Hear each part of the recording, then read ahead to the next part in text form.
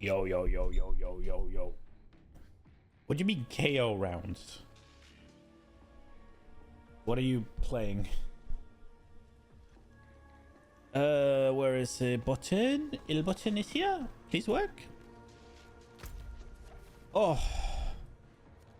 We're finally fucking back to some sense of normalcy. At least for a week or two. Germany just qualified? Oh, yeah. I did watch them. Yo, Nina. I did watch the, we watched the game together, Nina and I. You can't get in. I need to... Crying out loud. Alright.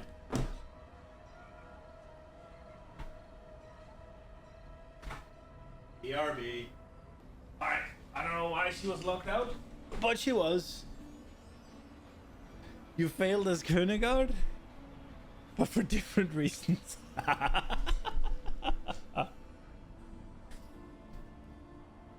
Right.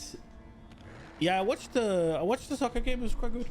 I enjoy watching soccer, so when there's like The Iron Wolves are being hunted by EM or wait, what's it called? stalks us, exploits us, Is it just called the sets Euros us in against English? one another. It's Now I or hate like the this. world, either Euros or Worlds. Beckons me to its lair in the wilds. I really enjoy it. Let us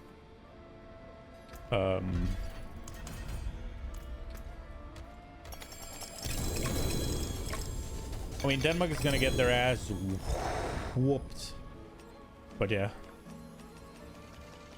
European Championship. All right, so it would. I mean, I guess you don't say EC then, right?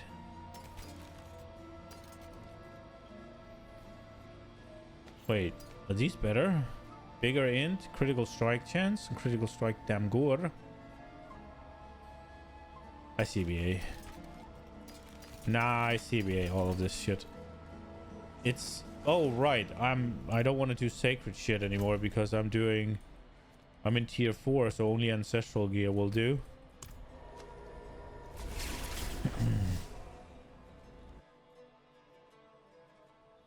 Denmark fucking tied with Slovenia. Horrible. Horrible performance. And it screws us over because they were the easy ones. Like they were the easy match, right? Like we have England tomorrow. We're gonna fucking lose that. And then what's it called? And then we have, is it Serbia that we have?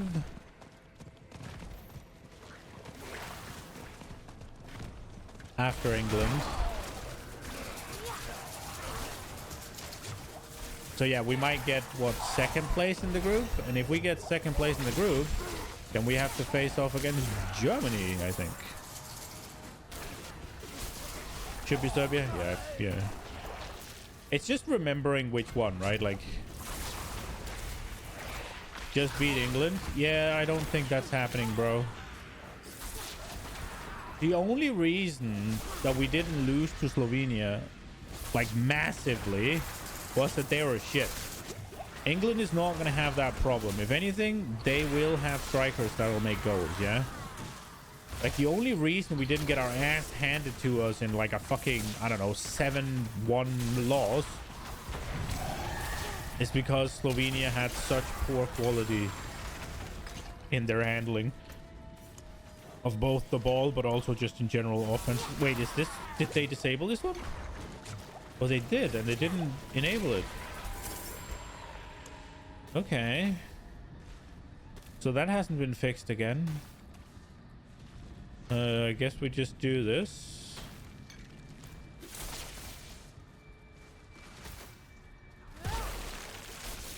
They brought Harry Kane and that dude never won anything. It just means they don't want to win.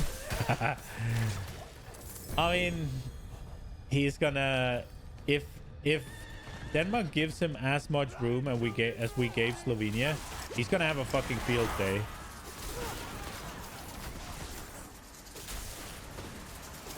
As much as people like to argue, he is a really good striker in the grand scheme of things. Now, if you look at where I don't even know, does he play in the Premier League still? Maybe he's not a good striker in the Premier League, right? But arguably Premier League is the best, or at least one of the best leagues, right? So it's like...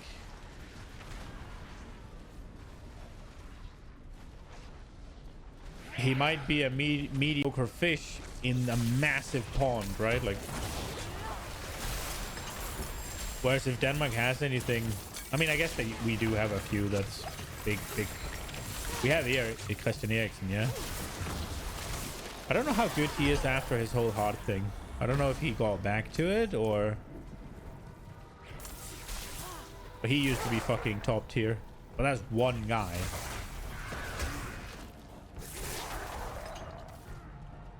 And I don't know how... I don't know much about the rest of them, if I'm honest. Oh. He's playing for Bayern now? After Bayern failed to win the trophy for the first time in 11 years, signing Harry Kane. Aren't they number one right now, though, Bayern? Or... I feel like they said that today.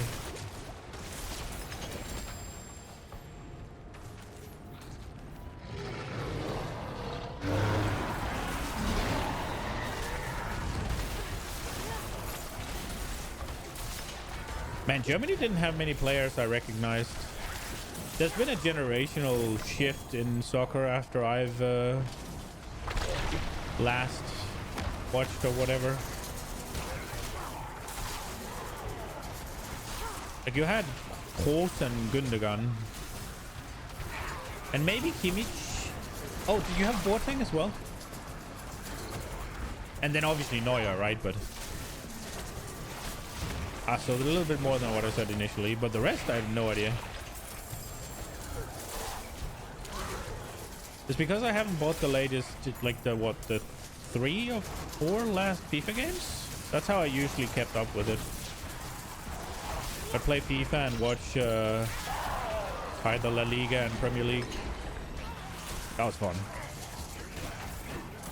Bayer Leverkusen won the trophy this year, going undefeated the entire season. Oh, that's why. Right, because it's Bayer Leverkusen and FC Bayern, right? Like, they're so close. That's why I got confused.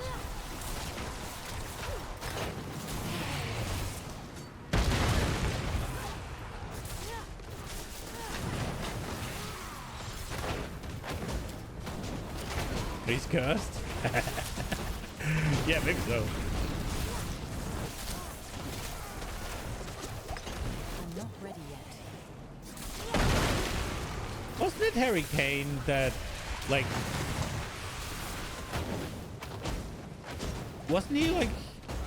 I feel like I've seen something about him just being notorious for stealing goals from teammates.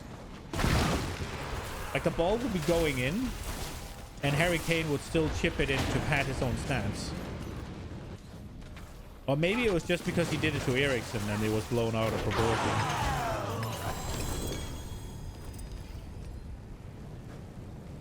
Oh, a little lag.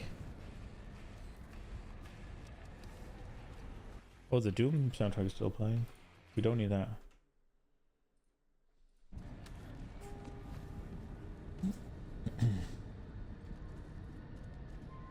Come on, bro. Put one in.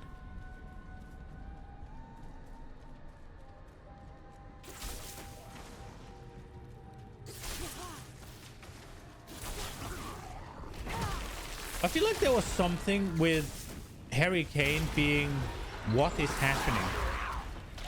I feel like there was something with Harry Kane being the #1 scorer of the season, and they just showed him stealing goals, like fucking 4 or 5 of them. It was like, this is clearly going in, and then he touched it. You don't know much about Harry Kane other than the memes? Fair. Why am I lagging?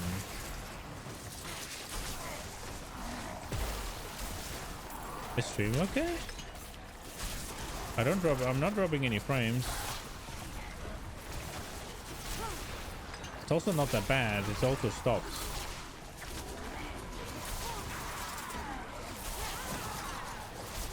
Oh, now it does it again.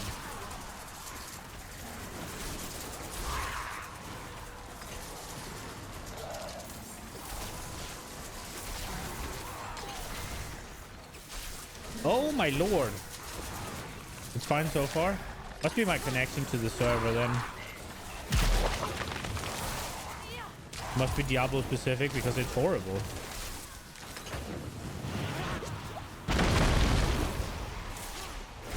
Oh my lord. I'm not ready yet.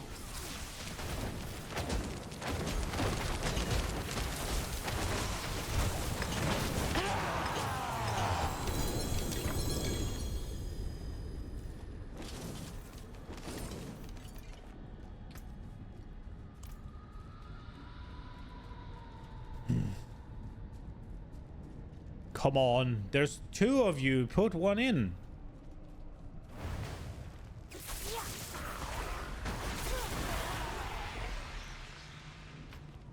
Oh, you fucking dipshit. I'm not waiting for it.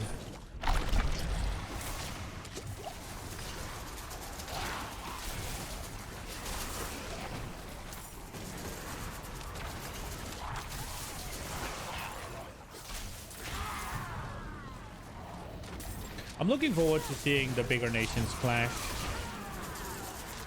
But I don't even know. Like, I'm just assuming it's the same as always, right? Like, France is probably really good. England is usually pretty good. And you have Italy. They didn't play so well, though, in the match I saw. Italy seemed a little bit like, eh. And then Spain is usually really good as well, right? But all of the good players that I know of are probably retired by now.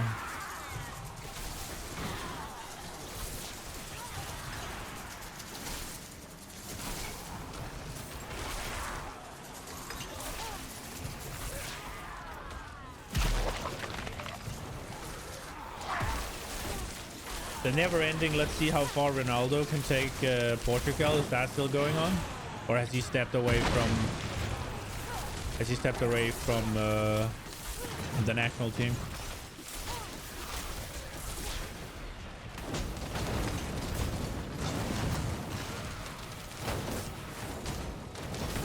And Portugal used to be really good as well. And then all of a sudden, instead of having like... a team, what is happening? Then they just had Ronaldo. Well, that's years ago though, so I'm just an old man. Okay, let's see where I'm putting my points. Where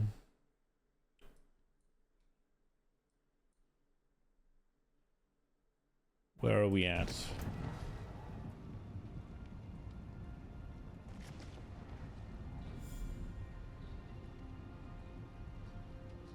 Okay, so we're going up and getting these. Noted.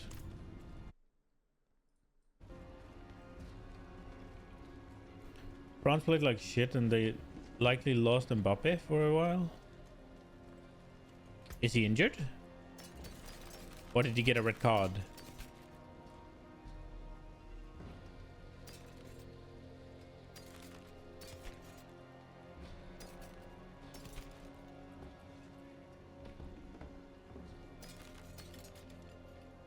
Broken nose?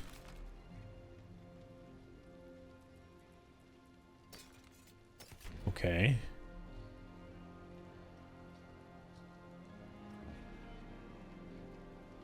How the fuck did he manage that? One's definitely better.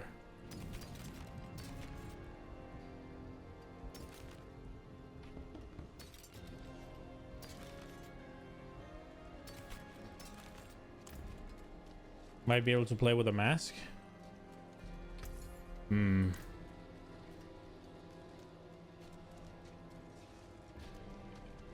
Is it just me? I mean, I might be wrong, but it just seems like everything is worse. Like nowadays. It might be nostalgia, it might be glorifying the past. But I just feel like you look at teams like Denmark, Denmark is just significantly looks significantly worse than it did when I was a kid. And also in my like early-ish adulthood. The Danish team now just seems like ass, but it might be because I don't know fucking anything. And you have teams like Slovenia, you have teams like Serbia, you have teams like Hungary. They don't seem better than they were like back in the days, right? Like they have that one guy that's a star, or the entire team is sort of like good, but nothing spectacular. But you look at England, you look at France, you look at Spain, you look at what's it called, Italy, and they're all just trash in comparison to what they were. He smashed his head into the shoulder of another dude, and the shoulder was harder. Ow. That sounds painful, bro. Let's put this on. What do we have on this?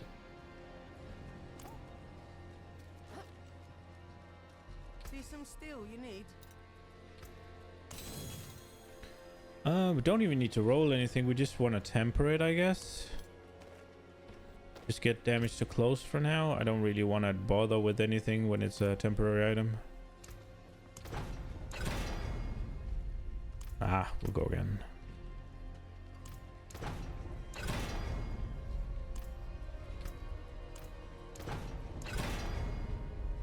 We'll take it. There we go. Full ancient? Full ancient. Let's go. Right. I mean, I might be wrong on it. It might be nostalgia. It might just be old man, right? But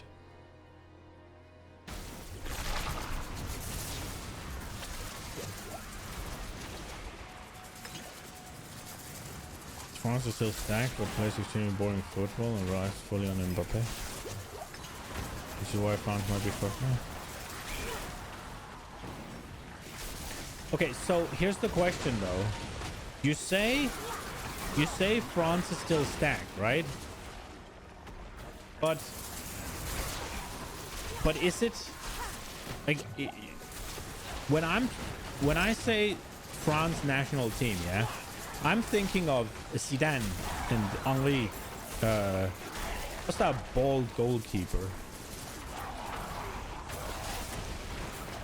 Like that time.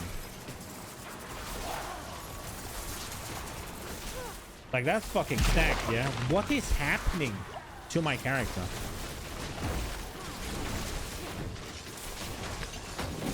That's what I'm comparing it to. Bates? Yeah, exactly. Fucking monster.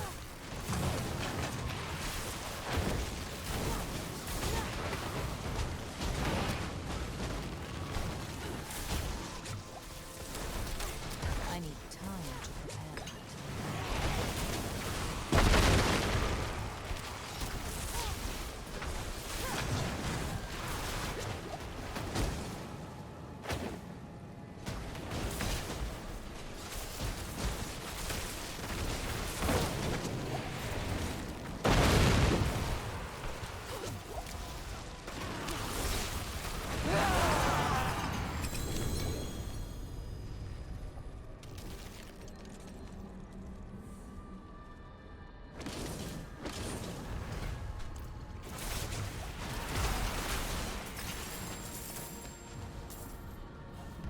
I mean, I get the stars of this generation, right? France might be stacked, but it just seems like it's in another league entirely than what it used to be. Now I might be wrong, and I don't have much to argue about it. Most of France squad are defensively oriented, utility players. The entire region to exist, stopping the opposing team and then sending Mbappe. That's France today. Yo, Conjo, welcome. Okay. Thank you, thank you. Yeah, I mean, obviously defensive players rarely make like huge stars because they're not as fondly remembered, right? But it's usually the player with the ball you remember, yeah? Not the player that stops the guy with the ball. So in that sense, they could be...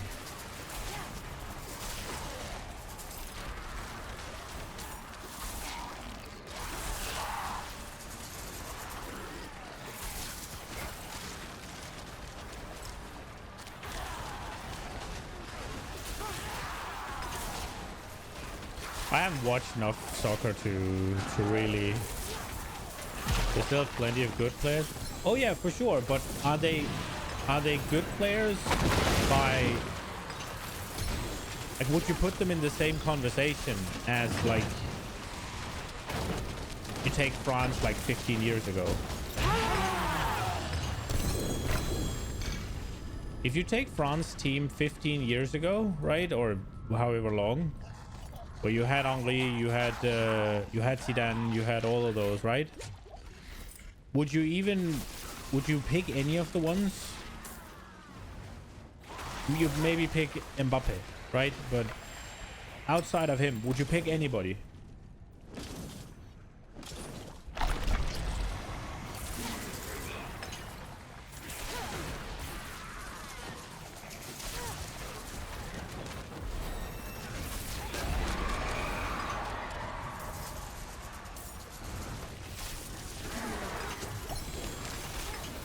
In defense, yeah? Okay.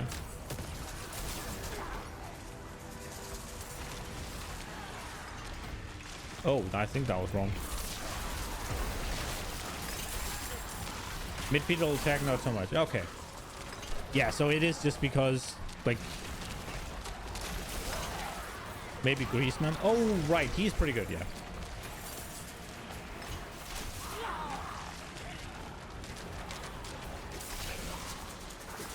But he's getting old as well, isn't he?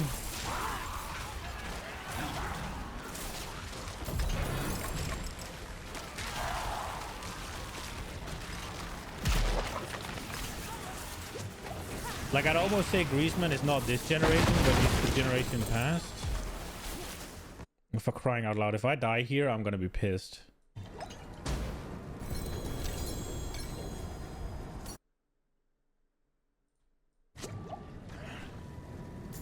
He's old and nowhere near Zidane already. Yeah. It just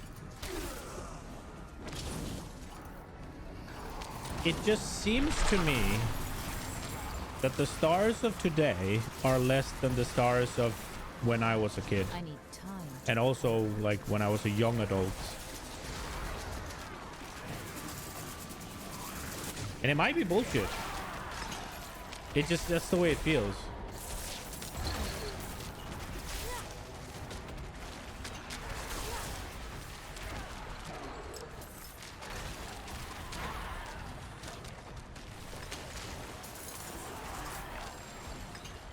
Football did change a lot since then. Did it though? Like how so?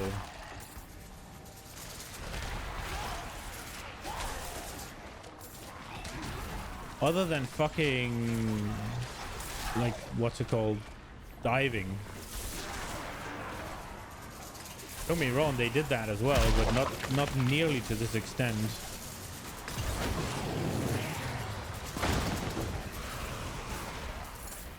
Scanner Coaster, he's got his gig impress.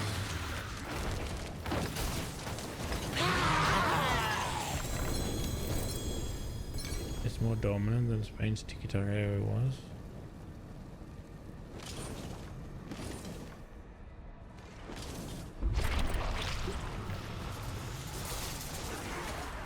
Yeah. And let's be real, the whole tiki-taka makes for better football, yeah? That shit's always impressive to watch. Dude, I am fucking stuttering around.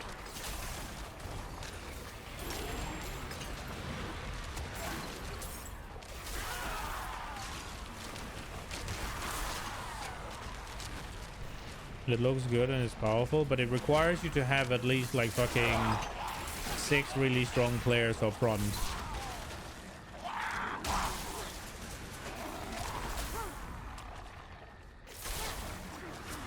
Not strong, but like technically, yeah.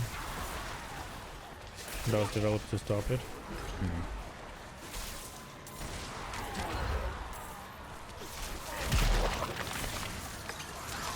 It's also not super conducive to having like one Giga player, yeah?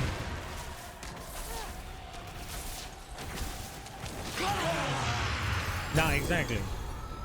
I feel like a lot of it today is just like the teams either have one giga player and that's it, or they have like, I don't know, 11 mediocre ones.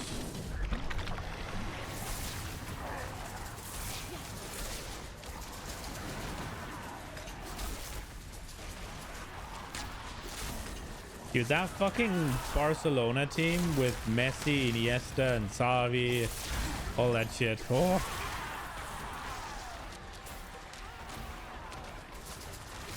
That was fun to watch.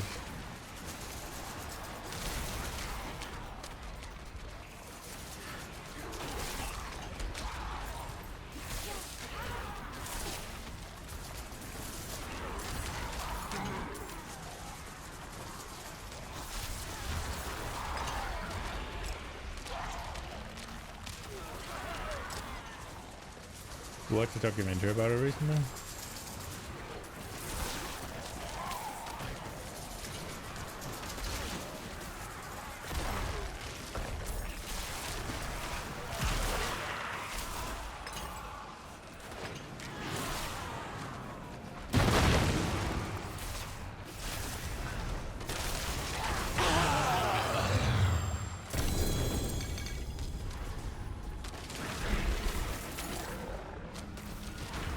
When Pep Guardiola took charge of Bayern and won all the trophies.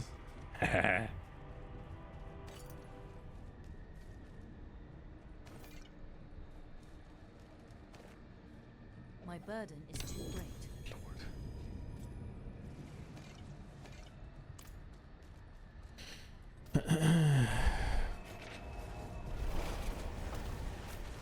Now all the leads adopted his style.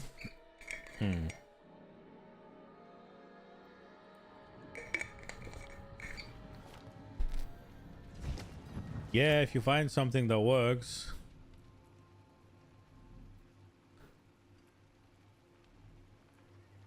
It's bound to be popular.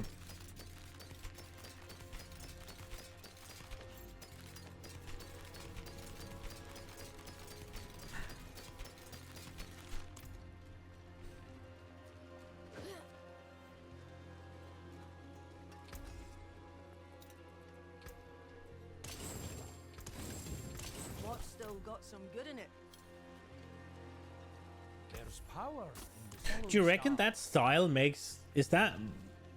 I mean, the way that shows... Like, the way that is played, the way that, what's it called, manifests itself, definitely makes it look less impressive, and definitely would make me think that the players are worse than they maybe are, or whatever. But do you reckon it also creates worth soccer players? Because you don't need to develop that intricate ball control. So while it definitely does make them look worse, 100%, Ready yet. do you reckon it also makes them worse?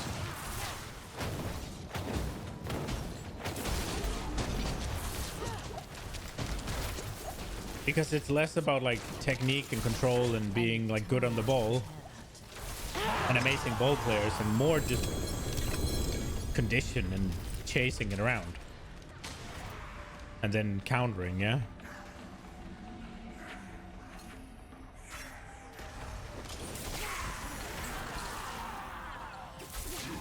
I reckon it probably does both. Yeah,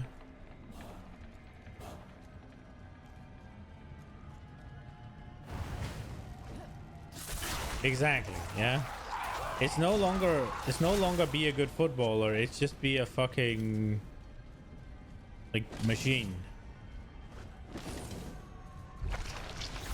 Which I feel like when I was watching back in the day, like my early adulthood, late teens, and also in my childhood, you'd have the front like five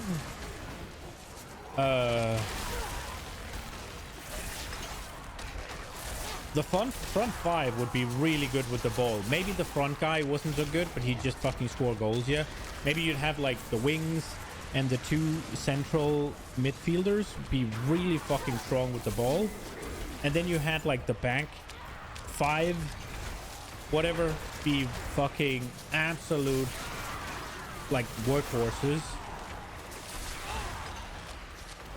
And that's how it usually was. It seems like today it's just run.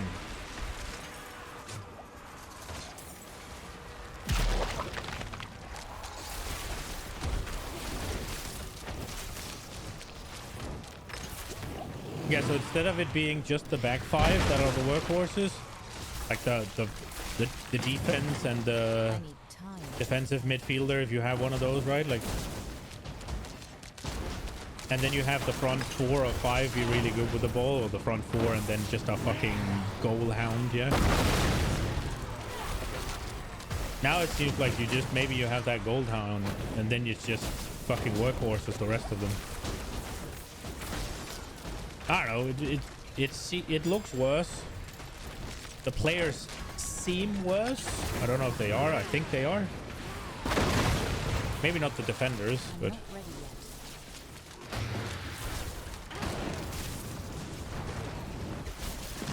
yeah, but if the offense are less skilled with the ball, the defenders surely are also less adept at taking it, right? Like, because they don't get the freaking... They don't get the practice or whatever. They don't get the challenge.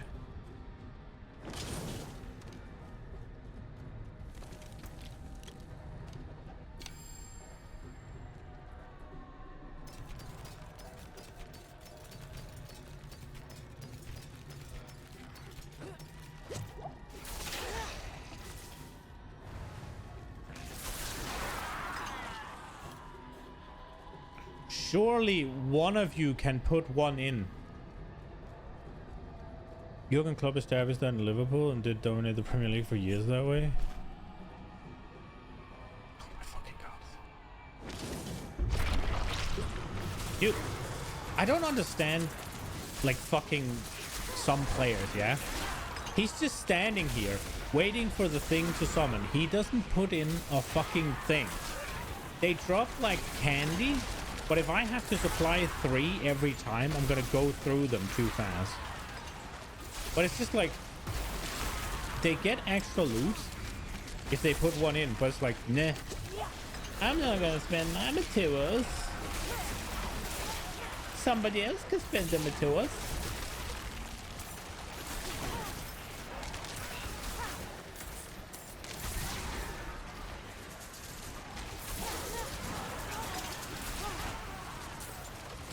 I'm looking forward to seeing how good Mbappe is, if he's not fucking out, yeah? When he first, like, was like the big push of this guy is gonna be, I thought he was kind of overrated. It was just kind of fast. I need time to prepare. He just seemed like he was kind of fast, and that was about that. But that's like 8 years ago or whatever. Maybe not 8, but maybe 5 years ago. So he's had a lot of time to develop. He is now, but might miss matches out to the quarters. I'm looking forward to seeing how, if he's caught up to that, like, Messi, Ronaldo. Although I did see somebody say that Messi is such a massive talent that you won't see another one like decades. But then again, is he really that much better than, say, fucking Zidane or what's his face, Ronaldinho, or Mikel Laudrup was pretty good. Thierry Henry, those guys. I mean, Messi is fucking phenomenal, but he does lack aspects of the game. Well, he doesn't, but he's just not tall enough to pull off heading, for instance. But he does head pretty well when he gets to it.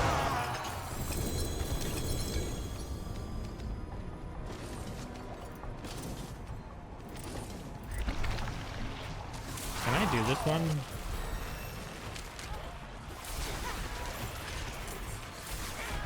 IMO, he isn't anywhere near those guys. He's just freaking fast. And that's what. Yeah, that's what I felt when I saw him first as well. It's like I looked at it. It's like he's just fast.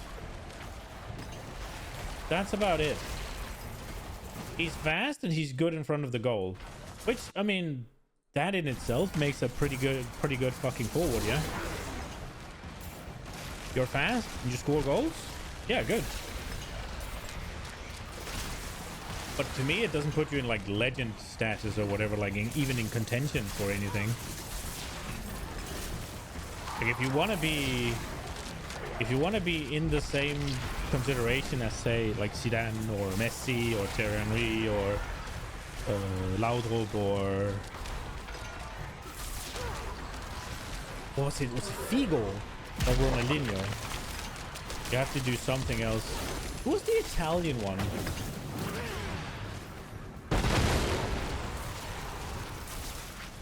Like Portugal had Figo and Italy had somebody. What was his face?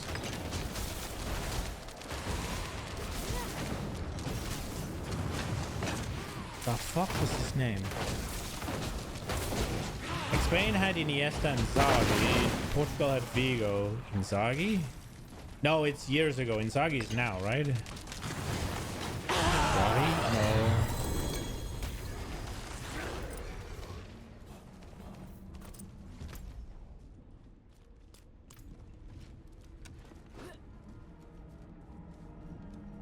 I'm not ready yet.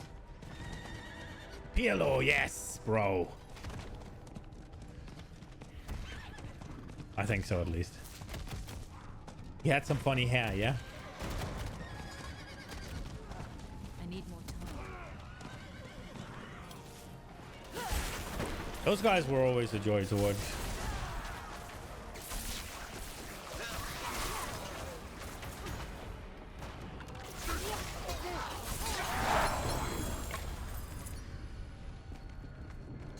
Yeah. Like right now, Germany has Kroos, and I like that guy. Tony Kroos is really good. He does kind of the same things if they let him. He almost made a nasty one today, but the attacker wasn't quite up for it. The fucking tiki-taka 1-2 where he lifted it up above he lifted it with his like heel or whatever up over the offense or the defense, sorry, but the attacker wasn't quite there fast enough or whatever you want to call it. Yeah, Pirlo, Kroos, and Figo, or who it was Rivaldo that did it, or what was it? He was something like that, right? It was Ronaldo, and then they had, was it Rival? What was his face? Something like that. He did the same for Brazil. Better than starting from nothing.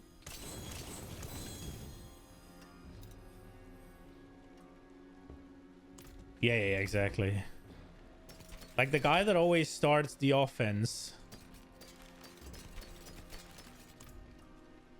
Like fucking distributes the ball. The guy you throw it, like you pass it to when you're under pressure, right? The guy you always know to look for. Because he'll just suck it, like get it, and then shoot it, what's it called? Somewhere where it makes sense, yeah?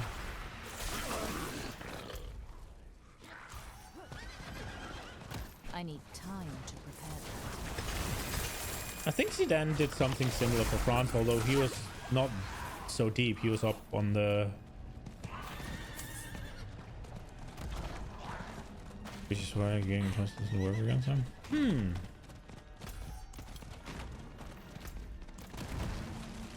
I need time to do that. Scotland had to learn that the hard way. I saw a meme. There's a picture of Scotland, like a Scottish player, and he was like, somebody tell Germany that we're Scottish, not Jewish. After they got fucking destroyed 7-0, 7-1, sorry.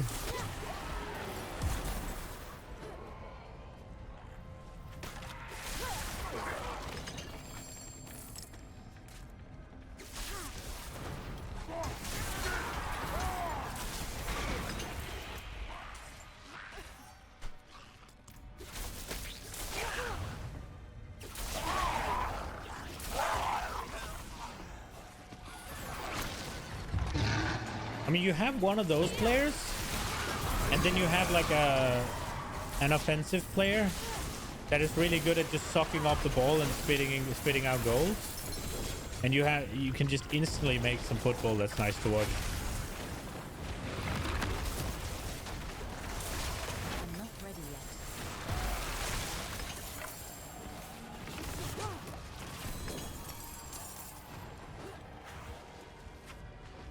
Some fast wings and one of those, and then a freaking behemoth of a forward. That shit I like watching. I do also enjoy the tiki-taka a lot. That's also fun to watch. Those are the fucking best goals. Like when it's like do do do do do do do.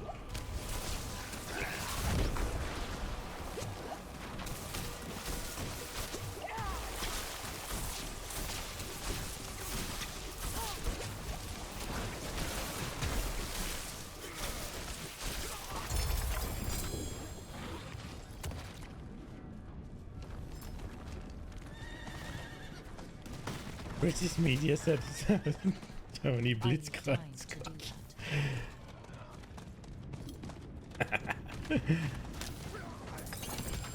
Yeah, shit like that is fucking funny. I need more time.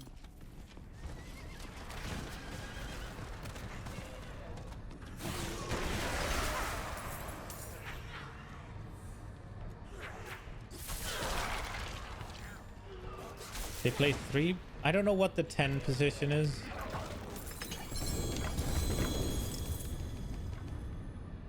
What I did notice today when I watched their matches, I feel like wherever Kroos is playing, maybe that's the number 10 position, what you're talking about.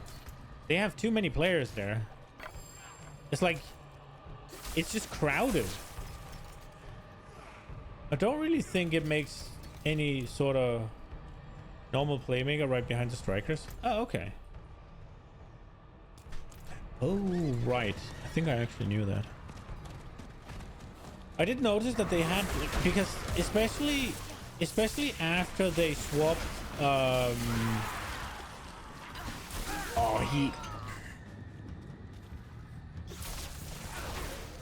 he looked a bit like Khedira, but it wasn't Khedira. Yeah, like he is called C something, K something. I want to say Kane, but I think that's just because I've been playing Total War and there's the Sword of Kane.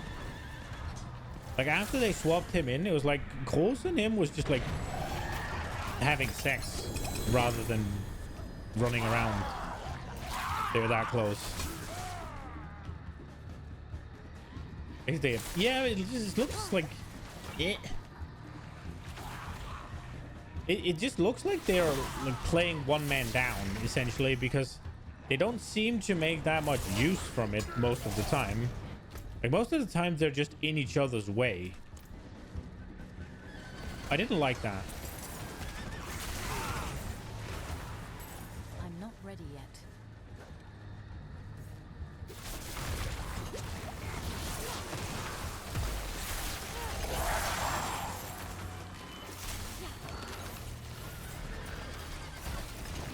It's to prevent pressing.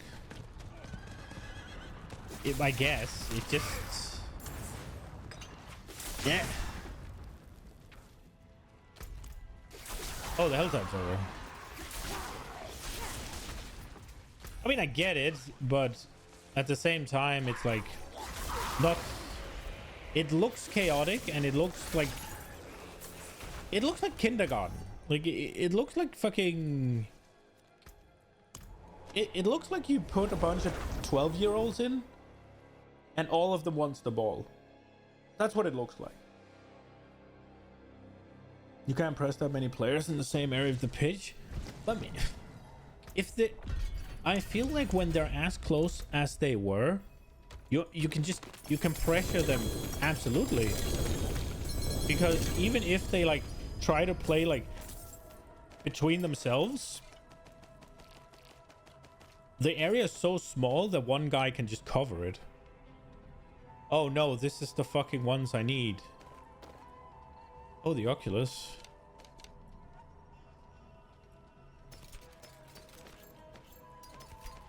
there is a build right now, and it's Firebolt Sorg, right? So it revolves around these, where casting Firebolt through your firewall causes it to split into 3 bolts, each dealing 70% more damage, right?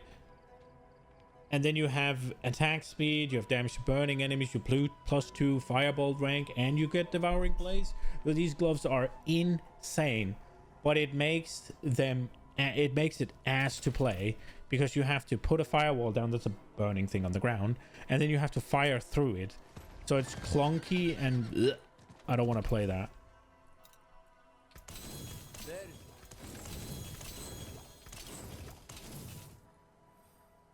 Guess I might have to. It is supposedly the best Sork build for what I want to do, but I don't know if I want to play Sork for what I want to do. I'm kind of just leveling it to do it, just to fuck around. But it was only a sacred one, so it doesn't matter. Let's do a Dungeones, if we got one. What level are these going to be? 90. That's fine.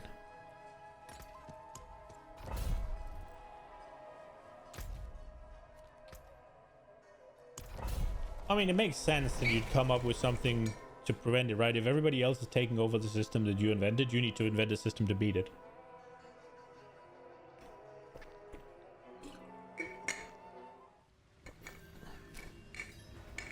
It would be nice to see if there was more than just one way of doing it. Because it feels like... I feel like it used to be a case where you had those tiki-taka whatever, and they were usually beaten if you could, like, fucking, what's it called, if you could just counterplay, right? Like, just run, what's it called in English? Is it still called counter?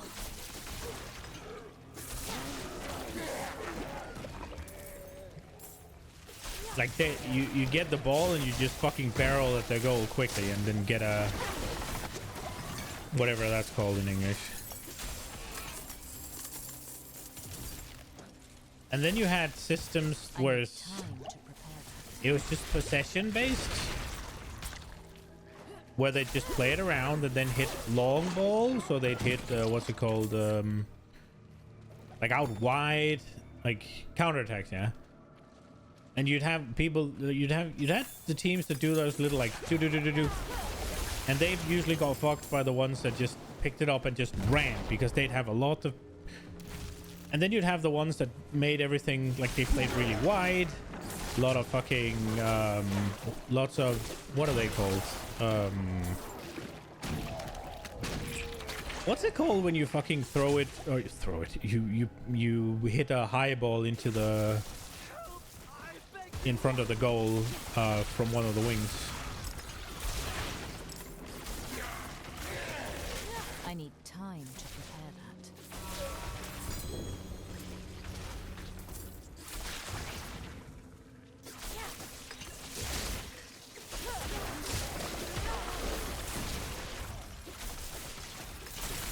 Crosses, yeah.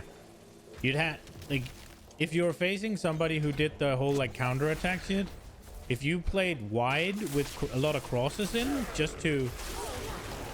then they wouldn't really get as many counterattacks, because you didn't have to have that many people up there in order to make the cross shit work. You just have to have like 1 or 2 guys. You'd have your, obviously your attacker who'd be strong, sorry, your forward would be strong and a strong header, and you'd have the other wing come in, and that's it. That's all you needed to be dangerous with that shit. Exactly. And then they couldn't really do the fucking, what's it called, then they couldn't really do the whole like counter attack on you, because you'd still have a lot of people not coming up to participate in that. And then at the same time, if you were playing the tiki-taka game against those, you'd be playing much narrower. So you'd pull them in, and they like, because both of those relies on having the ball a lot. I just enjoyed it when there's like those stylistic matchups. I don't feel like I've seen, but I've only seen 4 matches this. I haven't really seen anything like that. I don't know, maybe I'm overthinking it.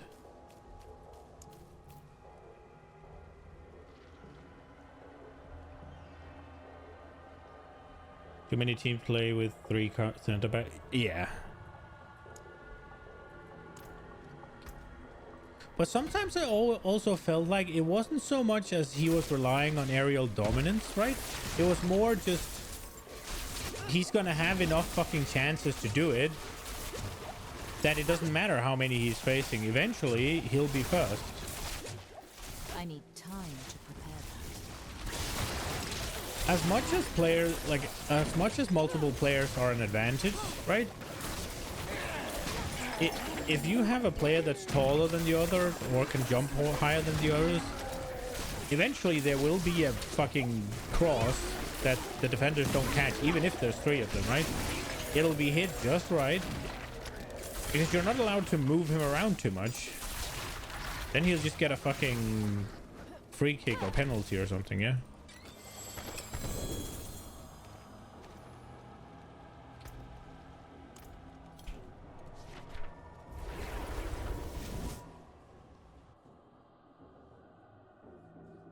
But yeah, if you're hitting a fucking cross in and there's fucking 4 defenders in there. The classic number 9 striker? Yeah, exactly.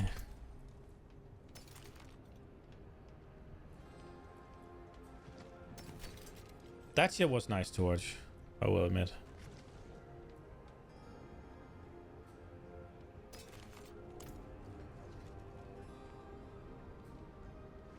So youth teams didn't develop this type of play anymore? That's kind of sad. Not kind of sad, that's really sad.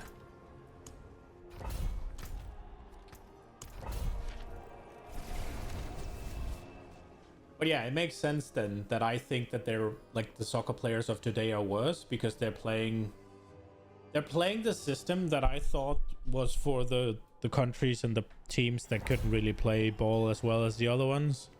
So it just relied on physique more than anything. And if that's being pushed as like the fucking the meta or whatever, then obviously that's what being developed for.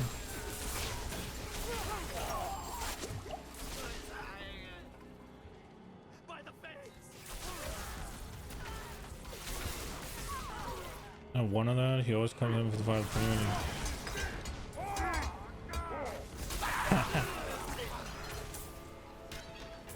Oh, I think I remember the commentator speaking about that guy then.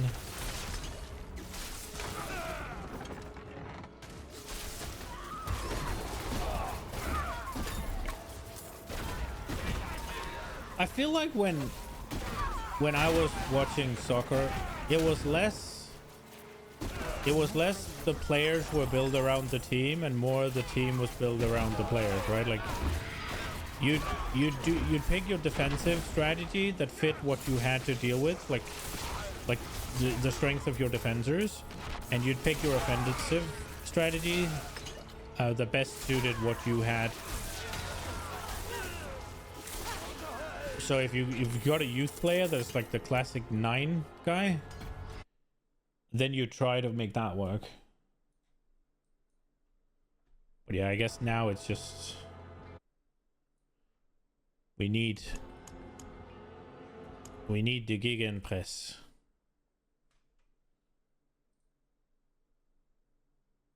That sucks.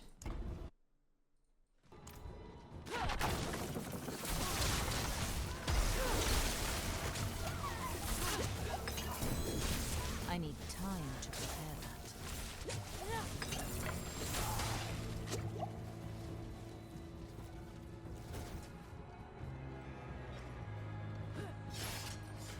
I did always like when it, yeah, the tic-tac was pretty good, but there's some charm to having like Zlatan Ibrahimovic and just hit a cross in there and he just fucking whoop.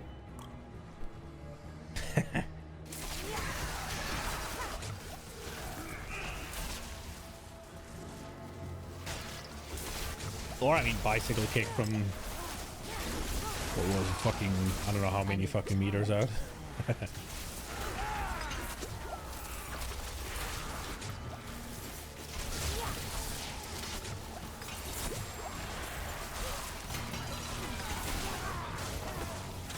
Zlatan is a very unique beast. I'm not ready yet. Yeah.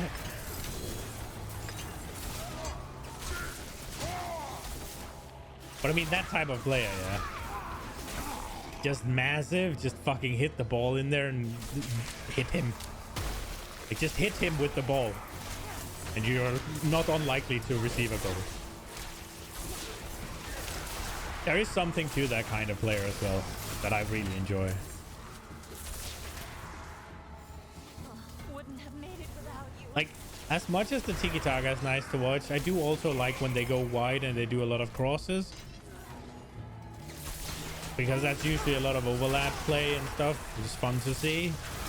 A lot of, what's it called? Directional, not directional, a lot of side change. I don't know what it's called.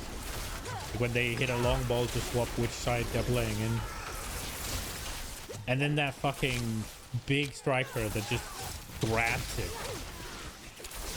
I'm not ready yet. You'll always remember his glorious bullshit when he went to America.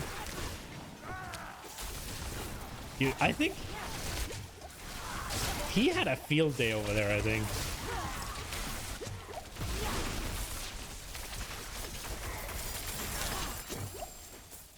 Oh yeah, I did see that shit. So he signed it and sent it back. Bless you. Yeah, that shit's great.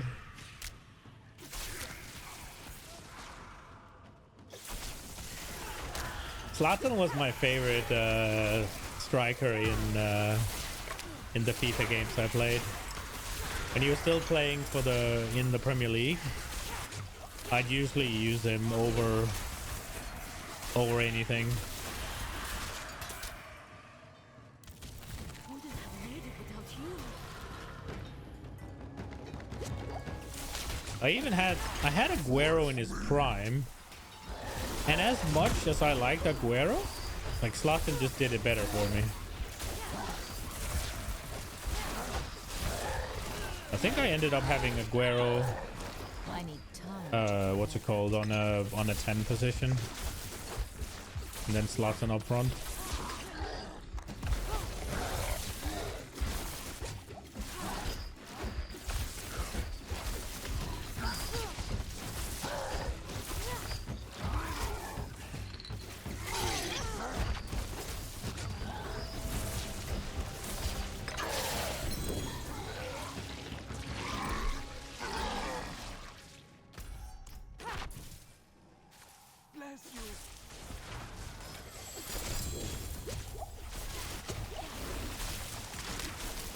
It's sad that FIFA Ultimate Team is so pay to win. I would have loved to play with Laudrup as well. Dude, a team where you have Zidane and Laudrup, that would be fun to fuck around with. But if you want to get those, you have to spend like fucking 1,000 euros or something stupid, or get extremely lucky, or play a crap ton.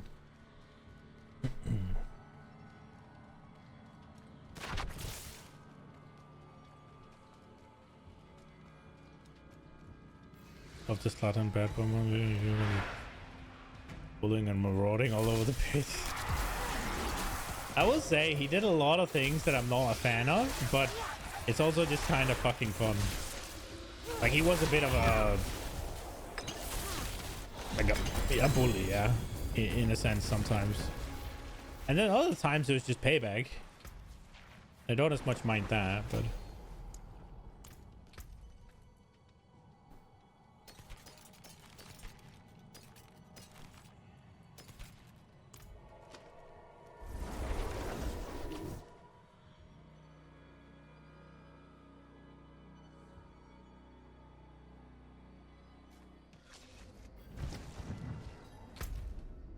Oh shit.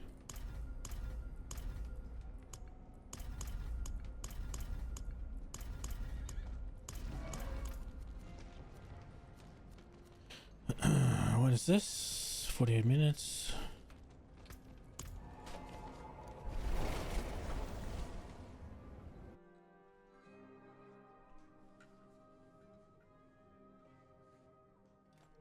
Yeah, Ronaldinho was amazing. Blood gathers in the sky, and Like that, there's something. rings in our ears. Our judgment But is at hand. the thing Ronaldinho did really, really well was dribbling, right? And I am not good enough at FIFA to take advantage of that. So playing with him wouldn't be as much of a treat as, say, Laudrup or Zidane. Because they had, like, the way they could keep the ball and just pass it around.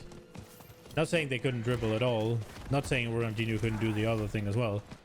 But he probably did it better than most anyways. But I feel like if you can't pull off like the many star dribble whatever stuff, then there's no real point in having him. But if you use Zidane as like a distributor and long range threat, I don't think you're wasting him. And the same with Laudrup.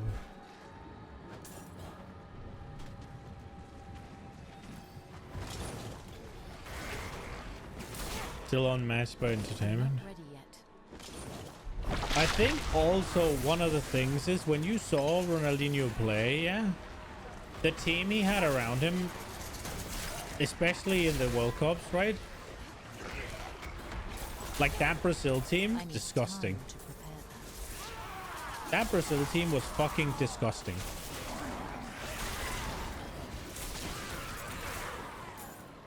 Ronaldinho, Rivaldo, sorry, and Ronaldo. Like just those.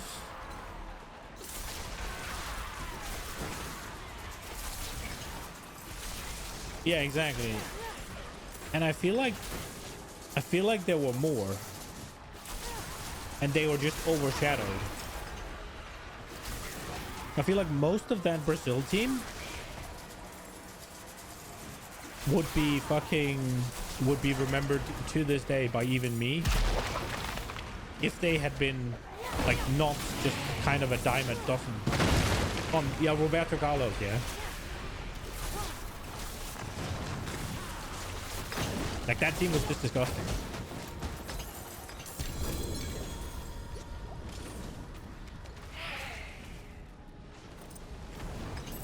And then obviously you have a guy like Ronaldinho, right? Fucking hero legend with the free kick, yeah. And if you have a guy that plays like Ronaldinho, if you put him around those players, obviously he's going to fucking go nuts. Like just take a look at what's it called, Cristiano Ronaldo when he plays for Portugal. It's like, yeah, it's still Cristiano Ronaldo, but Kaká as well, yeah. But that entire fucking lineup was disgusting. Maybe their defense wasn't the best at the time, but it's still probably pretty good.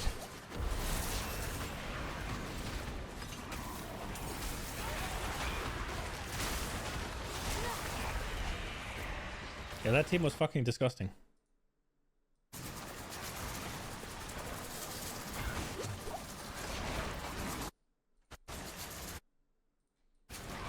They didn't need it even. No.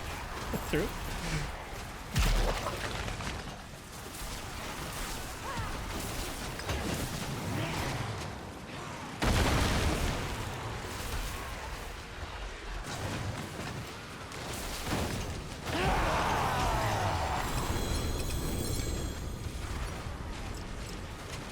And then you have Messi on, yeah, Argentina is decent, but what was it? Did they have, what's the bitey boy? Suarez? And then Aguero, right? So Messi, Suarez, and Aguero, who all arguably wants to do somewhat the same thing, yeah? And then what? They had like one good defender and then maybe a defensive midfielder. And the rest was just kind of right? Maybe I'm wrong. Wait, where is he going from?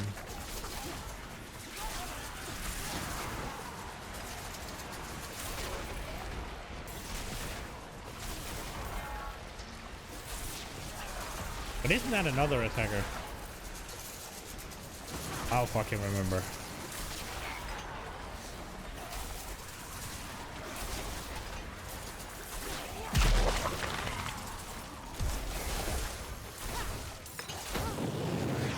Yeah, Aguero and...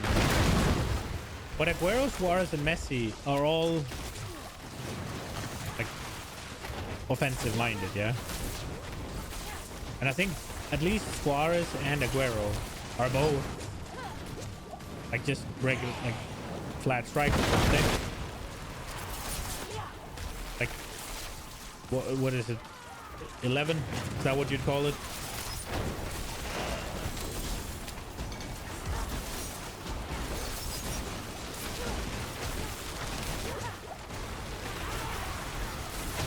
And then you have Messi, who wants to be like Di Maria, yeah. But Di Maria is just fast, yeah. It's kind of like Mbappe, but less skilled, right? That's at least my take on him. He's just kind of fast.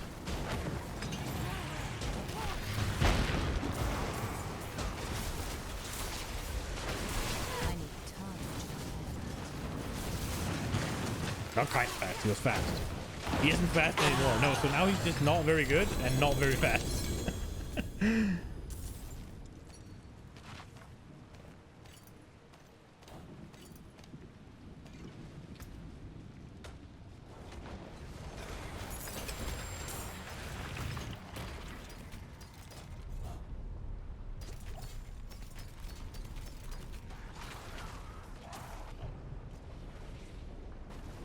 This one was pretty bad.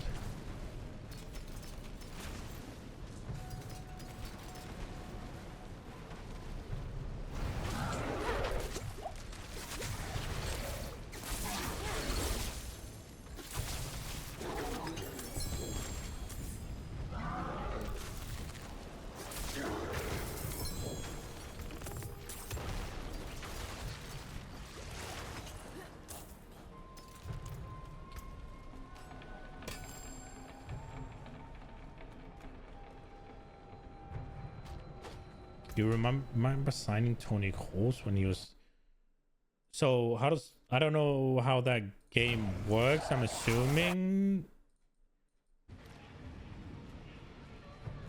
He could barely move and had the list of a lantern post. That sounds like less than what you want.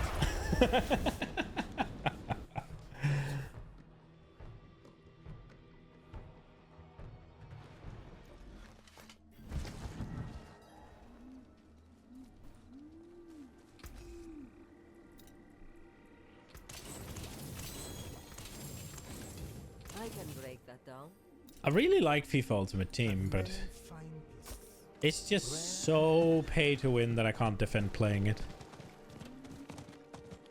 It simply takes too long if you aren't gonna pay for it. For me to enjoy it now.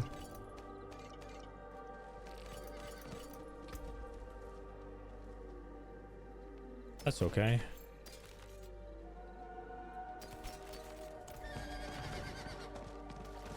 You had no money, you were coaching the second French league. How can I help? I find you. I mean, then maybe just having somebody who could just fucking pass the ball perfectly. Oh, right. You have to manage ticket sales as well. That's a cool aspect.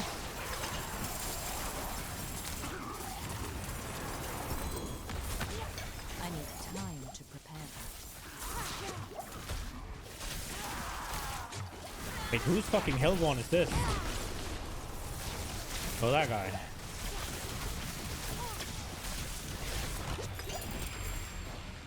He's the most dangerous lad of the league. Let's fucking go.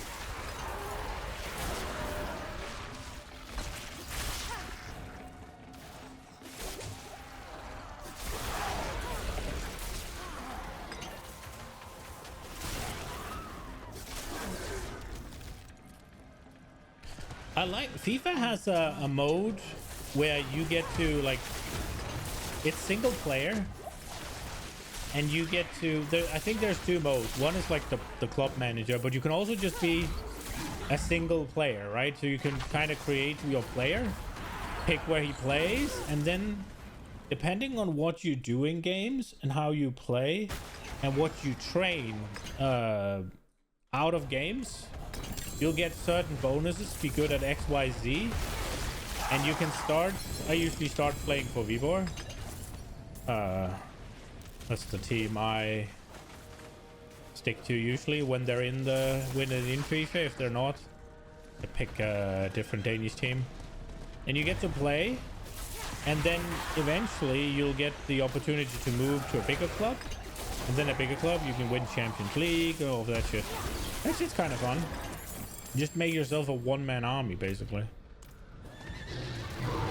I've had a lot of fun doing that.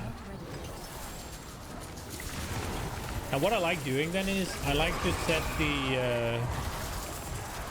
set the difficulty to match the league. So when I'm playing some little shit league, it'll be low difficulty, and then as I swap up into, say, a bigger league, I'll swap the difficulty up. That's it, fun.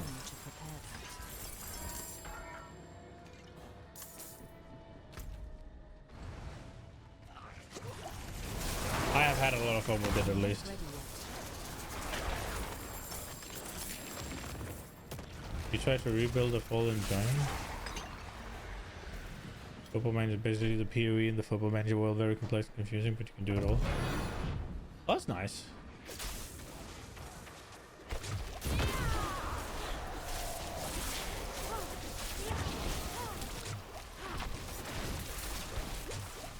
Yeah, I figure the FIFA version of it is probably the Diablo 4. But I do prefer the one where you're a player. That shit's fun. You can make yourself, right? And then you can try and play like you would play. And get good at what you would get good at. And like... that shit's fun. I have a lot of fun with that, at least. I need time to prepare that. The most ugly UI known to man. That's always great, yeah. What you definitely love like a UI game, right? Where you play the entire game in the UI. You love when the UI is then unmanageable and ugly.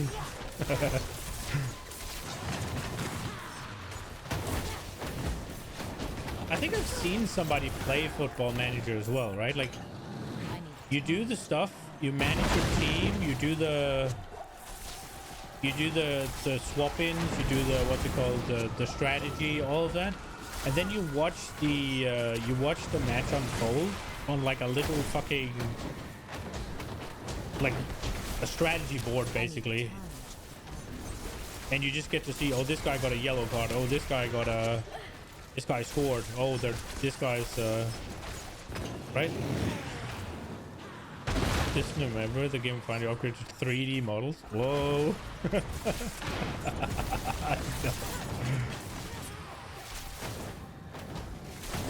need time to prepare that.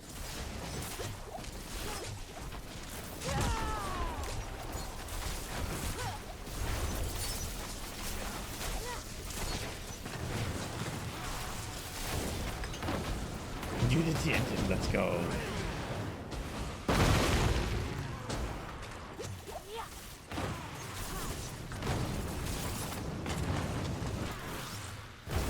Was Unity the one that had all the scandals recently, where they were like, yeah, you're now gonna have to pay us a crap ton of money if your game runs on our engine.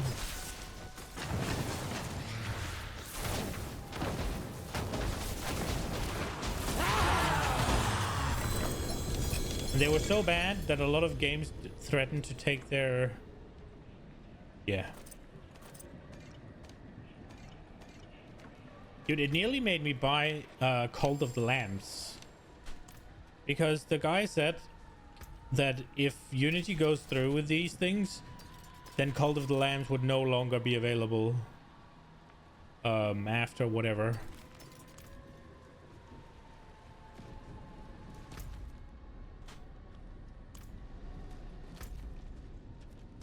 That game seems like a fun game. Definitely on my bucket list. If I ever get around to it.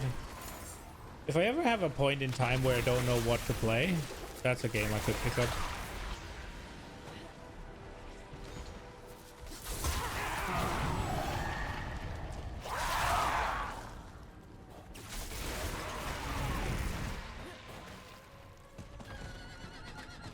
Right now I got way too much shit with both Diablo and PoE, and I want to play Total War, and there's new games coming. Although one of the new games coming that I was excited about was Space Marine 2.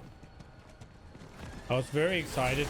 I was gonna play Space Marine 1 right up until like right before the launch. I think Space Marine 2 is launching now if it hasn't already. I was gonna play Space Marine 1 I need time. and then go directly into 2. But then all of the fucking Warhammer controversies and shit. And there's been a lot about recently. There's been a lot regarding the what's it called, what's her face, the creative director of the Space Marine 2 Time to prepare that. saying a bunch of mad shit. So I've decided to vote with my wallet. Sadly, probably not playing it. It looks cool, and I mean, like Asmongold says, right? Any gamer boycott is only like a 3-minute cinematic away from being over. I can definitely be persuaded.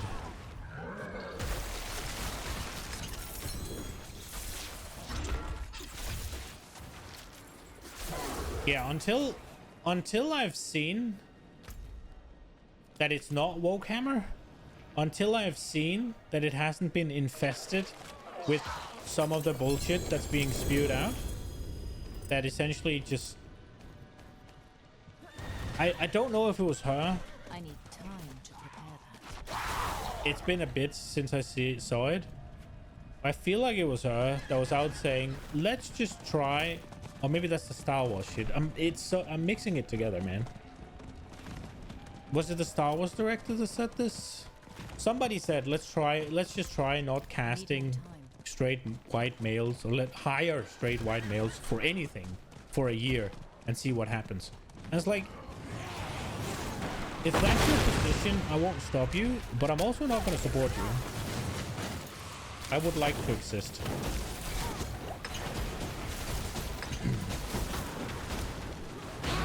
That's the game director. I'm not sure if it was Star Wars or if it was Wokehammer person. He said that. No, I'm pretty sure it was a female on Twitter. Because it was like in general. It wasn't just for Warhammer. It was in general.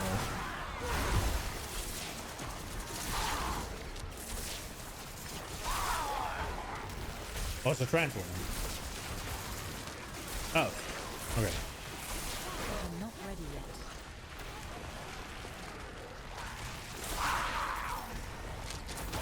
Fair. Oh, then it was straight cis. What was it? Just cis? I don't know. The fucking slur. I don't know how to use it.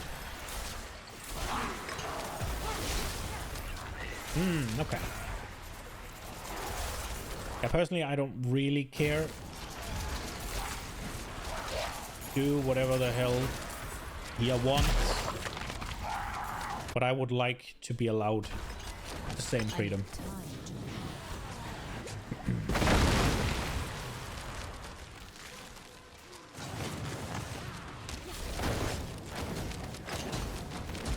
Yeah, and it's also, I think there's a guy on YouTube who is very much, I think he's basically made a channel out of this shit, like out of being like the anti-woke guy. I need time. Or maybe he had a channel already and he's just furthered it by doing this.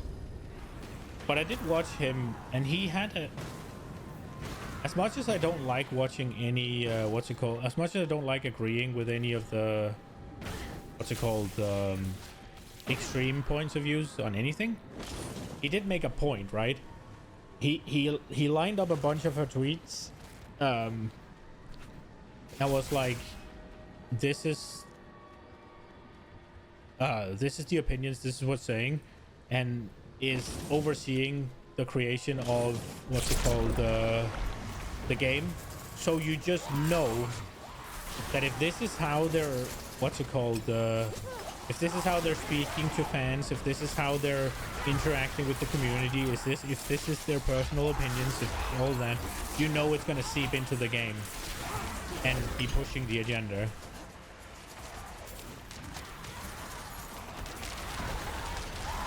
And it's like, I kind of have to agree with that, and then I don't want to play.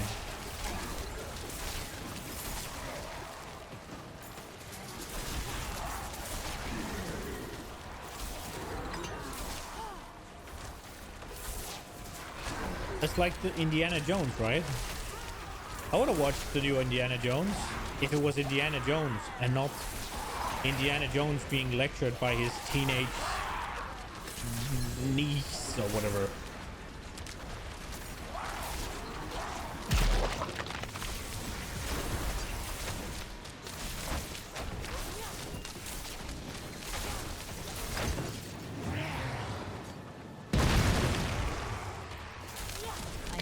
There's one thing I don't understand. Like, if maybe that's because I'm insensitive, it might be, but if there is such a call for representation and they want to make what they call, especially transgender people, such a focus of video games, why don't you make a game that plays into it? Like, I just watched, Nina and I are watching One Piece at the moment, and then there's that character. He's like the leader of an entire fucking country of trans people, and he might be really fucking offensive to them, and that's okay. That's not the point. Oh, what's this? But he has the power to swap, right? So he has some strength in a female form, and he has other strength in the male form. Why don't you make a fucking game around that? Or maybe swapping back and forward is kind of not good. I don't know. I'm probably being insensitive. I thought it was a cool idea, but it might not be. It's definitely not something they would make for me, so I don't have a dog in the race. 14% audience approval rating, speak very loud and clear. Yeah, but I feel like there's been a lot of things with that. That was the acolyte show that convinced me. Yeah. I saw a tweet. Every time that a new thing is being made, it is said that it is made for the modern audience. Who is this modern audience? Where are they? Where do you get their opinions from? Like, why do they hate the thing you make, even if it's made for them? Like, where is this modern audience you speak of? They don't seem to be buying your stuff.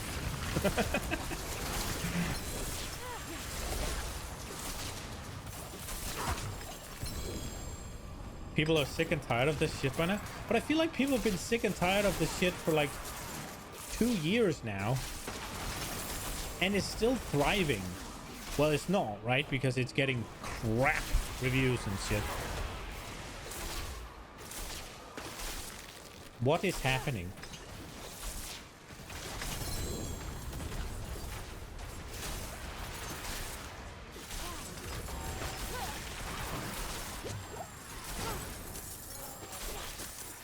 It takes 4 to 5 years to produce that garbage? Oh, really? I need time to prepare. Bro.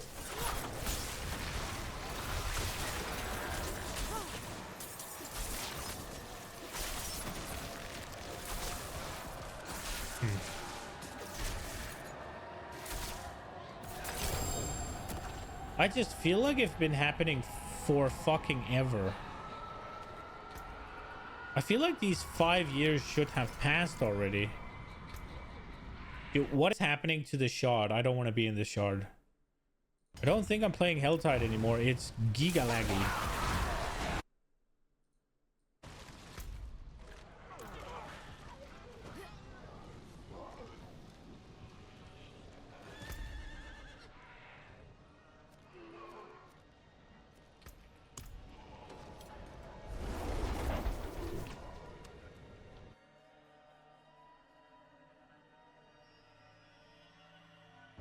Should have, but the super strike lasted for... Oh, right. That shit.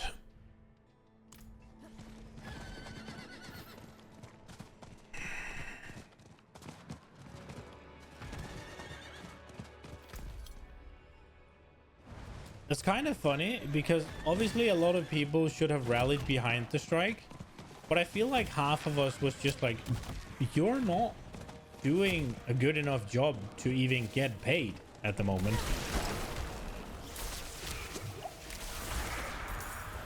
Like you take the guys that made the original Star Wars, you take the guys that made what's it called, Lord of the Rings, you take the I guess I should say people, you take the people that made all of those beloved movies, yeah, and you put those guys on strike, or those people on strike, for what's it called, for better conditions, better work conditions, better everything, and you will see the world rally behind them. That's for damn fucking sure. You take the creators of Acolyte and put them on strike, like, yeah, good for you, man. Like, I'm happy to see that you're getting what you're worth, which is not, it was nothing.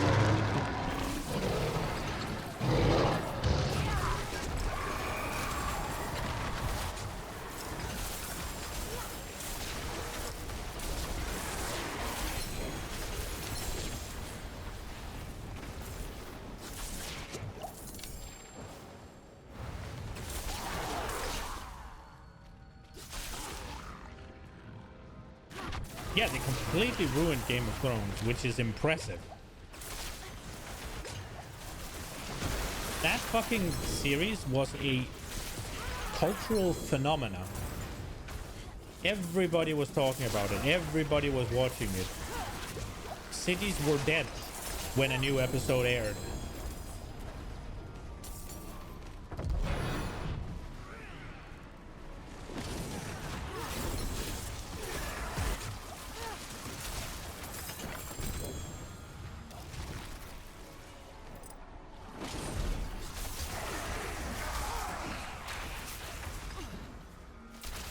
And somehow they managed to fuck it up.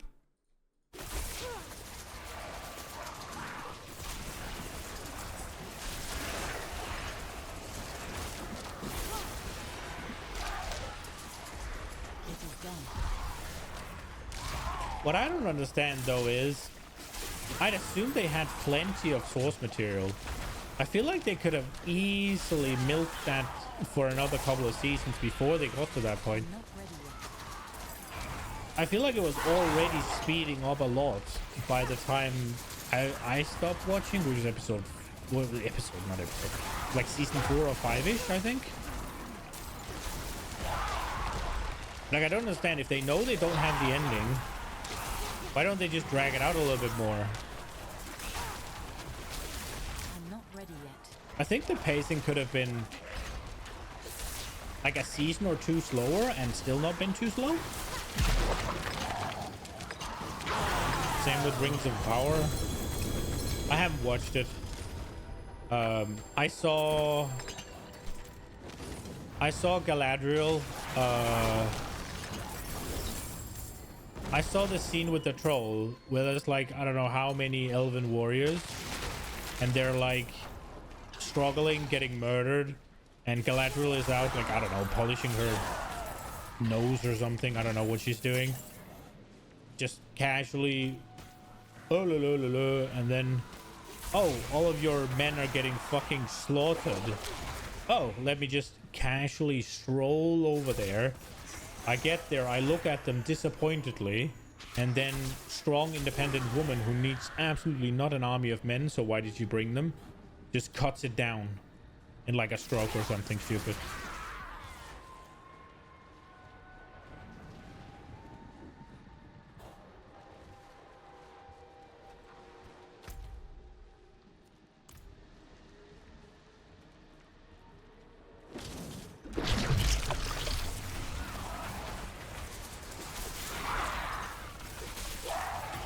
Showrunners got hired for a Star Wars movie and wanted to complete so as quickly as possible. Oh, that's why it's sped up. I do remember something about that. That's the dumbest thing. They threw away a fucking gold mine.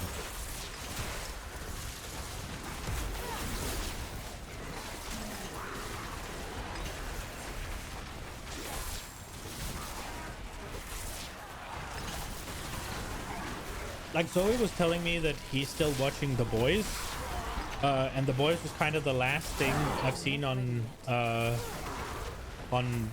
or whatever, that The Boys was kind of the last thing left, and this season The Boys have turned super woke as well, so there's nothing left. Doubt they'll ever get hired again. I mean, they shouldn't. If you screw up Game of Thrones... But then again, like, they'll probably still hire the bitches that made the Acolyte, and they'll probably still hire whoever made like The Last Jedi and shit, right? Like, I need time to prepare. maybe if you say that it takes 3 to 5 years and it should be teetering out soon, then maybe they won't. The thing I'm concerned about is that one of the things that I see a lot is that all of these things are deeply embedded into the education system. So I fear, and also the critics, right? But I don't know if they're just paid. I fear that the what's called, like, they're actually the ones that want to make this kind of trash, and they've been educated with this trash in mind, so that we're just in for movie sucking Not ready yet. until a larger paradigm shift. Right now it looks like the wolf bottle is busting. Maybe.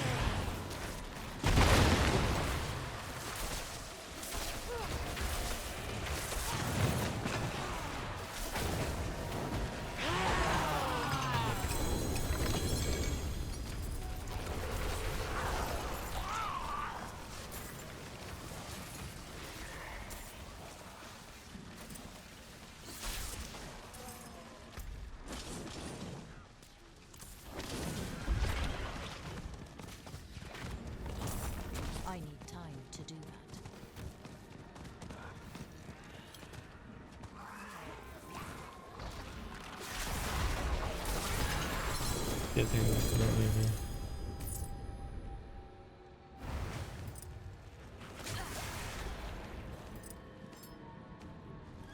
Well, I mean, they definitely do in some areas, right? Like,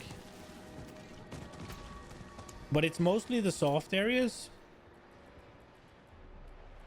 Right, like all the... Oh, in Danish they're called humaniora. What are they called in fucking English? Is it just soft sciences? Is that what you call them? Like, it's not really science. But they call it science.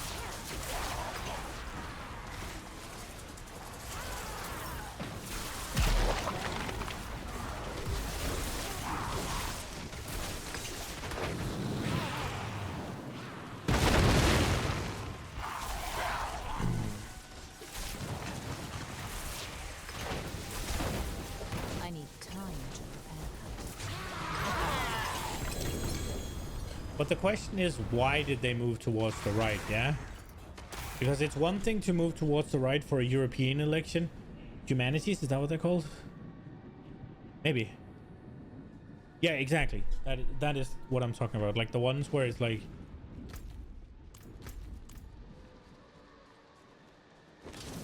where it's people and not so much...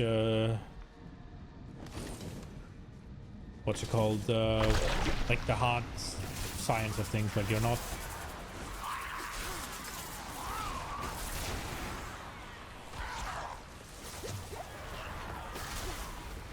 Yeah, what I was saying is, but they might be going to the right, yeah, but as much, I think a lot of it is the whole immigration, like the whole immigration thing, yeah. That's what they shifted towards, right? That doesn't mean that this shit's gonna stop, right? Like.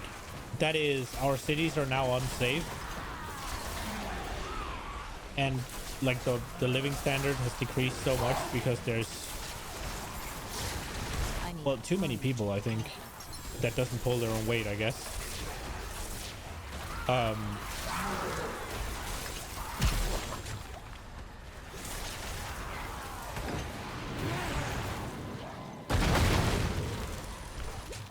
Immigration is one major factor, but not the only one. But what other factors? I get that there's more things to politics than just immigration, right? But if you are looking towards what the EU controls, that would be the biggest thing, yeah? And I get that there's a lot of things.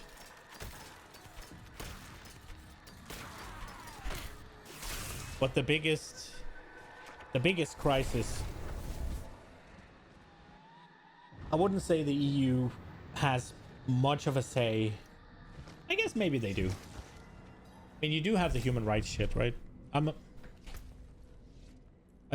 If we are looking specifically on the whole woke stuff, I just don't see how the EU impacts much more than the what's it called? Than the oh, that's not what I wanted.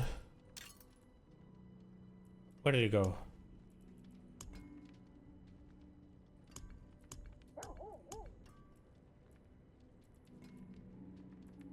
Is it this one?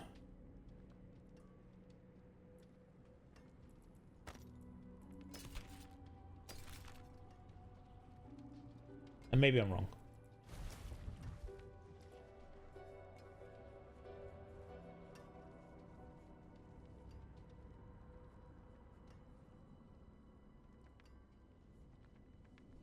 Yeah, I agree. I would totally agree with that sentiment.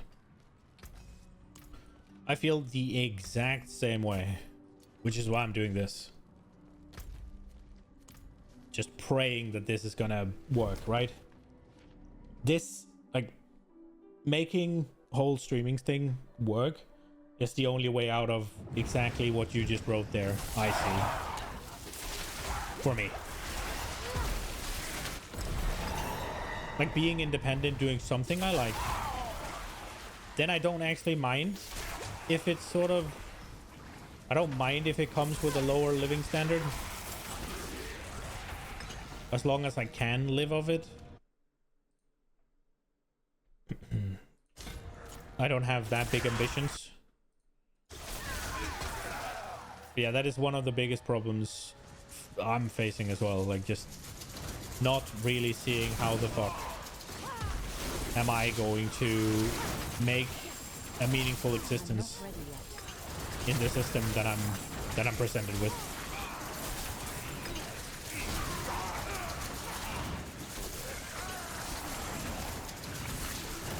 Being a corporate slave, climbing the corporate ladder, bro.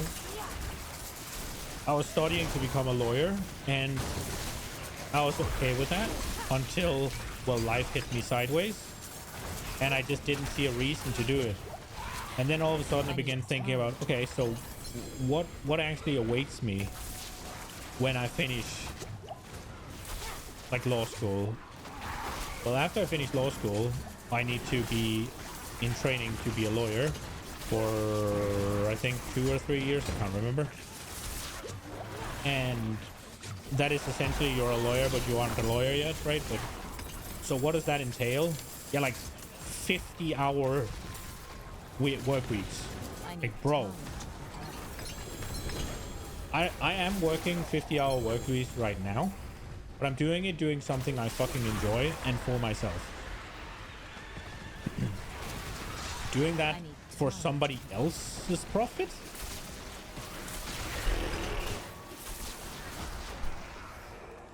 Like, one of my cousins, well, you don't have a word for to distinguish male and female. One of my cousin's boyfriends is a lawyer and has been a lawyer. I'm not sure what he's been. He's studied the same thing and he's finished it. He said that there were a lot of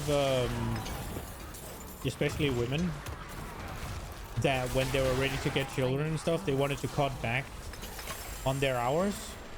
So they got a 36-hour contract or a 37-hour contract, which was considered a part-time contract. 37 hours a week considered part-time. Bro.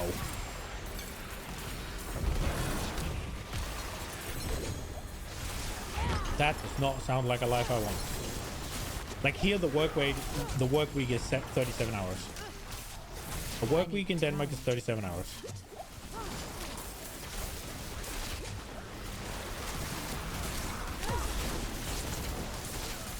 And as a lawyer, when you get a 37-hour a week contract, it's considered part-time.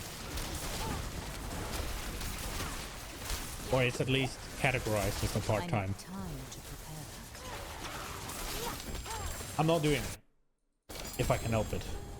I might have to, but if I can help it, I'm not. That sounds like I would just want to jump off the balcony.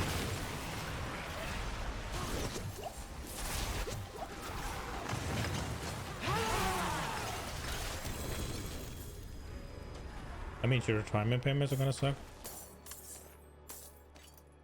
I'm not sure, because I think your retirement payments are based on... I mean, you can obviously... It depends on what agreement you get, right? Because I'd assume they still get decent enough. But yeah, retirement payment, why do it in first place? It makes sense. You can afford buying a home, starting a family anyways. I mean, with another job, if Nina and I were to both get minimum wage jobs, we'd need to live somewhere in the boonies in order to afford a family, but yeah.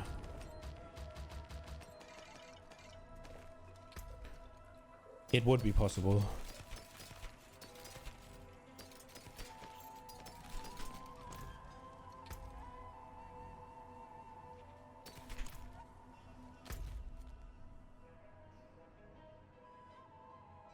Yeah, exactly. I mean, it is the exact same.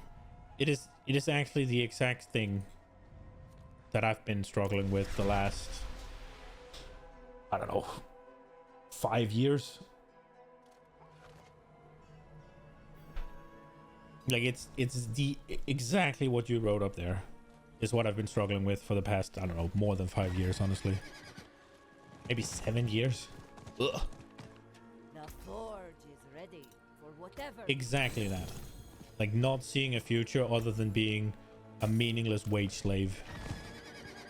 Just contributing my time, efforts, and skills to making somebody else rich while I still either struggle to survive or struggle to have time to do anything meaningful. A knight of the cathedral, but we are not the demon's only. Because we all fought at Caldeum? We'll see. I think we're too far in the hole to fix it. Like, I think it's this might sound very communist, but I think it's a flaw in the capitalist system that we've created.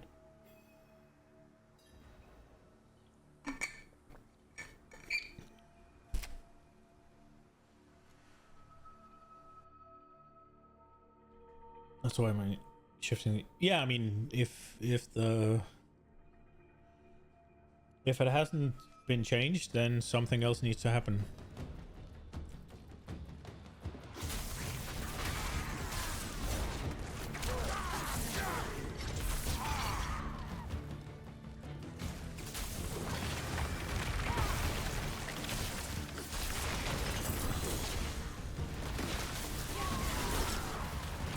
The thing that has me most concerned right now is the massive amount of violence and sexual assaults and just utter disgusting behavior that is like increasingly being reported. And I feel like it's every day, like there is somebody who's stabbed, somebody who's raped, somebody who's abducted and murdered. What could it And it might be the media that's just pushing it, but a lot of it is, I feel like you get a lot of shit where it's hidden in the media. So that might be the American media, and the European media might be different. But a lot of the times it's fucking, like more often than not, I need time to these things are like, either they're religious or it's just plain immigrants. And that, I feel like nothing's being done about it, and that's bothering me. It might be the media pushing a narrative. It very well might be the media pushing a narrative. But there's still enough cases to push the narrative. Nah, nobody has an answer for it. demon? For the... Called me here and I came. What bargain would you strike? What is my They don't have soul a compelling vision for society a lot. Nah, the only thing they have is immigration. And I mean, that is a problem that needs solving. to give me? And then I guess after that, like, you can tackle the next. I mean, solve one problem at a time. At least something's being solved, yeah? She would breathe life. It's better than nothing. And I mean, the left is the ones that's created the problem. So I guess it would make sense if the right is the ones to then solve it, yeah? Would give the wolves our lost heart. And all I must do is The question is if they'll go too hard or not go hard enough. Which is why you did. I have no problem with immigrants. never I have problem with people who behave in a crappy way. iron wolves. And I am not alone.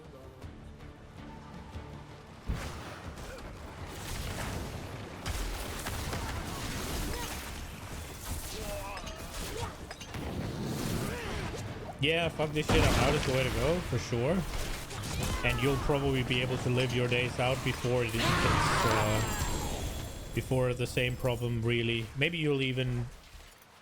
Like, you'll probably be able to at least be the generation that my parents or the generation just before them were to where you're moving, yeah? Because let's be real, the housing problem isn't a problem if you already own a house. Right? Because then you're in there and your value goes up with it, right? Like, It feels as so that if is one we problem can that you serve don't have Let us return to if you get ahead of the issues. But yeah, I think it's fundamentally a flaw in the It's I think it's fundamentally a flaw in capitalism, and until somebody's ready to socialize larger part of it, I don't think it's being fixed.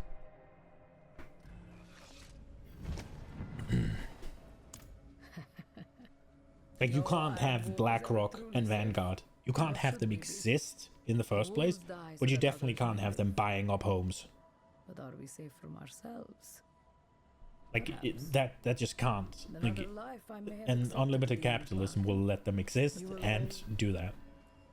That you definitely cannot have if you want a society that works.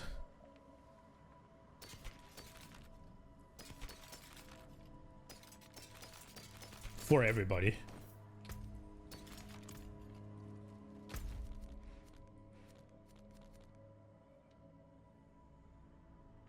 Wasn't the hell tide just here? Guess we'll go again.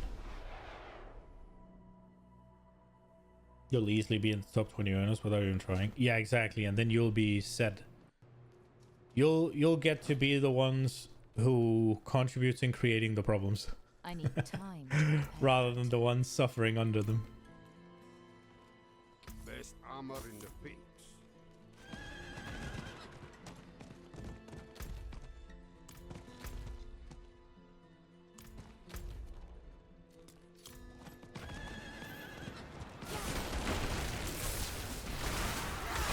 Like, I'm not in favor of communism because I think fundamentally it doesn't work. It the best in a utopia, sure, but it's not gonna work. In reality, it is the prettiest system. It is the ideal dream world scenario. But we don't live in a dream world.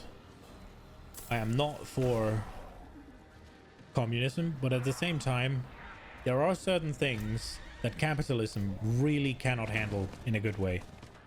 And it is stuff like fundamental needs, like housing and like food. You cannot have just unlimited, unrestricted capitalism without eventually some of these things coming into compromise. And you see the prices on food right now in Europe? They're just fucking doubling.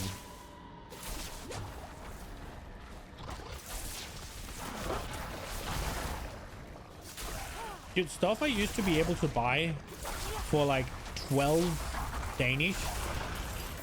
Nina and I just looked today and it was 29. I remember buying milk for 4 Danish when I was a kid. I have bought them myself I need time. for 6 or 8 when I moved out. But they're 11 now. For milk. 1 liter of milk, 11 Danish.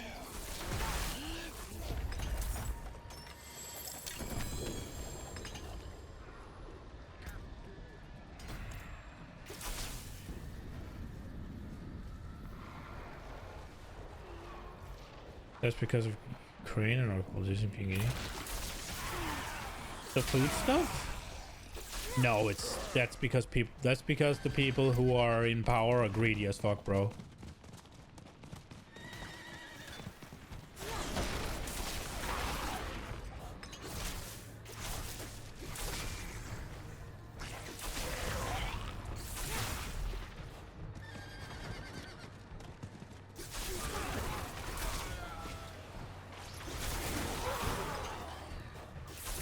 That's not even what's not even half of the truth.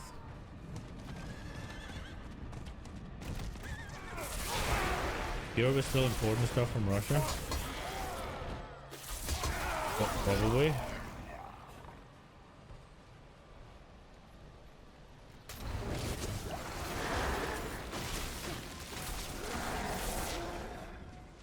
But they can't buy it directly from Russia.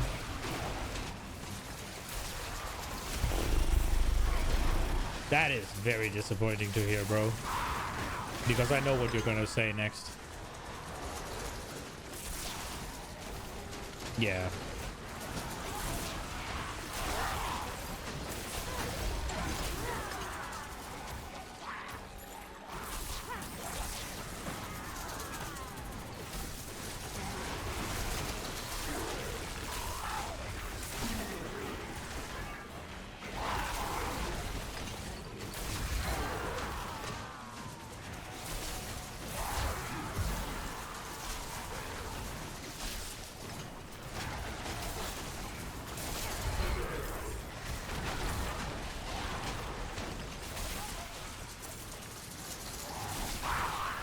it could stop. It see the thing is, it won't stop tomorrow, yeah, because now the prices are up, and the prices are not going down again. They're gonna stay up here. They might fall like 10%, but they've gone up by like 100 or 150%.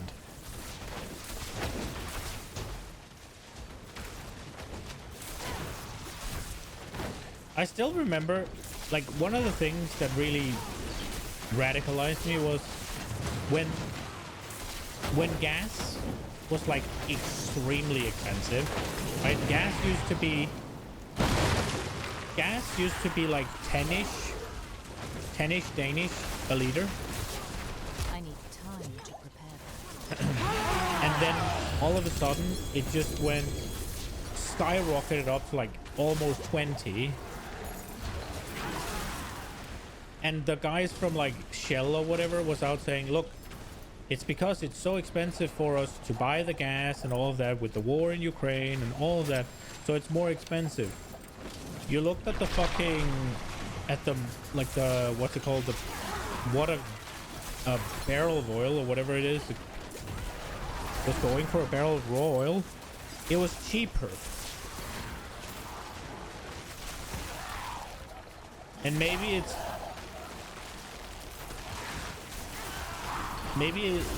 nah, because it was where they were buying it from, right? Because I was about to say maybe it's because India bought it cheaper, but it was the place where they traded them, where they bought them, right? Like, and that thing was cheaper, and somehow it was so expensive to buy the oil that it's now doubled.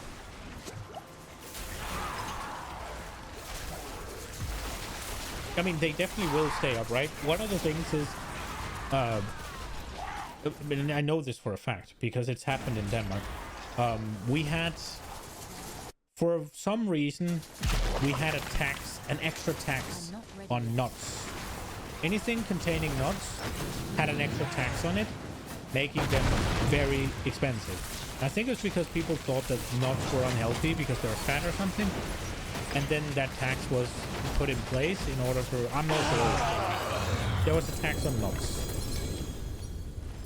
And then because nuts were suddenly healthy and people were wanting to eat more of them because, well, they're healthy, right? The government removed the tax on nuts, yet the prices remained the same.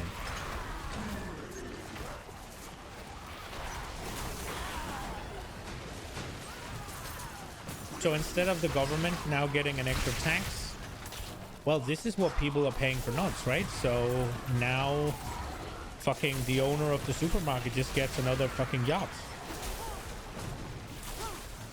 Rather than the nut tax going away. So yeah, 100%. If tomorrow the supermarket could cut the prices like down by, I don't know, down to half or less than half, that just means that they fucking have that much more profit. They might go a little lower.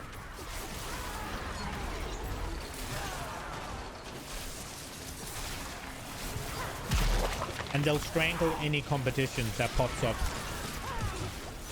to try and deal with them because they're now so large. Because that's the thing, right? Unlimited capitalism relies on the market to solve these things by having, okay, well, if they're doing these malpractices, it doesn't work when they're essentially so big that they have effectively a monopoly. It doesn't work anymore. That's why monopolies are generally banned. But when you then have, because we have like fucking, I don't know how many supermarkets, but they all belong to one of two groups. So essentially we have two groups of supermarkets. We have like, I don't know, 10 different supermarkets, but it's essentially two supermarkets. What you're saying is the government should stop put tax on it. No, they should not. I would actually prefer that there was still a nut tax, because at least what I'm paying ridiculously large amount on nuts for is at least going to fucking common good rather than in the pocket of somebody who's still fucking rich.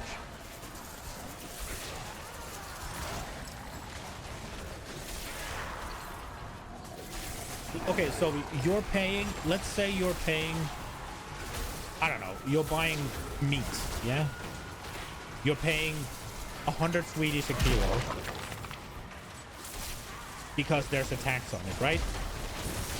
There's a tax on the fucking meat. You're paying 100 fucking Swedish a kilo because there's 20 Swedish in tax, right? So you're paying 80 for the meat, and then you're paying 80 in 20 in tax, yeah? Then they remove the tax, but you're still paying 100 a kilo for the meat. Because now, the fucking owner of the store just gets another yacht. What do you prefer?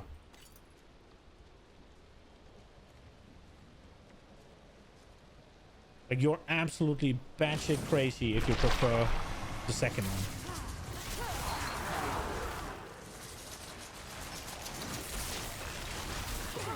At least those 20 goes to something that you have a chance of benefiting from. The owner of the supermarket is not going to invite you to the yacht.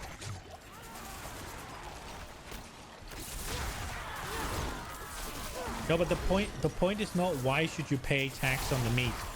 The tax was there to avoid consumption, yeah? It's like, that's the reason there's a tax on cigarettes. It is to keep them expensive so that people don't just fucking... It's to, like, make it so people don't smoke, yeah?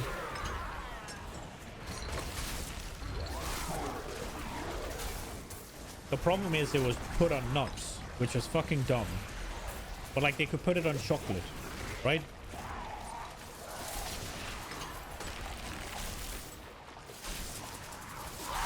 Put it on chocolate, put it on Coke, whatever, right? Like, to enforce behavior.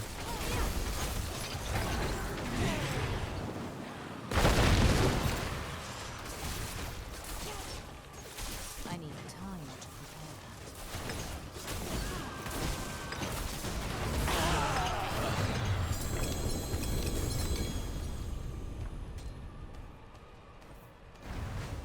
I cannot carry on.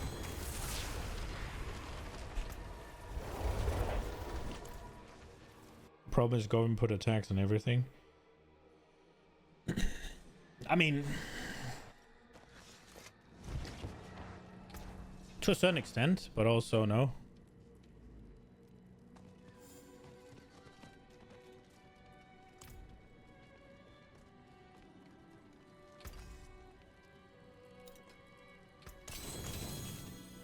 There was a tax on something. Can I help you? Well struck. I don't know exactly what it was. It was some sort of tax increase.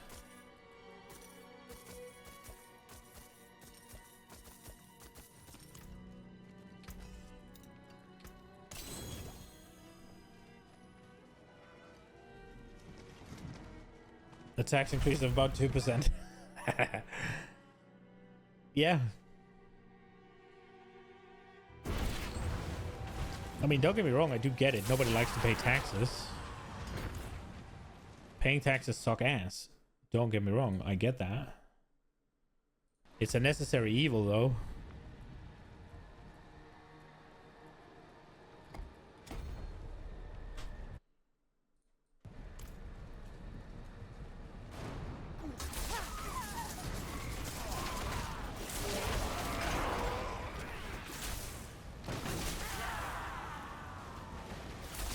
I'd rather pay taxes than pay for my own health stuff.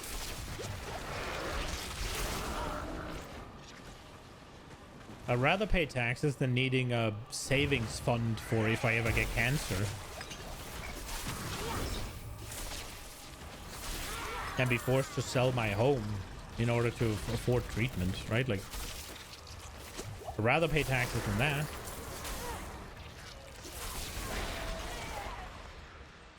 I'd rather pay taxes than if I'm in a car accident or something.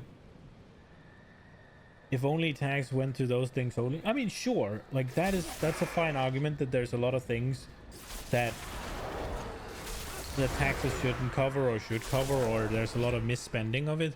That's fine. We can easily agree on that.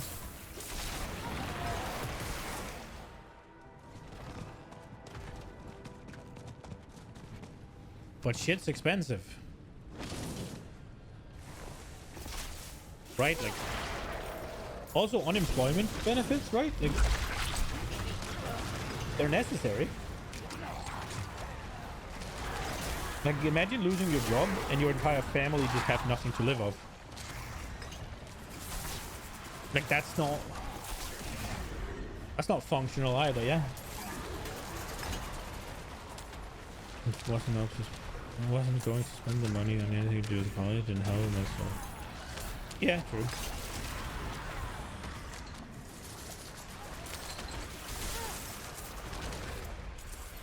I mean, yeah, there's tons of tax money being wasted. There's also tons of tax money not being wasted, yeah?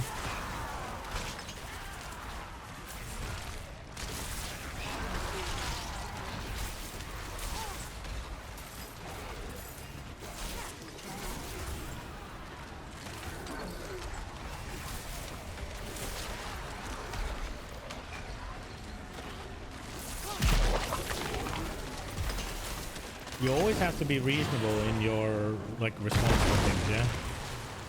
Like, yeah, okay, so let's say 20%. And I think that's a high number, but let's say 20% of taxes are being misused. That is fucking terrible and needs to be fixed immediately. Like, 20% is insanely high, yeah? I hope not that much is being wasted, and I know Sophie's going to say like 80% is being wasted. I don't think so.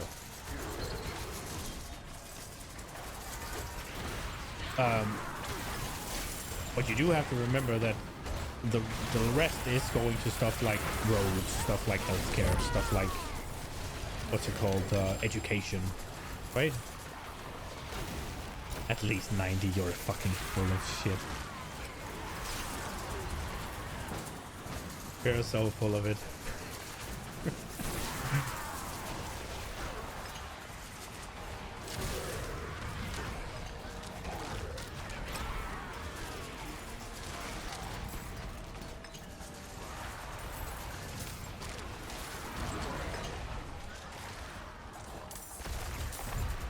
You're not full of fucking money because you're being taxed.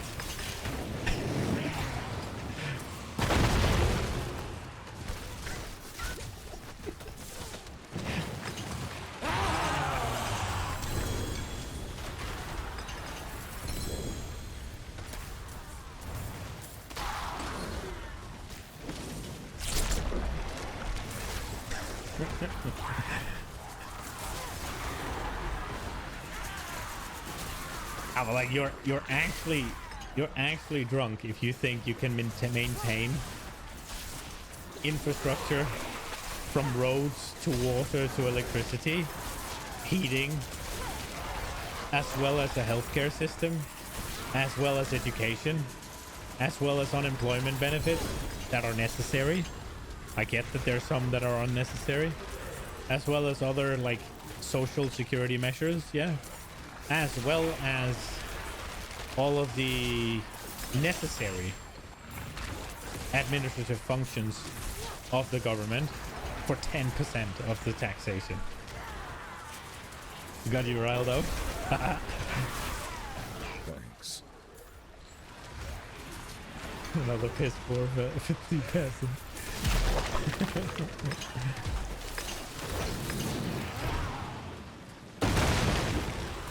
I mean, there is definitely a lot of things that are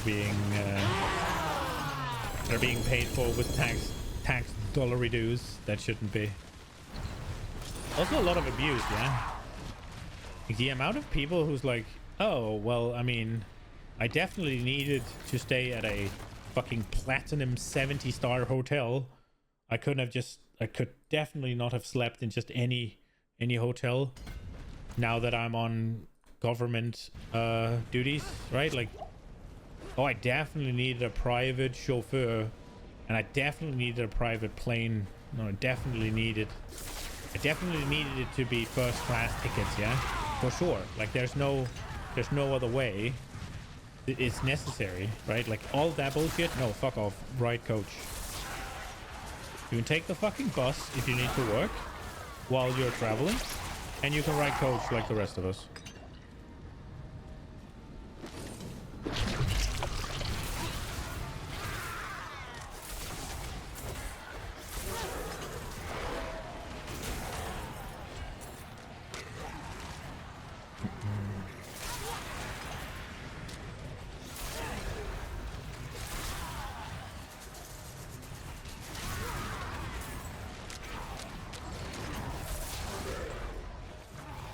The thing I'm most concerned about with those things is whenever they have like a budget for building stuff, that's like, oh, we need to spend the budget. So they just buy extremely expensive designer furniture because, well, we have to spend it.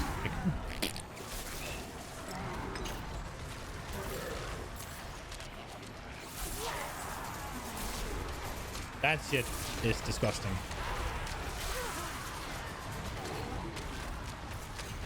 If we don't spend it, we get less next year. Like, that's where you want to just fucking... Like, that's where you want to enact, like, the death penalty for fucking treason or whatever.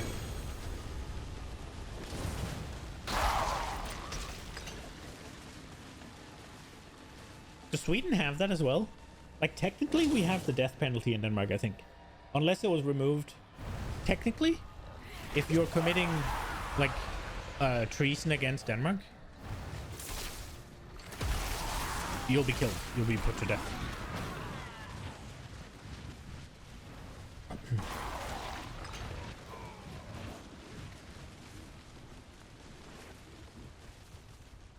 I need time to prepare that. You do not? Really? It's called landsforræderi in Danish. You don't have that? It's basically not used. It is basically impossible to use, but it's there. It's something if let's say, but you don't die. You have life in prison. I mean, we have that for murder and stuff.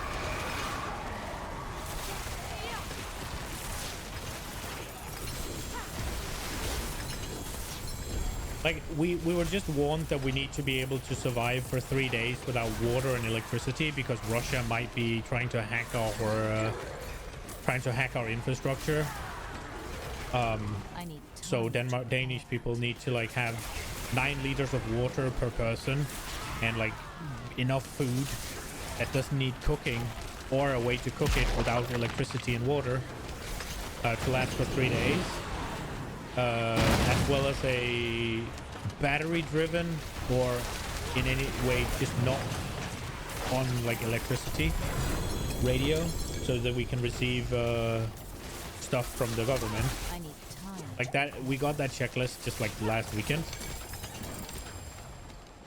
If you were to then say sell passwords for said infrastructure to Russia or China,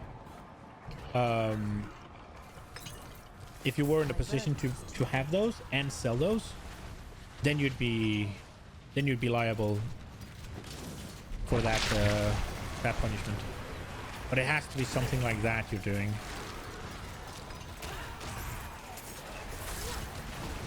Now that we've recognized that there's a threat and there's people seeking to do harm with exactly this, if you then enable it, then you can be put to death. You had a guy get sentenced for, he got like a few years in prison, sold him to Russia, you know. Oh, really? Yeah, I'm not sure how willing judges would be to actually enforce it, but they could.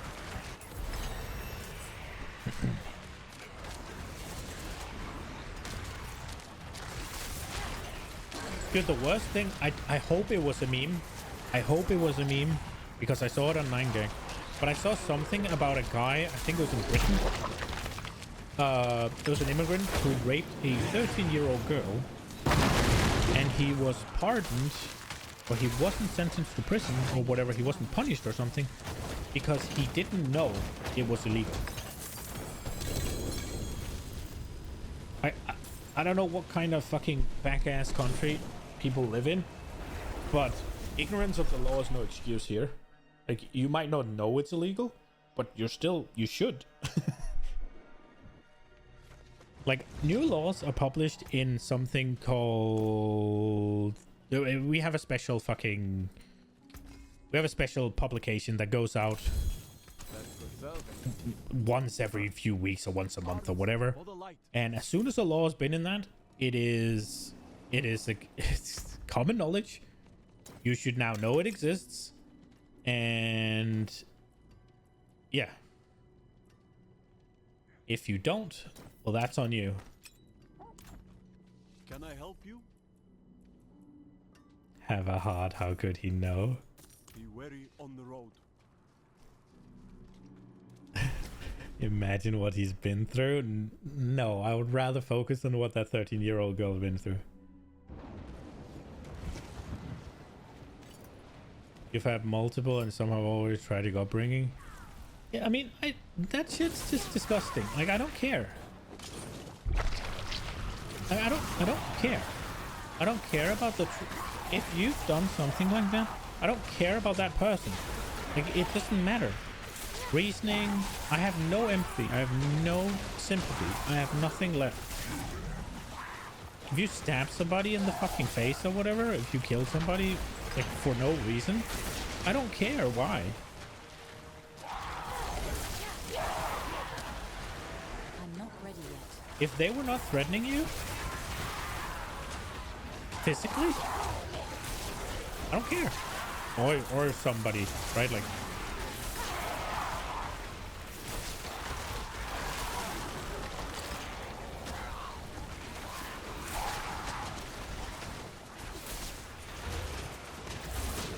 few kids did beat up 2 or 3 girls from can't remember, and that's dominating the media shows the racism here.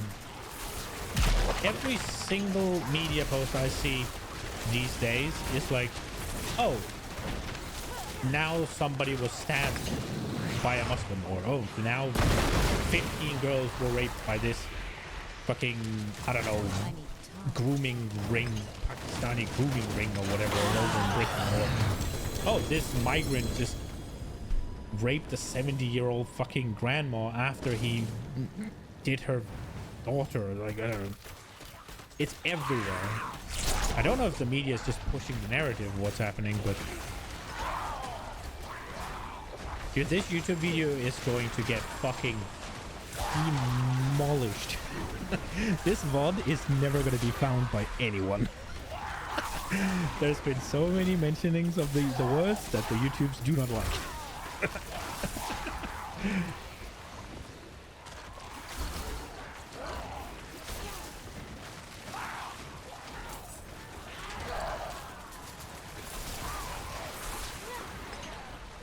Yeah, I don't know. Like, at some point, it's like, I feel like the media is always like, not always. I feel like the media is very much pushing the leftist side of things in these cases, but at the same time I see more and more and more where it doesn't fit. So I'm not sure what the media, I'm done thinking the media is independent, but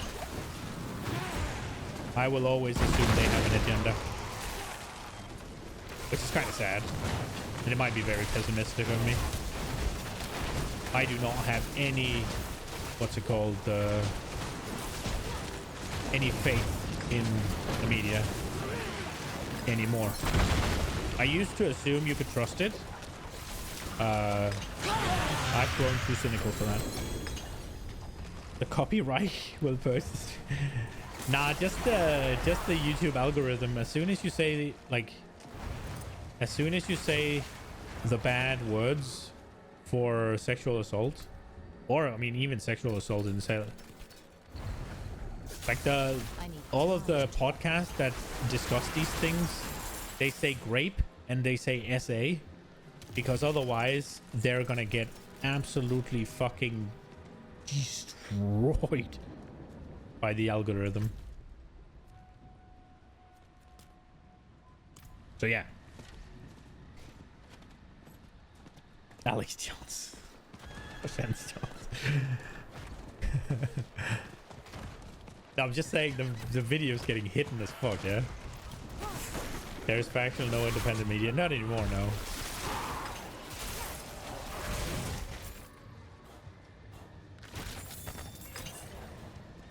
Which is really disgusting, honestly, because now people like you and me have to dig, right? Like, we have to find...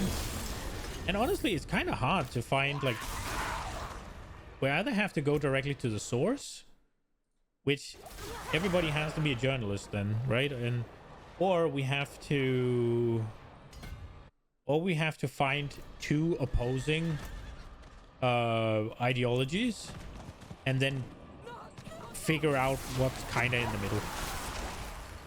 You get all news from InfoWars? I don't know what that is. Not ready yet. I get all my news from 9gag because I've stopped caring. I'm not ready yet.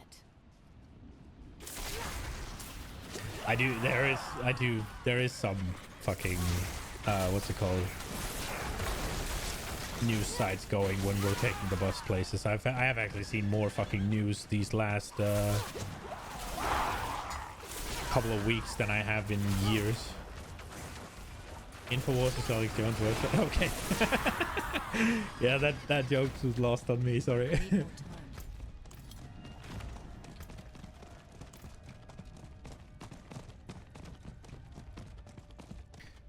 Isn't he being absolutely fucking demolished right now? I saw something about him being held liable for $1.3 billion for something with Sandy Hook. He said it did. He said it was a hoax and it didn't happen, right?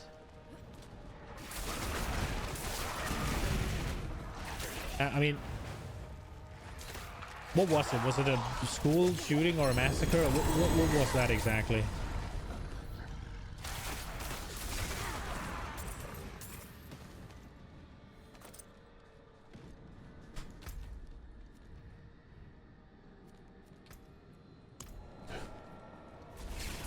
You stop watching? Exactly, Captain Noob. I'm the same. I don't watch TV. I watch sport. And if Nina wants to watch some dumb show, I watch that with her. Some of them. I veto some. I mean, I have to be a good boyfriend and watch some of the shit. She watches my shit. So I have to pay back at least a little bit. Arms for the light. We do find a decent middle ground. I wonder if I get 925 stuff from here. Or if it's going to be shit. Am I high enough level? No.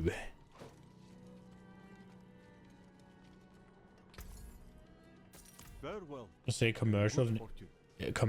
Yes. Dude, commercial used to be funny. Like, I'm not saying that I would just watch, but some commercials I would watch just for the sake of it. Commercials used to be funny. I need time. Like, they used to be funny. Like, some commercials you wouldn't mind watching because they're actually fun.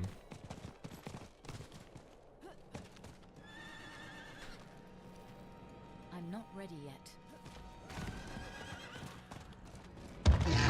Oh my lord, hello. It was a school shooting, you think? Yeah, I'm not sure what it was, but he said... But still, like, how the fuck... It's something along the lines of he said it didn't exist, and then a bunch of his followers went and harassed the people, and he's being held liable for it. It sounds completely outrageous, and it sounds a lot like they're abusing the justice system out there.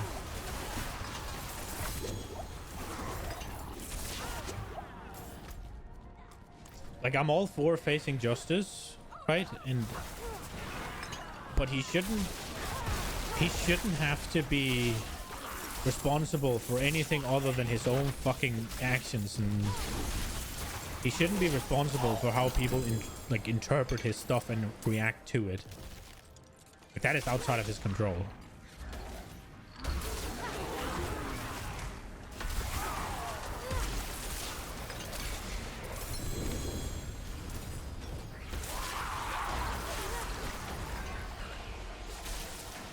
I don't know how bad the news are in Denmark. I haven't watched enough.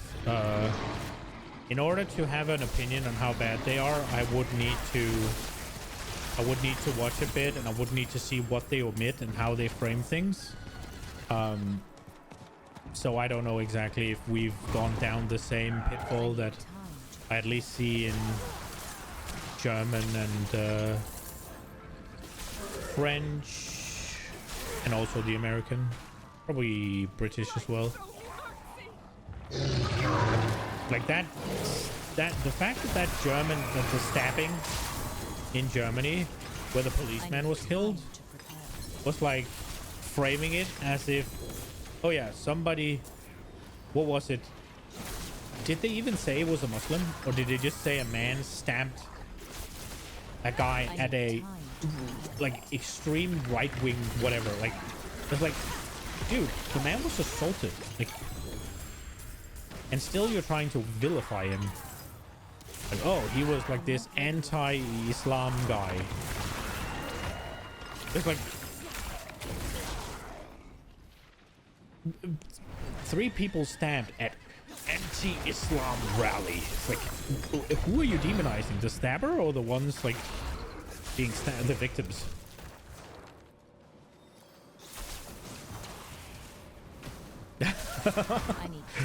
I don't think I am to the level of Alex Jones, but it to me it sounds like that's what's happening. That was how I understood it, at least. Like, how the fuck else can he be liable for $1.3 billion from just saying something like that? Maybe I'm wrong. I think I mean, it was somebody else giving their analysis of what's going on, so maybe I'm wrong.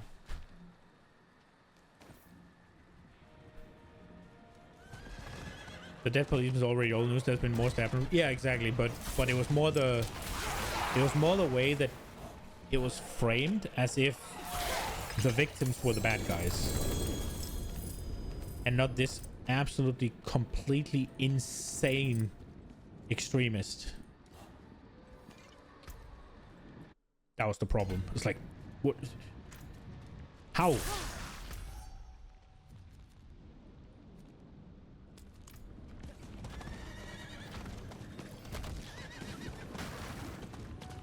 So bad that the left-wing coalition had to say regret the word deportation. Oh no.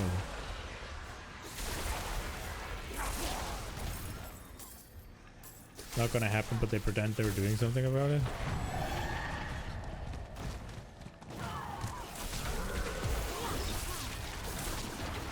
Yeah. The thing, I'm gonna be honest, I haven't voted more than once since I turned 18. Because I simply don't trust what they're fucking saying. I voted for a specific set of reasons, and it's not that I what's it called, it's not that I believed to put too much emphasis on their promises. Like, you know, like whenever there's an election up there, will promise you the sun and the moon and the skies, right, the stars, right? But just that they would follow their usual sort of line of thinking, like usual politics, and just do an approximation of what they were saying they would be doing. So I voted for them, and they did the polar opposite for the entirety of their reign. They did win, and they did the polar opposite all the way through. And it's like, since then, it's like, it doesn't matter who I vote for, because they're gonna do whatever the fuck benefits them the most. I can't trust even their core ideals. And since then, it's just like, why would I waste my time?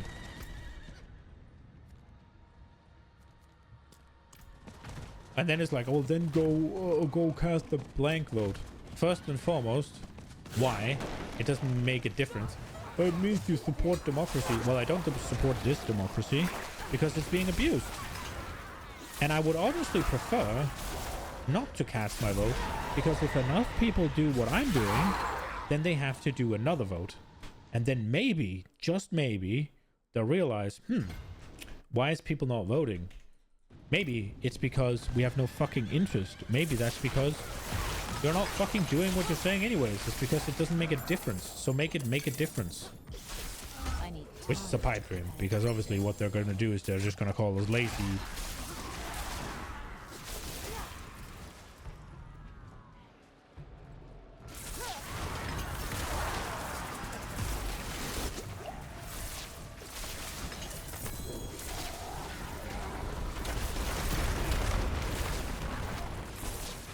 Go, Jester. I mean, the vote moment, I feel like my vote will have any sort of meaning, I'll go vote. But until they convince me that what I vote for makes a difference, I'm not gonna waste my fucking time.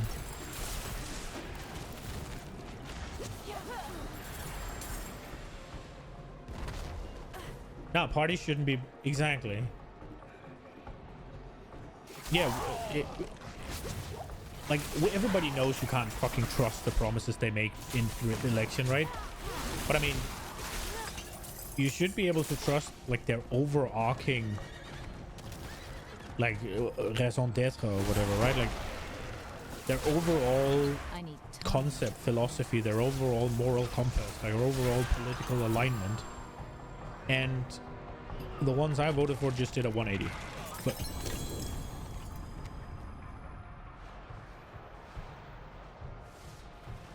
But I love that he was fucking held responsible for once. That usually doesn't happen.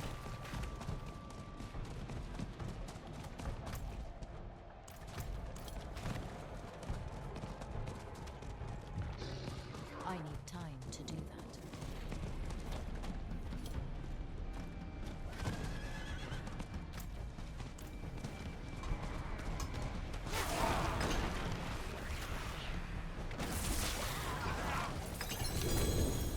Greetings.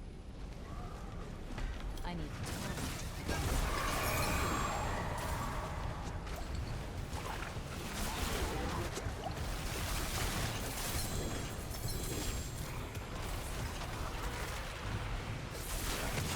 He got clowned on for weeks.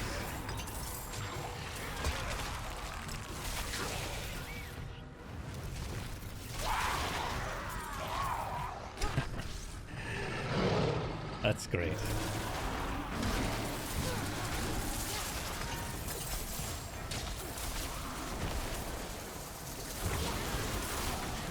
I saw a guy, like, for the European Parliament stuff, right? So it was an independent analytics guy, right? Independent analyst. What is it called? Analytic? What the fuck's the... Whatever. Independent guy, not affiliated with any political party or anything.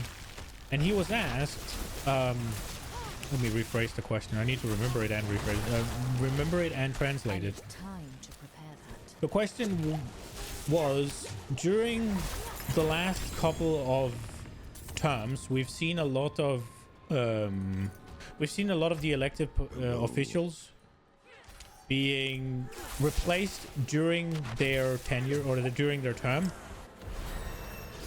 Can we be certain that the ones we vote on will actually stick their term out rather than abandoning their post before time and then instead being replaced by somebody who we did not elect? And the answer was no. Because if they want to do something else, they're going to do something else. And that is just the way. It's just like if you get another job opportunity, then you're going to take that if you want the new job. Like...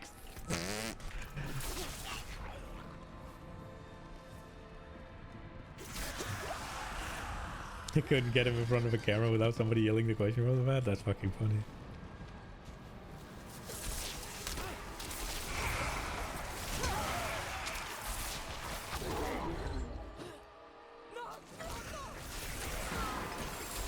But then apparently there's been a lot of people who've just been elected for the European Parliament and they've gotten in by personal votes. And then it's like after a little bit, they're not in anymore. And then they just quit and somebody else takes the job. It's like, oh, I don't really want to sit in this parliament. I would rather do XYZ, but I am way more popular than the guy that's gonna do it for a party. So let me just go and soak up all the votes. And then afterwards, like after half a year or a year or so, then I can just quit and we can put her in instead. Fucking... Ah yes, let me cast my vote for democracy, yeah? That doesn't sound fucking rigged and abused, yeah? That sounds like representative democracy, yeah?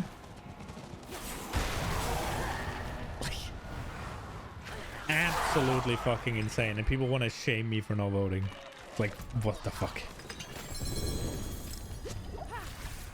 That sounds like I'm making a real contribution to democracy. Let me cast my vote so that they can publicly ignore it.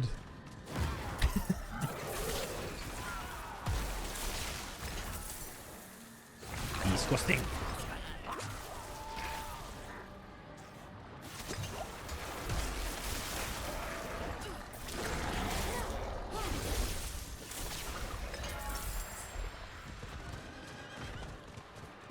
I need time to prepare.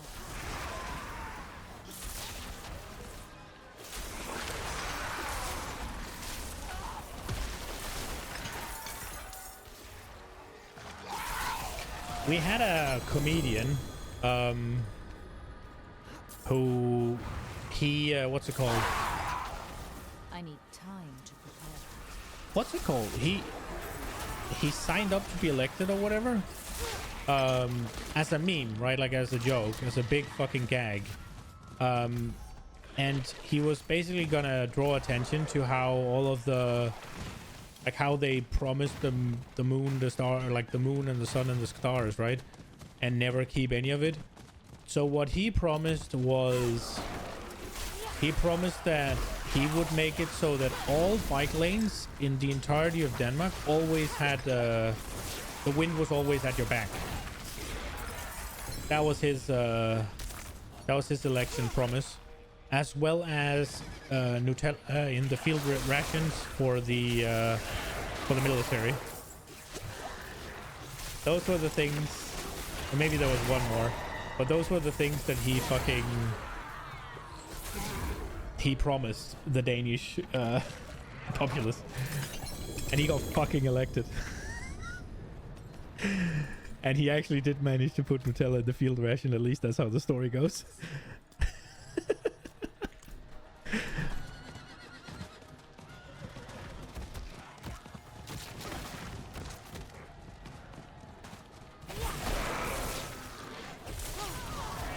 I need time to prepare that.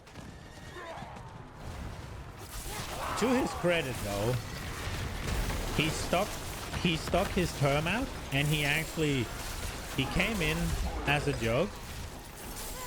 And when he was in there, I think a lot of the politicians at the time said that he came in truly like he came in as a big joke, and in the beginning he was treating it as such, but very quickly he shifted and actually started working as a proper politician. So he did more than most. Yes. I need time to prepare. Like he was actually doing work rather than treating it as a big joke when he was in there.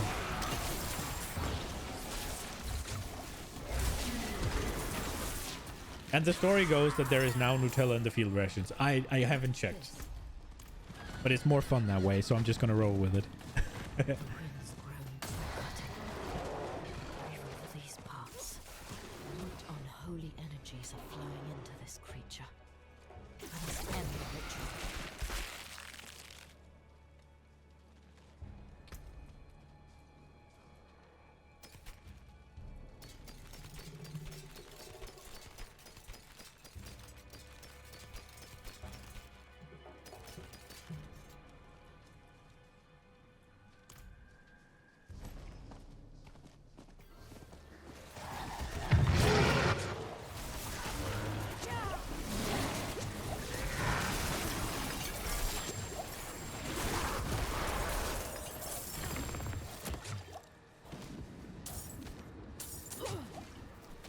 feel like I'm flasking all the time.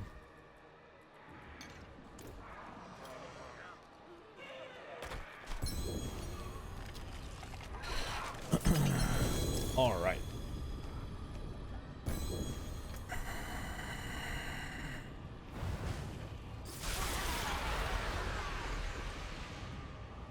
Mana per second is quite nice, so I think I'm actually not gonna keep this one.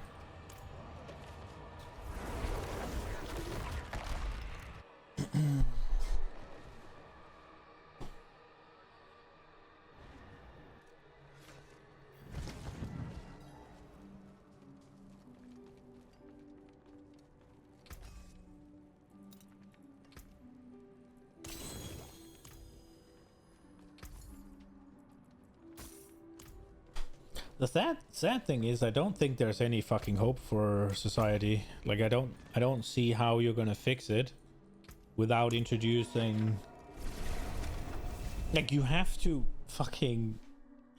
redistribute wealth. Yeah. And you have to apply like, what's it called, pressure onto you have to probably apply legislation, but at least pressure onto the fucking, like, I don't know, financial ruling class or whatever.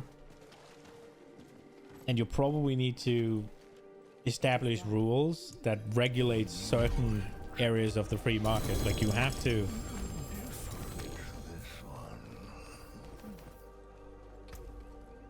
You'll have to do things that people would consider communist in nature.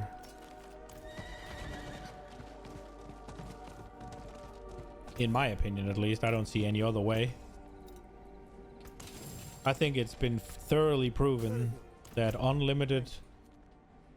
Like, capitalism is better than communism. In reality. But...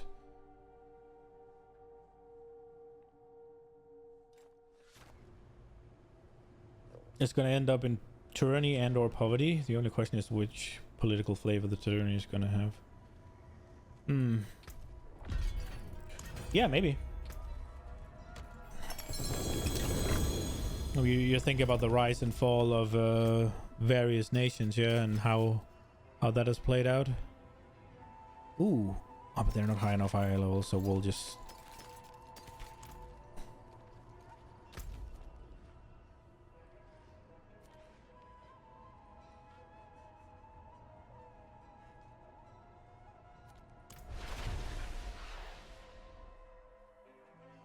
like, the only way I see to fix things is you need to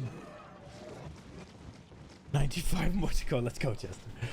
The only way I see you fixing things is you need to dismantle, especially BlackRock and Vanguard. They need to not exist.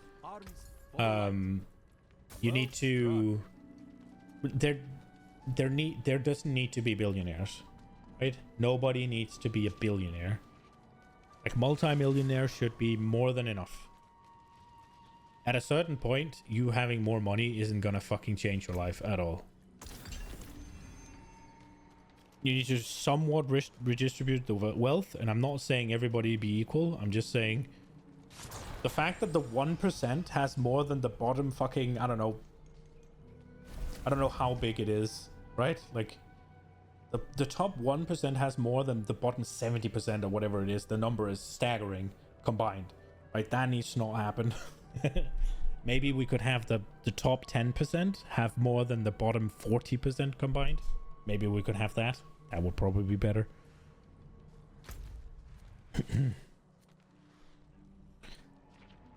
Just pulling those numbers out of my ass, though, by the way.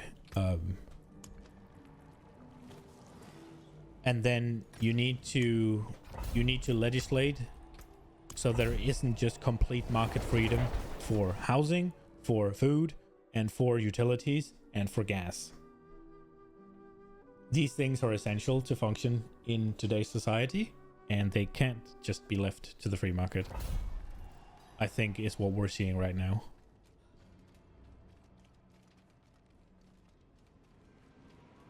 There needs to be some sort of price fixing going on in the positive way. You need to put some sort of limit on how much, like, how high you can raise the prices up.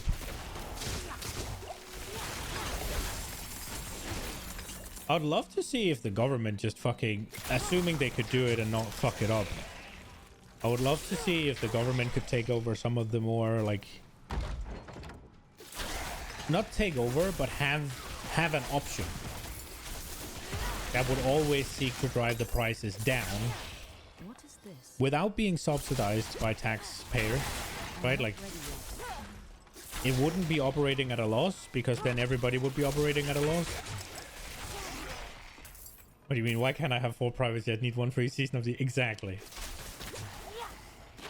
I mean, this might be a crazy idea, right? But if you take something like a supermarket or food production in general, right? Or you take gas, or you take heating, right? You allow people, like, to make private companies that do it, but you have a government company as well that ensures that prices aren't just hiked up. You will always have this option if you want cheaper. Like, obviously it requires them to actually be able to do it, right? But they will always have the capital.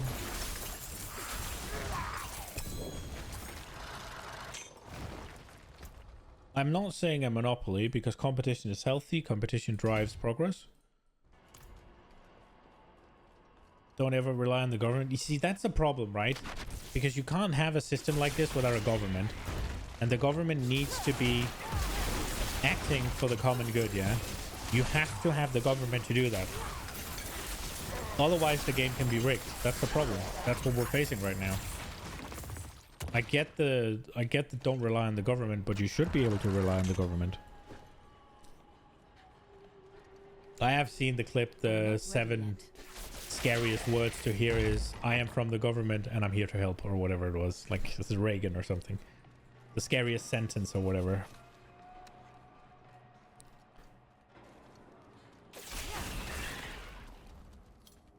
But the point remains, you need something. You can either trust governments or understand history, pick one. I mean, but the fact remains, you can't let profit margin go wild on stuff like food, housing, and I need time to utilities. Things that you have to buy to stay alive, you cannot have it be unregulated pricing.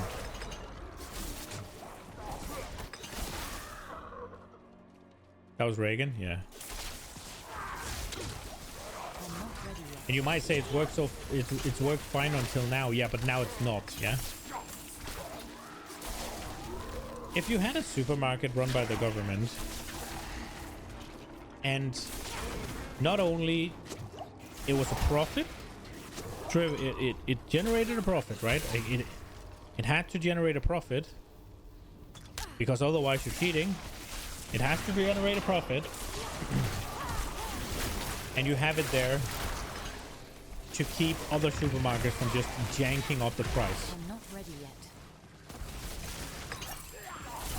Something like that.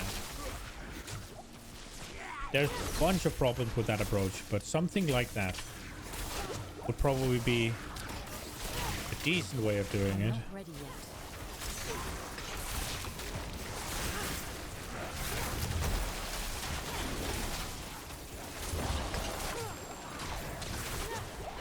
It will create a bunch of jobs. Ready yet. And you could probably make tax breaks if you do that, yeah? Because the profit goes into the fucking... The profit goes into the government funds, right? The more profit you make on that, the less taxes you need in order to get everything running. So that could lower taxation. If you did that with heating, you did that with food, and you did it with housing. Now, housing you can't, right? Housing, you'd have to ban corporations from buying like certain types of houses.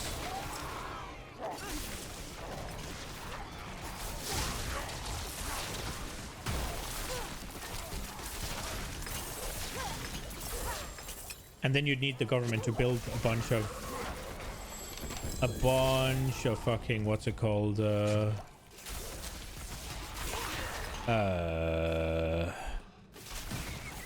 bunch of apartments and shit they rent out so that they can try and push the pricing down. But again, it needs to be making a profit, because otherwise you're cheating. If it doesn't make a profit, then you're killing competition. So it needs to make a profit, and it needs to have a respectable profit margin, but it needs to keep the profit margin in check for other people. And then the way you'd increase profit margin as a company would be, rather than foisting just the bill to the consumer if you wanted more, you'd be trying to make your costs go down. What's likely going to happen is the government introducing some sort of digital protocol and all the fix stuff. How's that gonna fix stuff?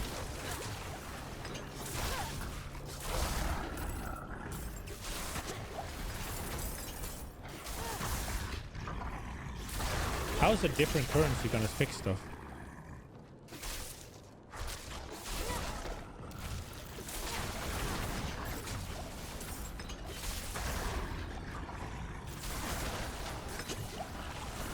But you're gonna try to tie the fucking fake money into more fake money rather than gold to avoid inflation, or?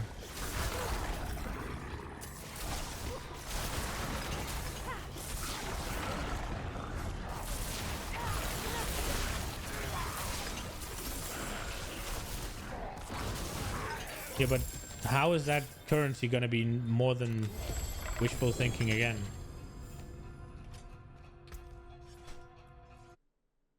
Like, if you tie a currency that already has no backing to something that also has no backing,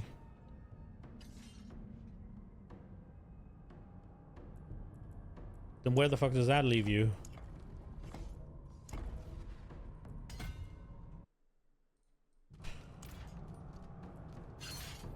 It won't, but that won't stop. Oh, I don't like that idea. I'm not ready yet.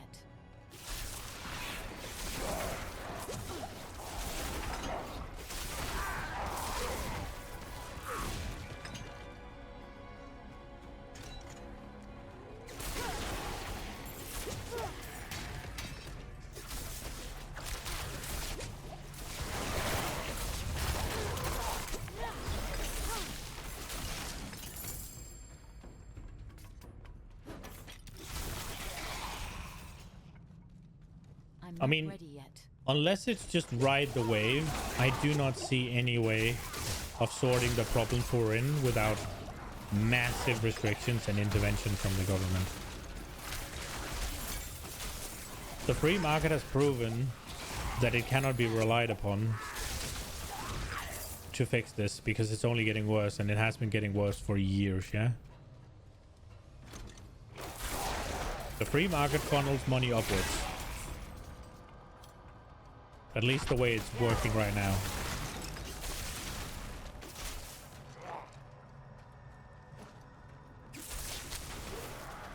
The rich get richer and the poor get poorer.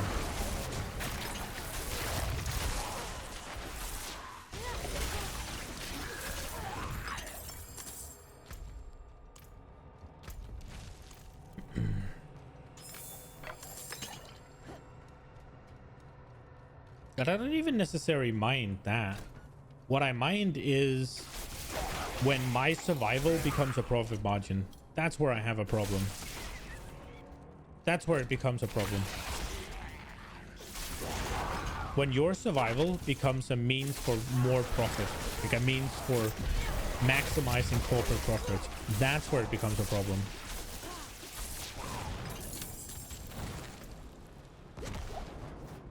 And that is especially housing and what's it called, food and utilities. I don't think clothes is as bad, because you can always get some cheap ass something, whatever, right? Like, there's at least still cheap clothes around. Let's do Elementalist. I need to... Oh, is there anything destruction I have in? Let's do destruction then.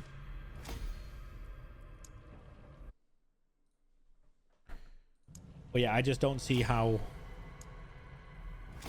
I don't see how you're gonna fix the problems at hand without turning to some, at least, communist ideas, I guess it would be considered as. I really don't see it happening. Hopefully, I mean, there's definitely smarter people than me, and hopefully they'll have an idea, but I don't see how you can have stuff like Vanguard and BlackRock and whatever else fucking buying up private real estate and then just making everybody rent rather than own and jacking up prices on everything. I do not see how you're gonna fucking revert that or turn that around without some sort of governmental intervention. And I see the prices in the supermarket going up by double in the last 3 years, being a clear example of how you cannot trust what's it called? You cannot trust the supermarkets or the free market to regulate it in a way that is sustainable I need time for people. to prepare that. Like, it was different if we actually had other ways. But you think sponsors the parties? Yeah.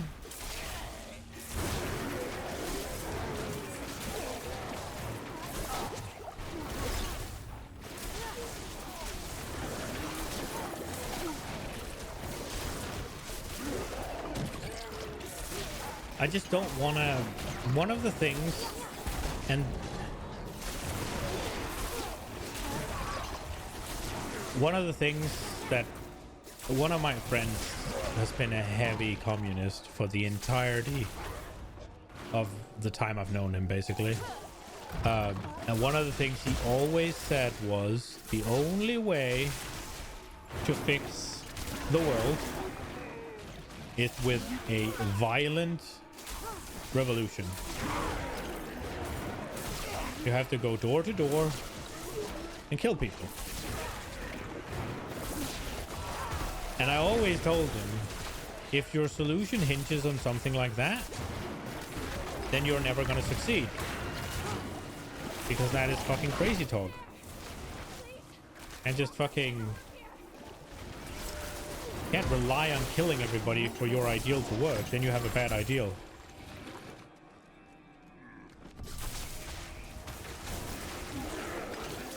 And I think I'm right. But I also kind of see how he is.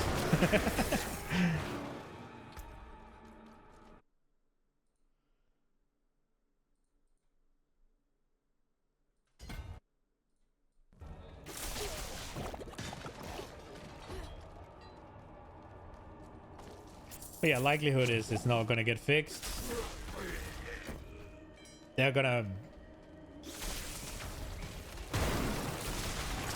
A man, a problem. No man, no problem. It's likely not gonna be fixed, right? They're gonna find a way. Right now, they're probably milking us too hard. So they're gonna see what the effects are, and they're gonna reel it back a little bit. Or they're gonna find that it was good enough, and they're gonna stay here. Or they're gonna put the bill on the taxpayer in some other way, so that we just end up getting poorer in another way. And then profits are going to continue to rain into riches, and the middle class is removed. You only have poor and rich. I don't know, man.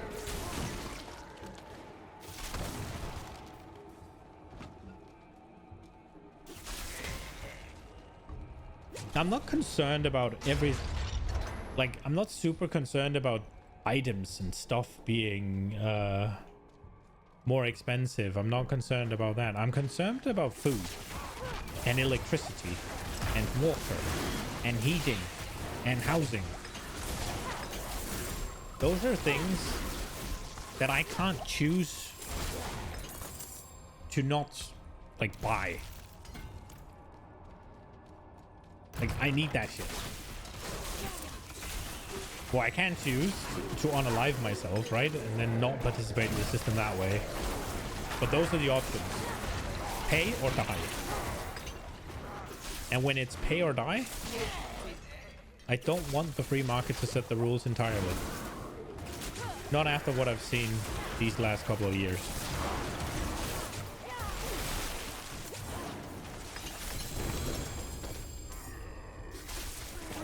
And I mean, I'll eat my words if I'm wrong. And after this whole like Ukraine stuff blows over, after all of this, if the prices then go down again to where they were, then I'll eat my words. But they fucking won't.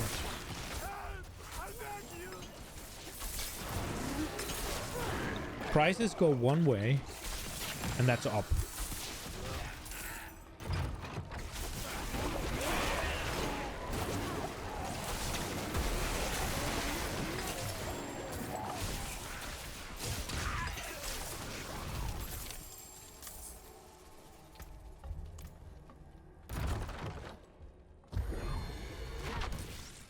Not ready yet.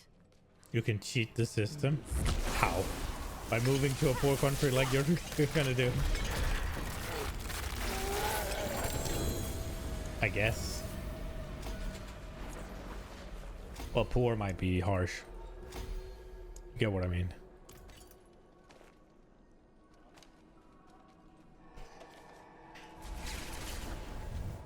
Yeah, sadly that's not really an option for Nina and I. Nina's job is literally fucking Western medicine, yeah. And she is in a lab, so she can't work from home.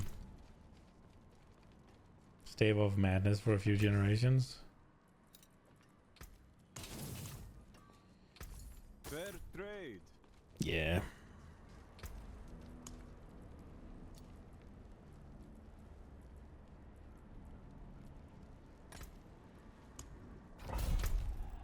I think I'm just hoping that I can make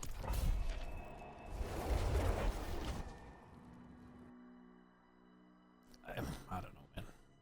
I don't know.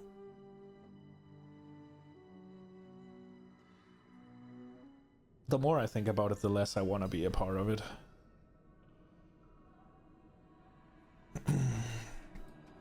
The dream is to make this shit work so I can work from home and I don't need to participate in the rat race that I have no interest or desire to participate in. But yeah, the chances of making this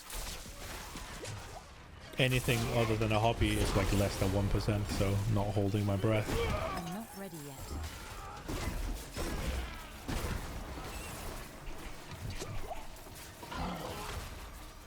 Why is it not working? I feel like they fucked this conduit shit up.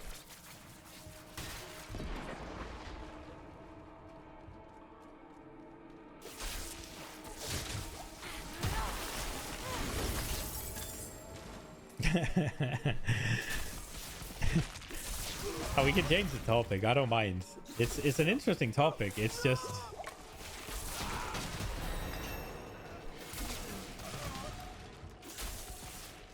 and it's also nice to see that I'm not the only one wrestling with the problems, right? Like it is a general thing. A lot of people, like you said, like a mass amount of the youth reported the exact issues that I've been having.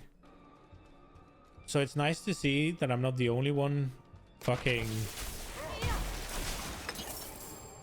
And like, it has really been a struggle for me I need time. for the last like 7 years to figure out what the fuck I want to do in this world.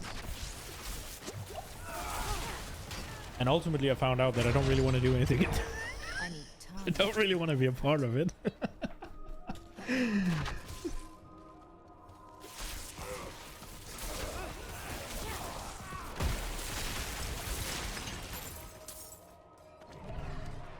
but then figuring out where to go from there is kind of hard. I'm not ready yet.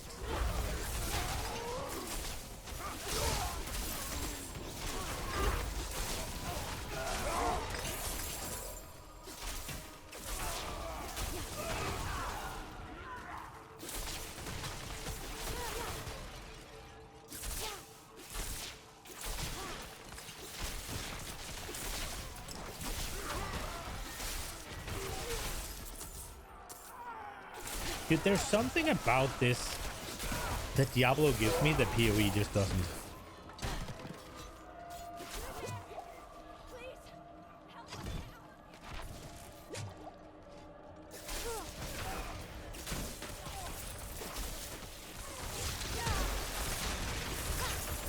It feels... I think it's just the visuals, but it feels snappier. It just feels better to play and it looks a lot better. It might just be the visuals are just better. I will say, one thing I fucking miss is I have no attachment to my character or my builds. Zero. I need time. Like nothing. I have made zero choices other than which guide to read from. And I've barely even read my skills. Like, I've barely read what I'm putting points into on the fucking Paragon board. I'm just following the dotted line. That part I am missing. I wish you're just... I'm just another cheap graphic core? Probably.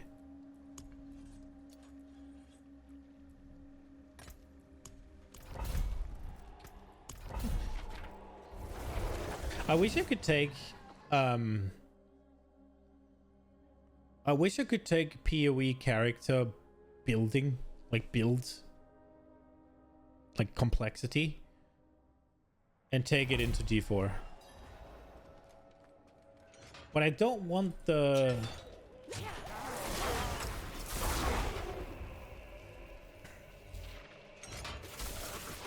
I don't really want the simplicity of PoE combat. As much as you can hate on Diablo 4, in PoE you're spamming movement abilities because otherwise you feel fucking slow. You don't really feel that slow in D4 without spamming movement abilities. And your movement abilities feel like they have a lot more use than they do in what's it called, in PoE. In PoE it's just a way to go fast, whereas in D4 my blink gives me DR. I guess they can do that in PoE as well, but my blink here gives me DR. It's a source of unstoppable, so it can break CC for me, as well as if I get a certain unique, it can group up mobs. On the druid, the movement again also gives you unstoppable, but it also pushes enemies, and it can do a decent chunk of damage. I like having access to cooldowns. I don't wanna always have to be relying on cooldowns, but I like having the option. So that's nice. I like having active CC buttons that serve the purpose of CC.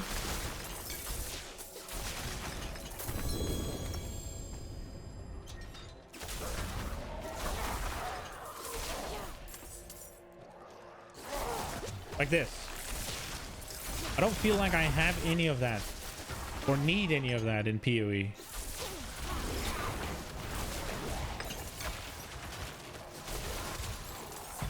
Builder spenders are not for me, generally speaking, but I don't hate them necessarily always.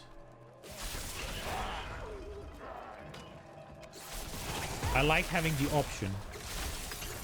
Those are some, like, it's nice to actually be a little bit concrete about what I think is better in D4 and what I would like to see for PoE. Like, those are fairly concrete things that I think that Diablo does better. That are gameplay oriented and not just visuals.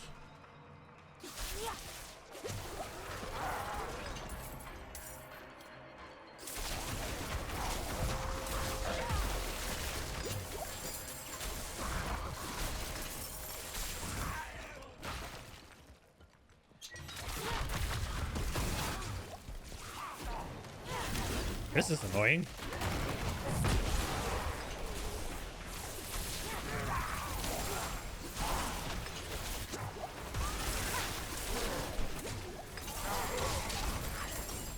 That might be an aspect that I think PoE is actually lacking in general, like the grouping of things. You don't really group anything in PoE, and it's a huge thing in D3 and probably in D4 as well once you go up into pit tiers. Like actually grouping up stuff, not just because there's a timed element to things.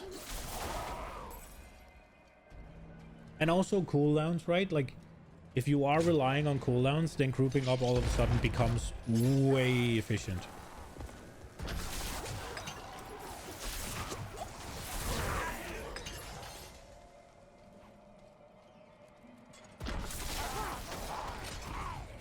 I think PoE could use some of that.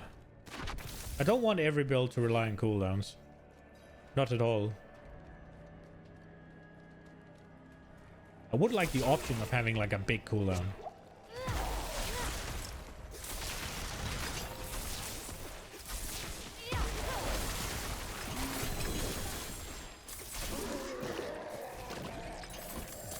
Probably is as well. Oh, there is something, right, where you have 50% uptime on something. That would be a cooldown, right? It just doesn't mess well with PoE gameplay.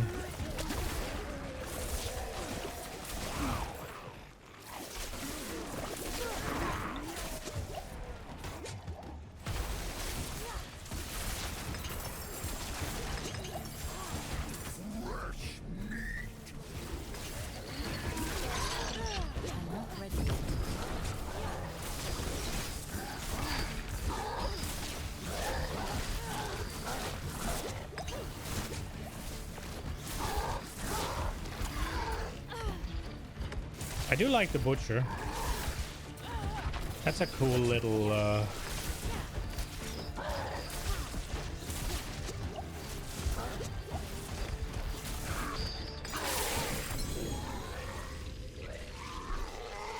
I wonder if it's the Rogue Exile don't really serve the purpose. They're not dangerous enough. Like the butcher is harder than the end bosses in the game. Okay, not the end bosses, the end bosses in the dungeons.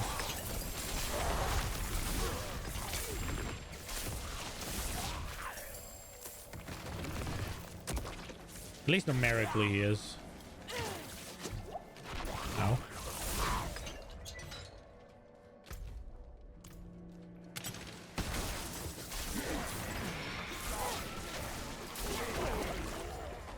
I'm looking forward to getting Raymond of the Infinite so I can start grouping things.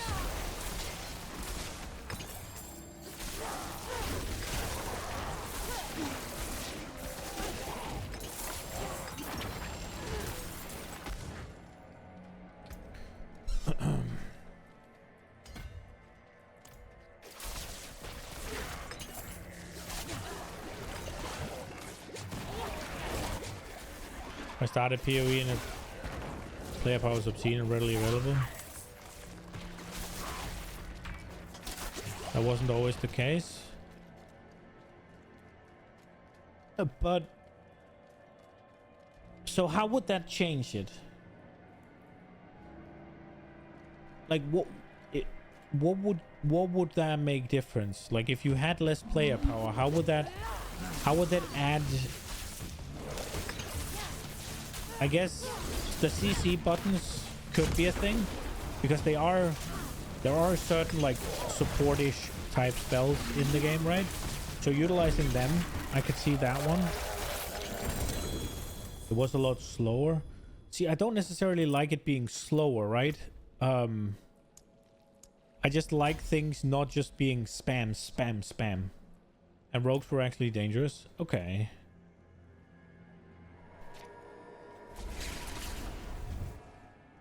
Yeah, maybe rogues are probably similar to the butcher. Then, right? Because you can easily get to a point where you one-shot butcher as well. You had to learn boss mechanics. Yeah, that I would a lot like enjoy.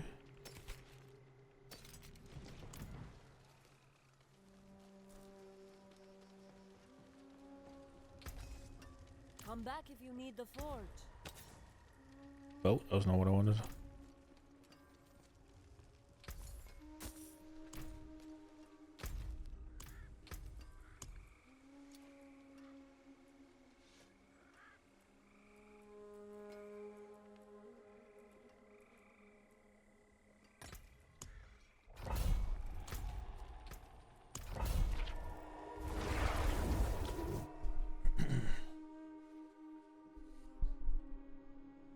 I mean, I like building a character on PoE, and I like making it so that it just presses one button, just for the thing of it. But I will admit, the fact that I have other buttons that do things, the fact that I have a button to press actively for defenses, the fact that I have a button to press actively for CC, it does make it better.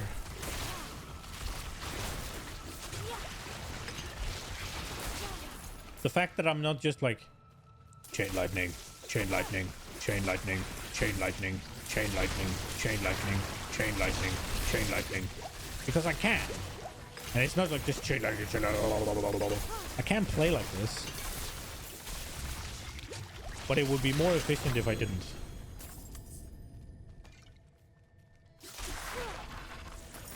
Well, that was cool.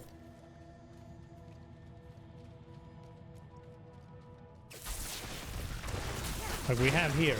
Oh, I'm surrounded. Let me press the freeze button. Bam! Blow them up. Also, freezing spiders mean they don't explode. GGG tried to reduce player power massively back in and played with mental, so they revert a lot of it, but now the content rarely goes core and doesn't increase the power quickly as much as it used to, plus they added another difficulty too. Yeah.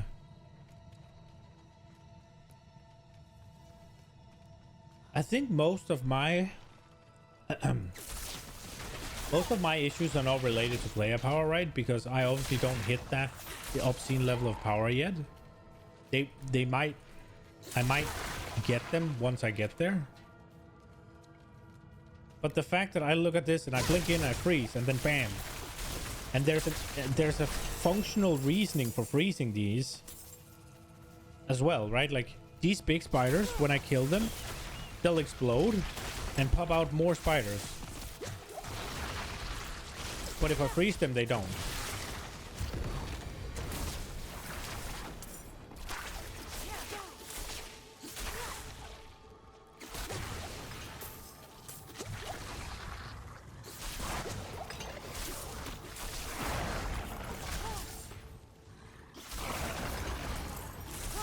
Also, I really enjoy the fireball enchantment on Sorcerer. When I kill one mob, the rest of them just fucking explode like...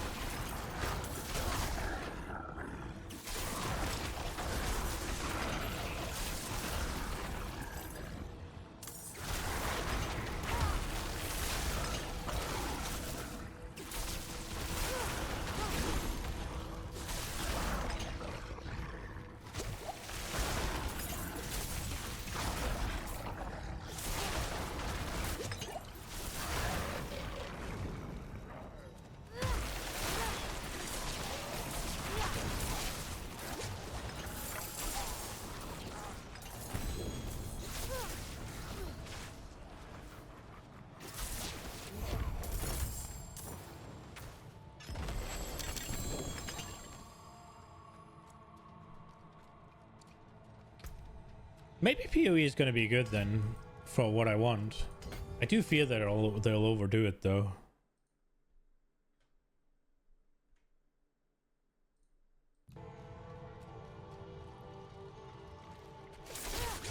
Nah, D4 definitely has nothing for you, right? Like, it's fairly clear. Like, you're playing Crusader Kings, right? Like, that alone. I mean, let me rephrase that. The fact that you are giga enjoying a game like Crusader Kings should make it fairly clear that you're more like a macro guy, right? Like, you're less minute-to-minute gameplay and more overarching strategy or decision making, right? And D4 doesn't have any of that. Like, zero. It's the biggest flaw of the game. There's absolutely zero to interest a guy like you. And it is the biggest flaw of the game. It is the biggest asterisk next to the ARPG tag on it.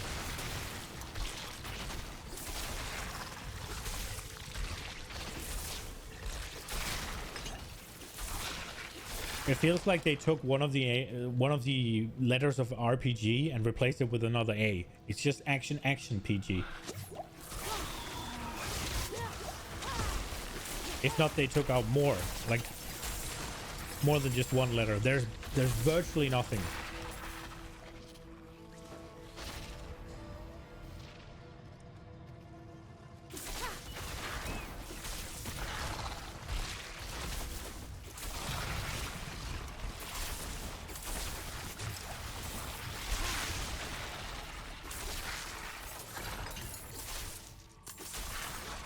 And I don't think it will realistically ever really have any.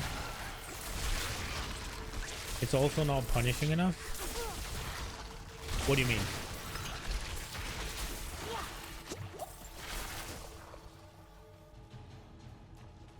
There can't be success without a fail state. I mean, if I die 4 times in this dungeon, I lose it.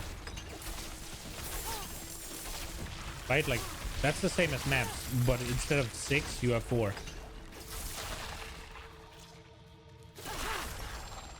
If you summon a boss and you don't kill it, I think you lose it. Like, just like in...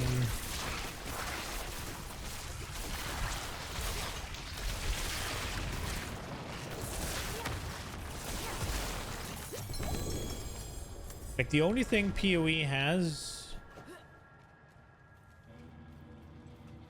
Unless you mean difficulty? Like, the only punishment PoE has that isn't in D4 is the experience loss, right?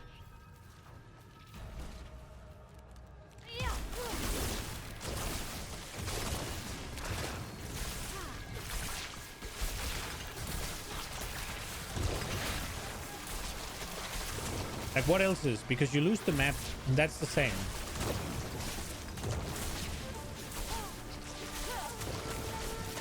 Like, it's only the experience.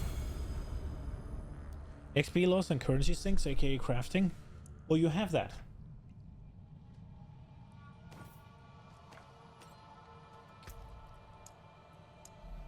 You do have that.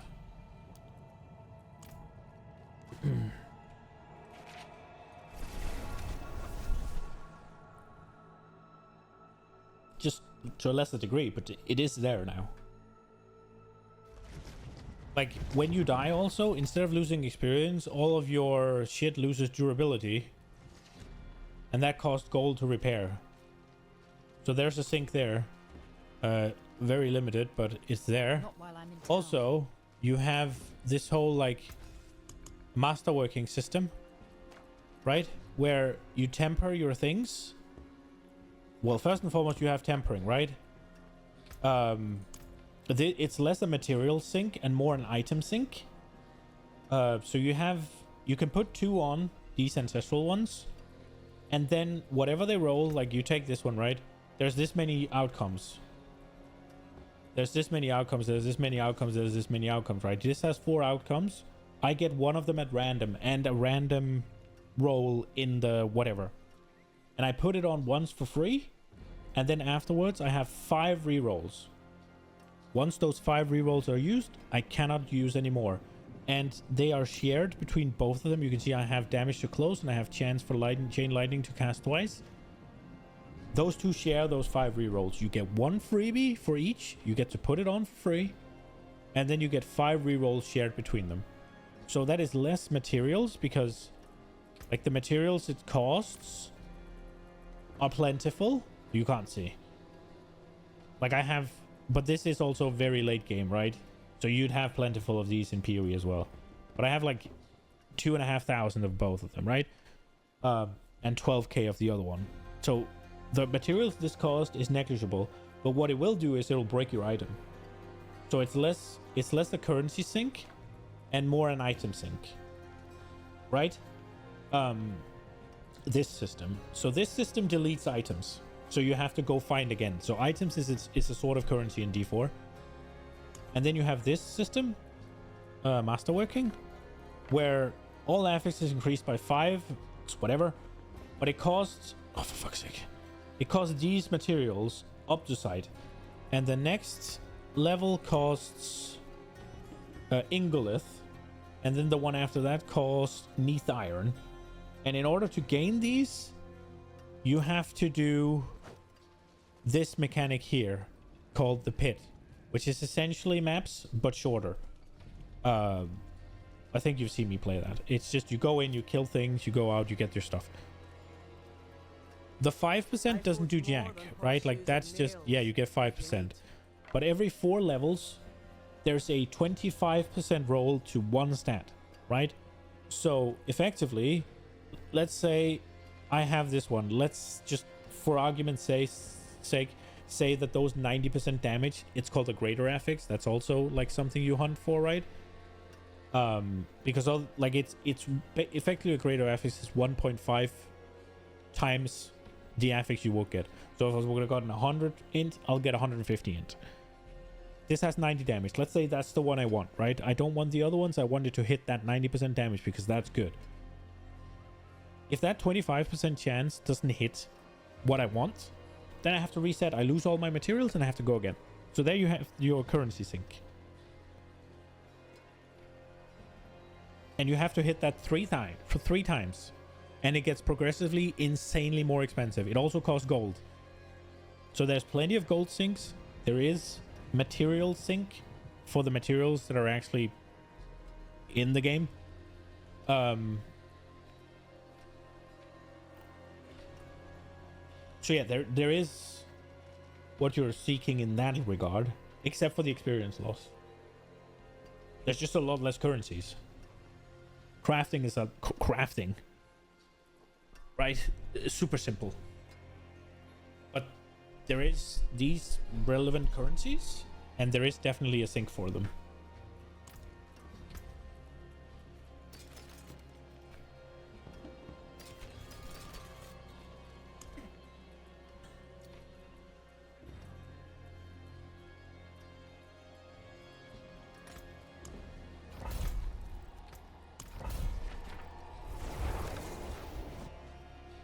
But yeah, there's still, like, the game's still not, because there's no character fucking building for you, yeah?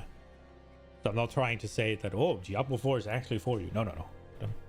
Just in this particular case, with what you're saying, if I understand correctly, your knowledge is outdated. These things were added this patch. No, but the reason it's not doing it for you is because it's too simple, yeah?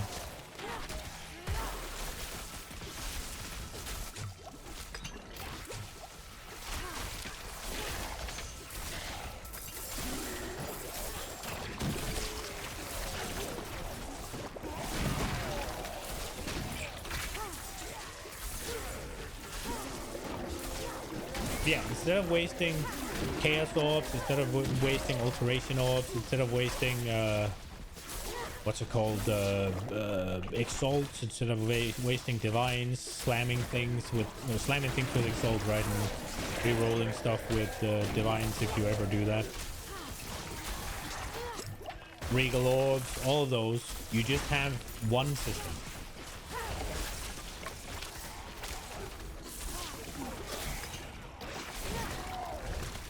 You need a game pushing back and trying to prevent you from Windows, otherwise you wouldn't know them. Well, I will say the game does that though. It just does it a little bit different, right? So in PoE, if you ever find the base you're looking for, you now have that base.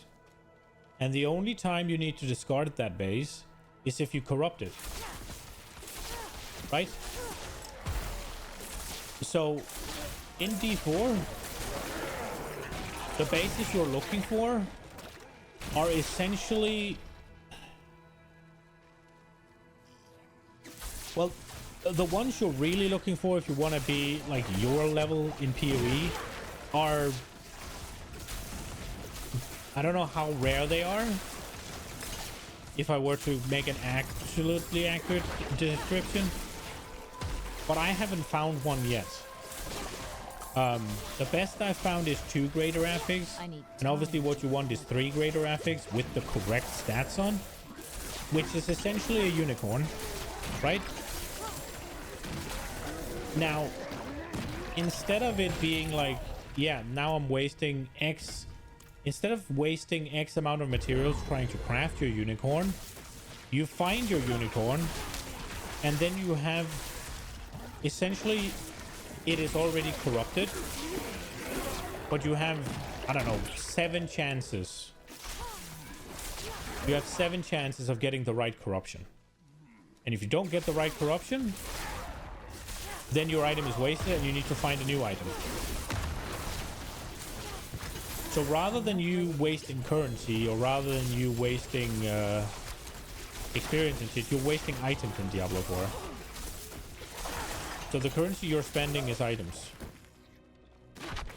So when you roll the tempering system and it doesn't give you the tempering that you want, that is the game pushing back on you in the same way that PoE would with bricking your items, yeah? That is bricking your item. And every item that you ever make, you have to go through the risk of bricking. You have no safe zone. You find the unicorn item, you have to brick it, or chance bricking it. You must. You cannot take your unicorn and craft it, what's it called, 90% of the way and not corrupt it because you don't want to brick it. You cannot do that. The first step in your crafting process, if you find the unicorn, if it's not the unicorn and it's just close to the unicorn, it's the second step in your crafting process, is to risk bricking it. So rather than you farming currency, you're farming items. And then you also have to farm currency, because afterwards you have to upgrade it. Now that can't break, it cannot break the item. You've already risked breaking it and won. Now it's just how many fucking tries do you have to do in order to get the one you want. In that sense, it's like crafting in PoE, where you're like trying to get a certain combination of things. It's just about how many currency things you have to throw at it for it to get the thing you want. But every single item you risk breaking.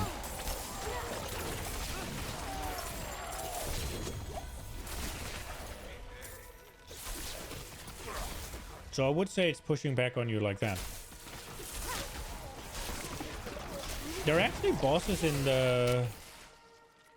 I haven't tried any of the Uber like level bosses in D4 yet. Like, I don't think my characters are ready for them yet.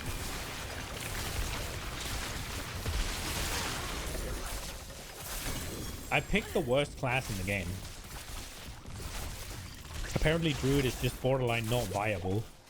So I kind of have to figure out what I want to do then. I thought it would just be like bad and not like unplayably bad.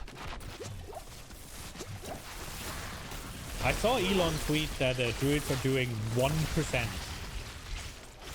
as much damage as the top ones. It's like, how the fuck am I gonna play that? How the fuck do they balance that? I don't know if he was just memeing or if he's stupid or whatever, but there was something like, before this patch, they were doing 5% of sorcerers and 2% of barbs or something. Now they're doing 2% of sorcs and 1% of barb. What I should be doing, playing another game? I should be playing another class at least. I could be playing another game. I don't really know what though. For me, it would be Total War Warhammer 3 right now.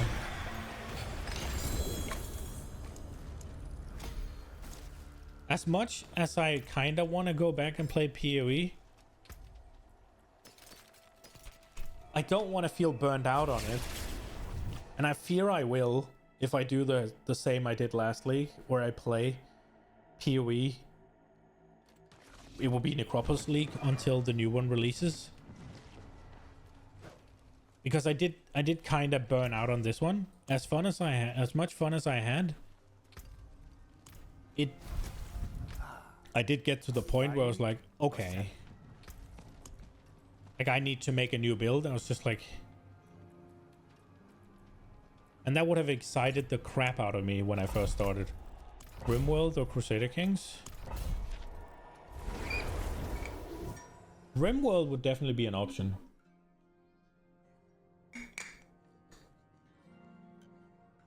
The question is whether or not... Well, there's two things, right? One, I want to play Total War right now. I'm doing that on my... Like, that's my, like, relaxed time. A lot of my gaming hours, I'm technically still working, prepping work, doing stuff. But for the most part, I don't count it as such because I'm having fun. But when I'm just completely not caring about anything and I'm just gonna fucking sit down and have fun, I play Total War right now. So I'd probably most want to play that. The next thing about RimWorld is I feel like that's a game that's gonna take me hours. I need time to prepare that. But then again, the new PoE season is quite a bit off, no? I do feel like we're closing in on announcement territory time, aren't we? I can't even remember when the... Dude, there's been so much shit happening right now. I need to get back into the whole like grind of things and trying to like figure out what I'm gonna do and what I'm gonna try and move forward with.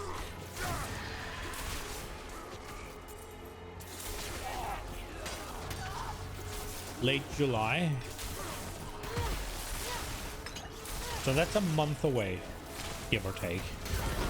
Is that for the announcement or for the new season start?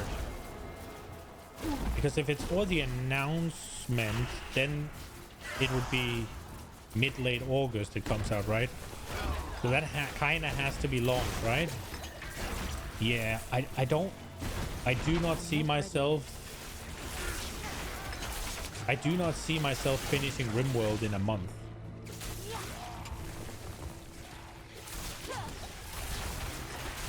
Because I feel like that's a game where I'm gonna fail like 1 or 2 colonies while I learn the ropes, and then we're gonna get a motherfucker colony going. Maybe 3 or 4 colonies.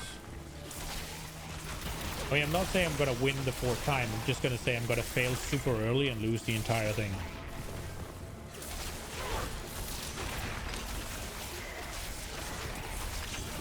Yeah, I don't see myself finishing RimWorld in a month. I see myself getting caught up in that game way too hard. And given that I've already missed like the hype period, so you'll fuck up anyways. Ooh, yeah, but the point remains. It was less I feel like I'm gonna... It was more, it's gonna take time, right? Like it was more the time component of fucking up and having to start over before we actually get a game properly going, which I'm probably also gonna fuck up. Less than it was it's gonna take me time to beat it. It was more, it's gonna take me time to be finished with it. I accidentally opened something and it's not starting. Come on. Maybe, oh, there it is.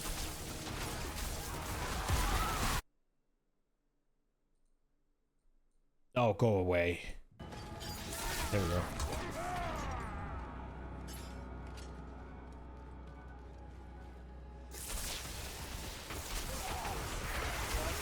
I feel like the only way I finish RimWorld in a month is if I'm not super interested in it. And it's one of those games that I feel like if I leave it, I don't come back to it.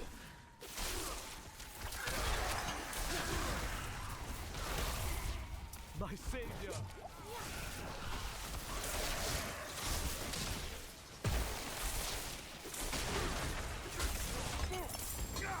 Bless you. What?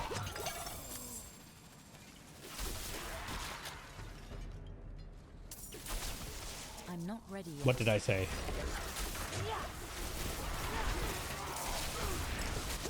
You're hopping into room. I don't mean finishing it. I mean me being finished with it. I'm not ready yet.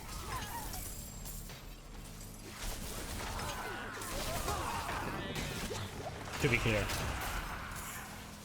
Bless you. Yeah, sorry. I was phrased a little bit awkwardly. Yeah, I don't mean like finishing the narrative story or anything or whatever there is. I don't know if that's a thing even. I mean me being finished with it. My savior.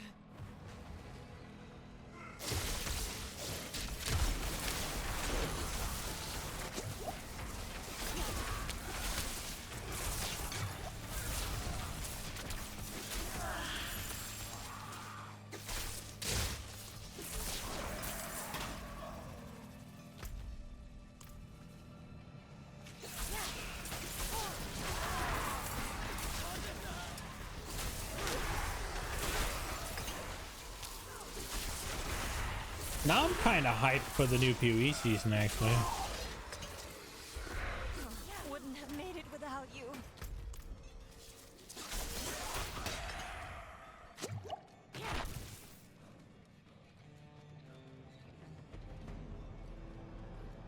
I need time to prepare that.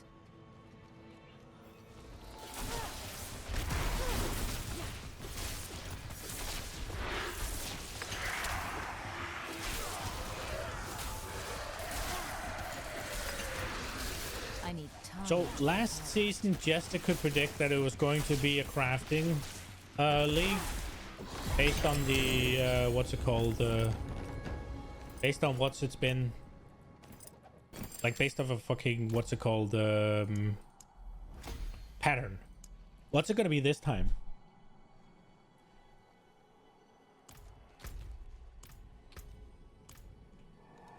It was something like you have. It was something like content crafting something, and that they followed that pretty strictly.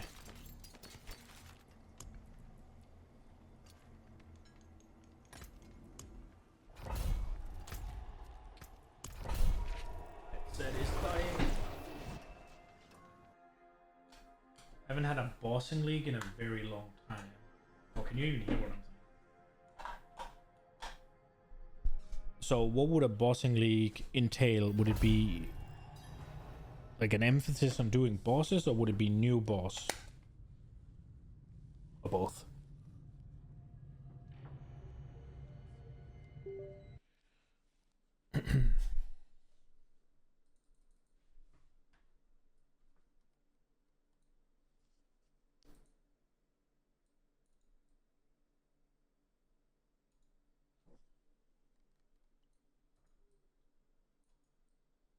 Hello? Oh crap. Ah!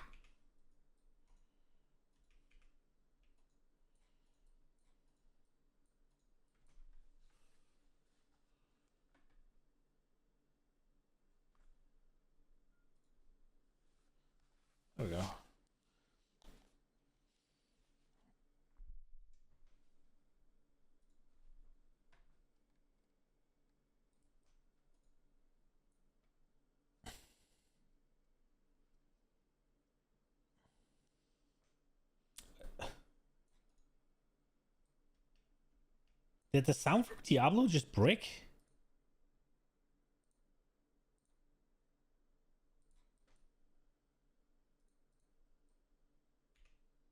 Do you have any sound? No, you don't. The fuck just happened?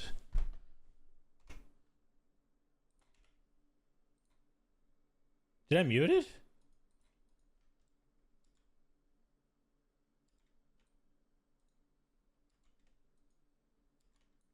No, I didn't.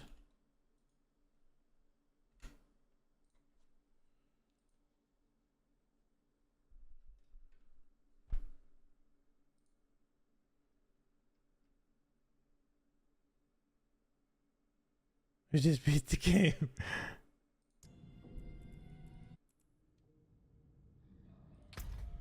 Oh, it just fucking changed.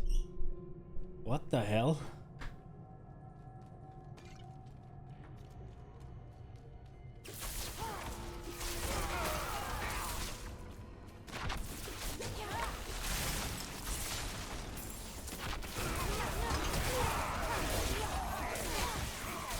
I need time to prepare that.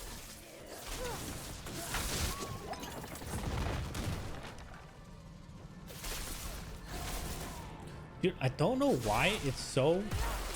I need time to prepare. It's super weird, right? Because right now, usually when I play an ARPG, I kind of have a goal, I kind of have a build, I kind of have something in mind that I want to do. I don't right now. I'm just fucking cruising around doing whatever. I'm leveling this Zork for no other reason than leveling the Zork. I don't even think I'm gonna play it, because it's not that powerful, and I don't want to play the powerful build it has. I kind of just want to put together the Frost Orb build and then call it a day.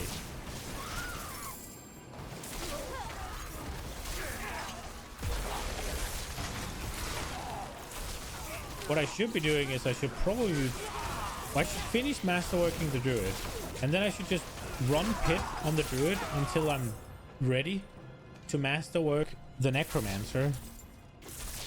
Or I guess I should run the Necromancer so I can get the items for it. And then I should use the Necromancer to kill the bosses. I should at least attempt the bosses, that's for sure.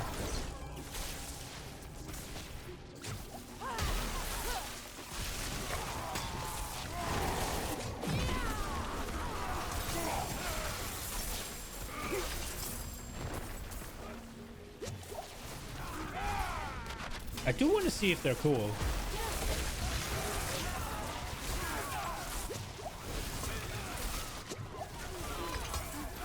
Maybe the Druid will be capable? Question mark? Probably not.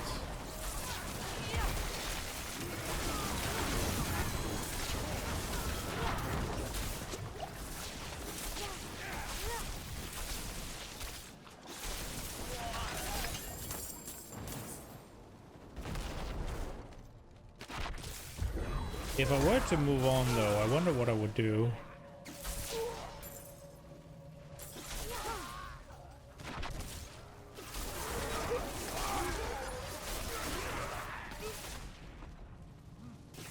The bosses you've seen so far suck donkey balls.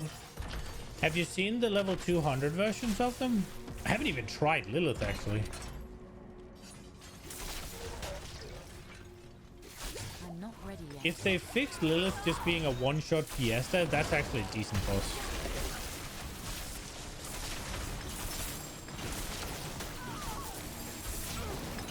But if she is intended to be a one-shot fiesta, she sucks ass. You haven't? Okay.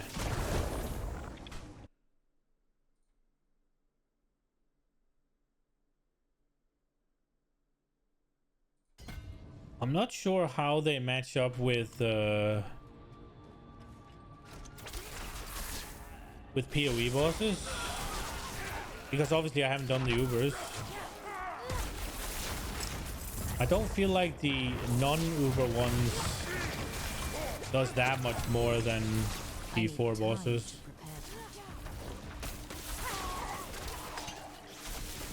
Although they all have like a little mini game, right?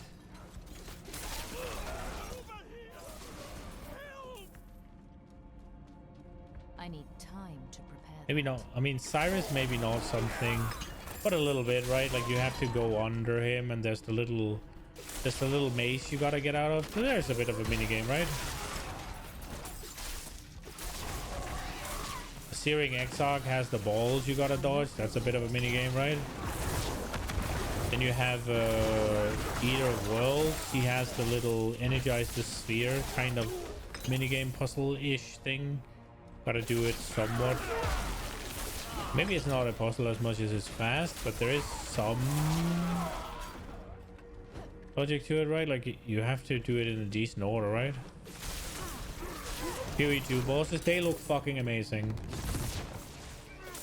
But that's mostly because I think the PoE 2 bosses have taken, well, first and foremost, the graphics are out of the world. Yeah, like with the bosses, they've put a ton of work into it.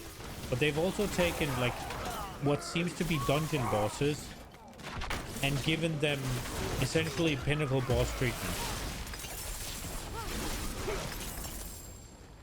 Like from what I've seen from PoE 2 is every end of zone boss or dungeon boss, which is going to be, right, is a pinnacle boss now.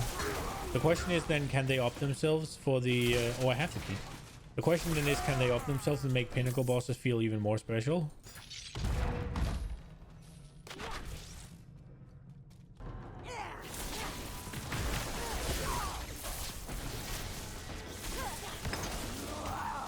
But yeah, most PoE bosses have some sort of minigame. I'm not sure the Diablo bosses have that. So I guess that's a place where they are less complex. They said there'd be about 100 campaign bosses like that. There's no shot they keep the same quality up for 100 bosses though.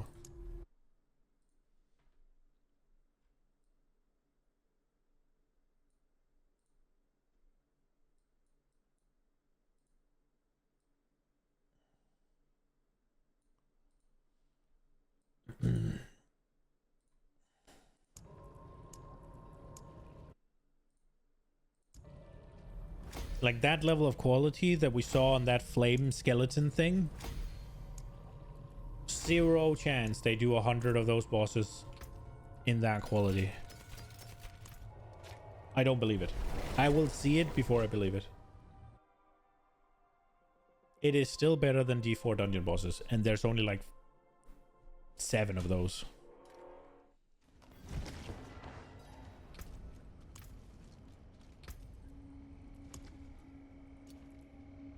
A 1000%. They will at worst be the same as the D4 dungeon bosses.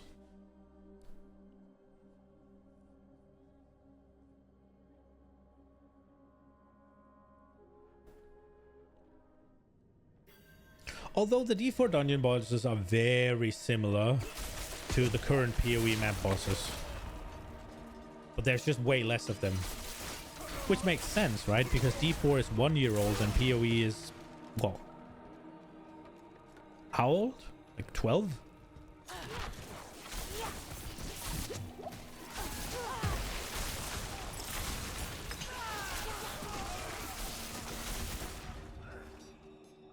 But it's not like D3 had more. Oh, a little bit more, but not a few more. But still fewer than PoE.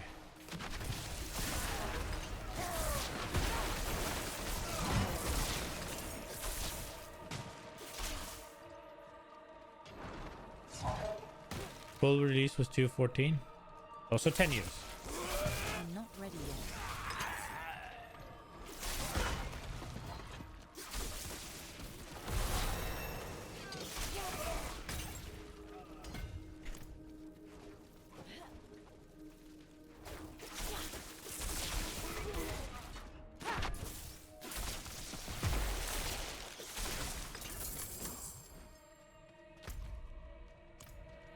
So logically it makes sense that PoE has more bosses, but again, like I said, D3 had 15 years. PoE still has more bosses than that.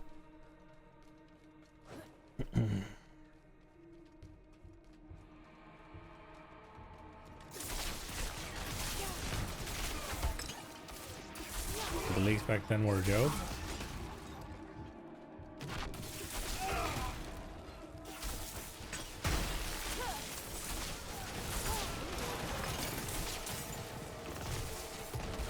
Man, it would be so good if Diablo 4 was actually competitive. Where the is it? Down there? Ugh. If Diablo 4 was actually competitive with PoE, that would be amazing.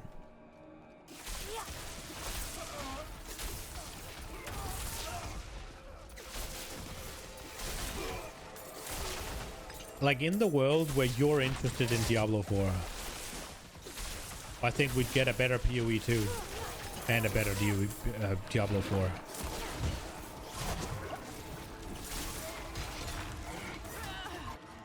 I mean, when I say you, I mean people like you.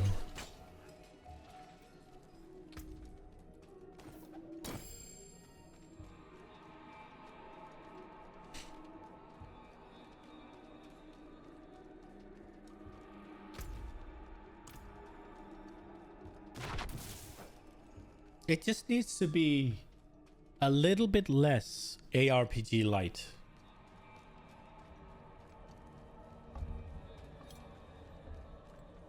The target, oh, for sure. Like, it's not happening.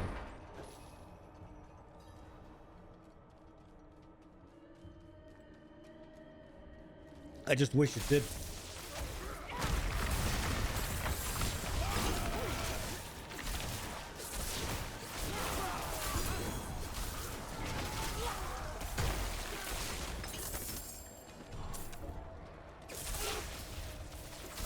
Personally, I'd prefer a middle way between PoE and Diablo. Like, I do really enjoy the complexity of character creation in PoE. To a certain extent, I also enjoy the depth of the crafting system, but I do not like the length you have to go to in order to craft an item. I do like the emphasis for D4 on finding items. I would much prefer if PoE adopted a little bit more of that at the expense of some of the crafting stuff. I don't want it to be completely hampered. I would like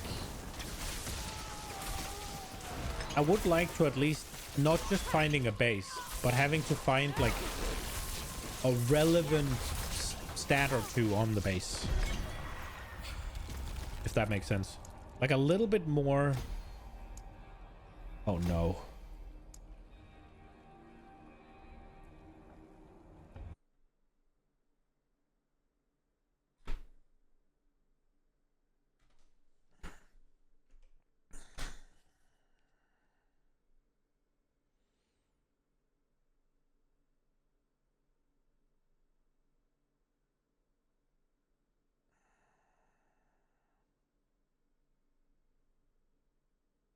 When did you lose me?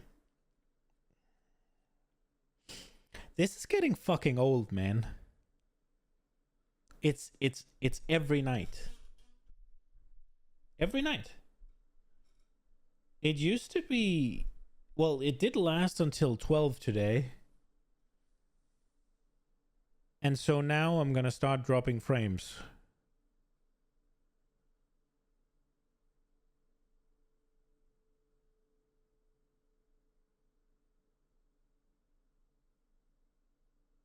Yeah, last time was an hour earlier, exactly.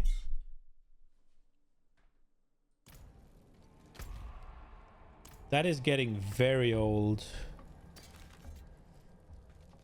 I thought that it would be fixed when I put up the router or something. Must be D4 has only happened while you're playing D4 so far. Do you know what? I think it's this apartment though.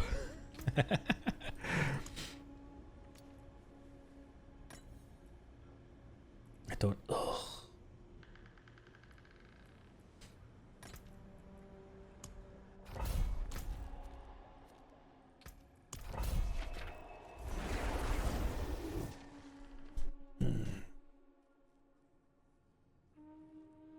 This is fucking annoying, man.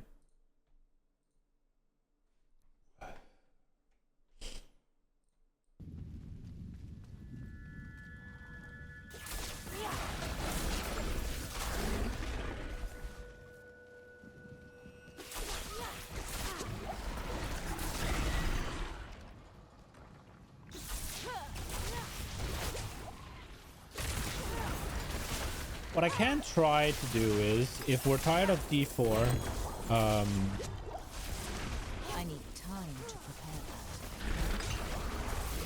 that. I can try and prep a little bit tomorrow, maybe.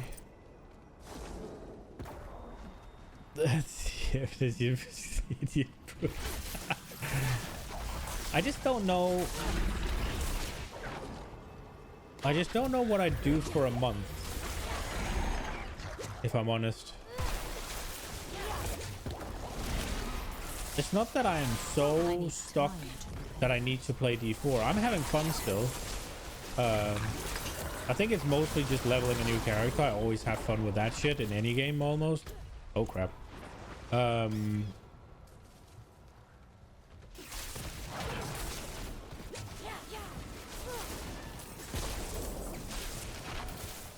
I could go back to PoE, but I feel like I shouldn't.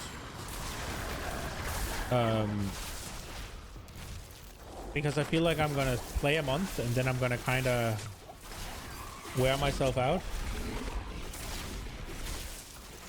on it. Also, there's something powerful about like a new expansion launch for building hype.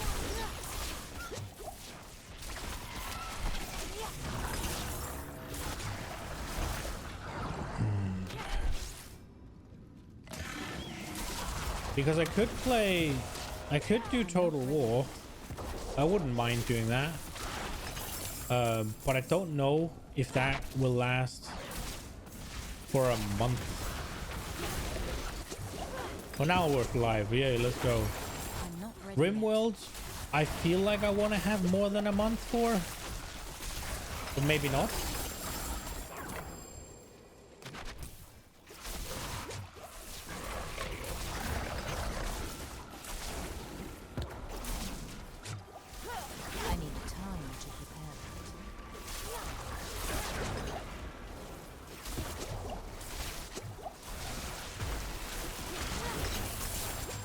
You think Crusader Kings could be an option? I'm not ready yet.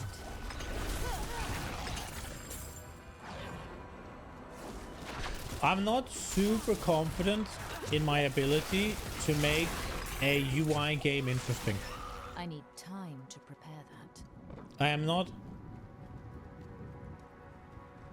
It's close to Warhammer, but way more interesting to watch.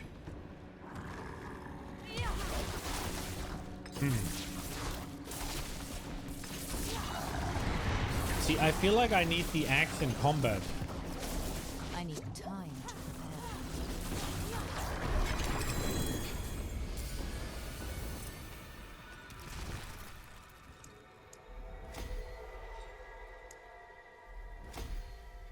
prepare. There is also the option of doing Baldur's Gate. I could go back to Elden Ring.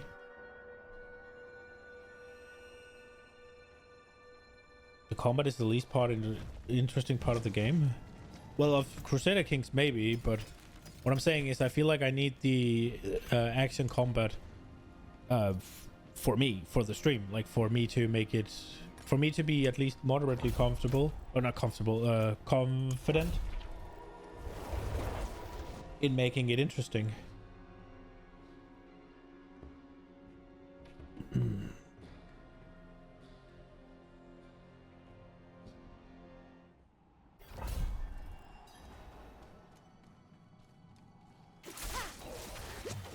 I'll look at it. I'll look it up. I'll take some. I'll take a bit of time. It's not gonna be for tomorrow. That's not happening. I'll try to look it up before the weekend. I have Friday and Saturday to kind of make a decision then. So I'll take a look at it and I'll see.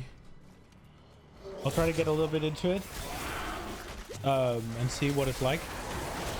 And if it's something that has interest in the first place, and if it's something I feel like might be good. And then we'll see. It sounds like it could be fun. But it also sounds like I'm a little bit I need time. doubting my abilities.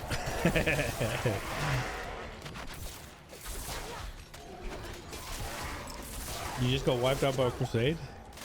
Yikes.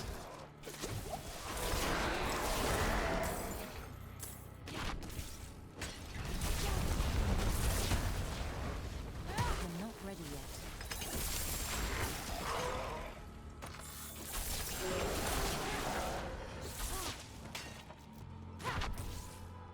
I need time.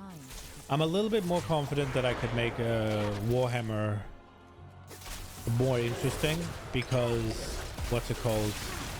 In that game, I'd at least have the action combat to fall back to. And also, I know the game, so I can better make silly like decisions rather than just be wrong.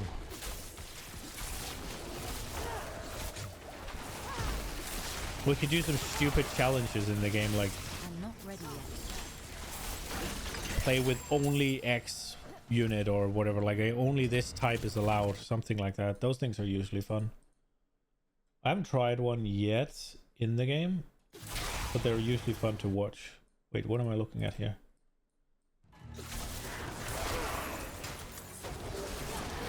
Okay. Don't murder me. Oi, oi, oi. Glorious last stand and defiant till the end.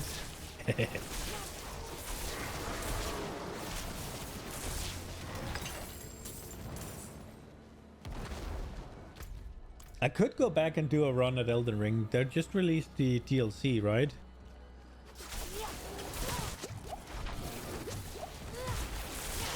Never actually finished that game. We got stuck because man with club got stopped. I'm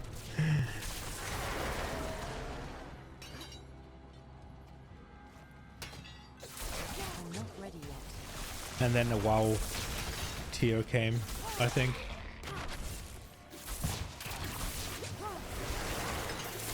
I'm not ready yet.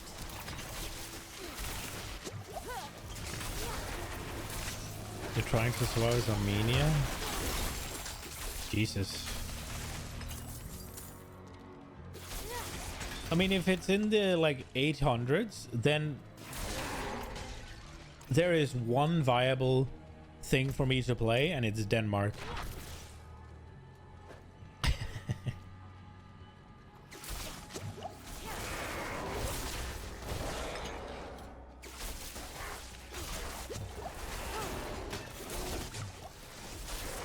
Do you get to name shit in the game?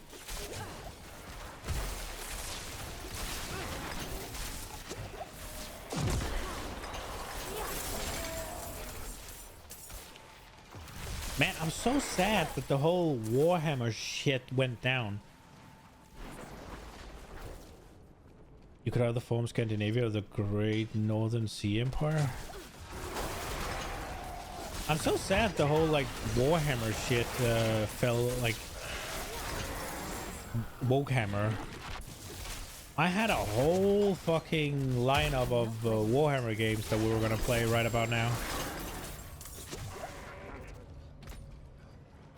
I've even bought some of them in preparation.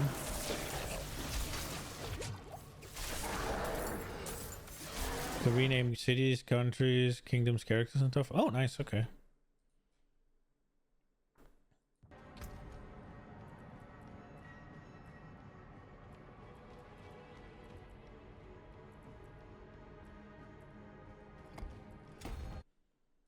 Like, we were supposed to be knee deep in Warhammer shit at this point.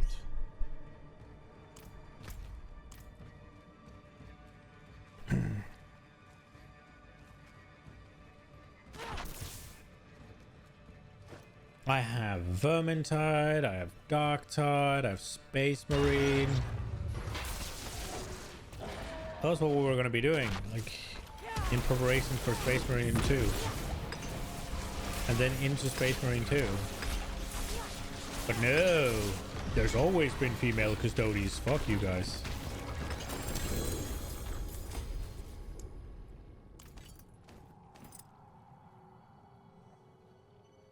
Denmark in 867 should still be pagan. Not even sure the kingdom already exists, to be honest. I mean, Denmark back then, at a certain point there, was like basically Denmark and Sweden, maybe even Norway was one. Kinda. I'm not sure if it was exactly 867 or if it was a bit after that, but they were united under one king ish, which had a seat in Denmark, as far as I recall. Repairs? Plenty worth keeping.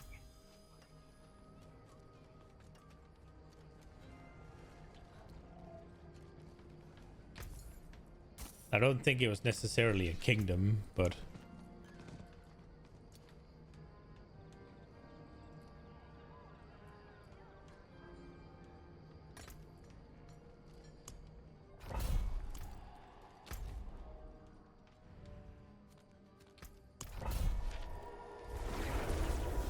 in 1066 the kingdom does exist, was already converted to Christianity.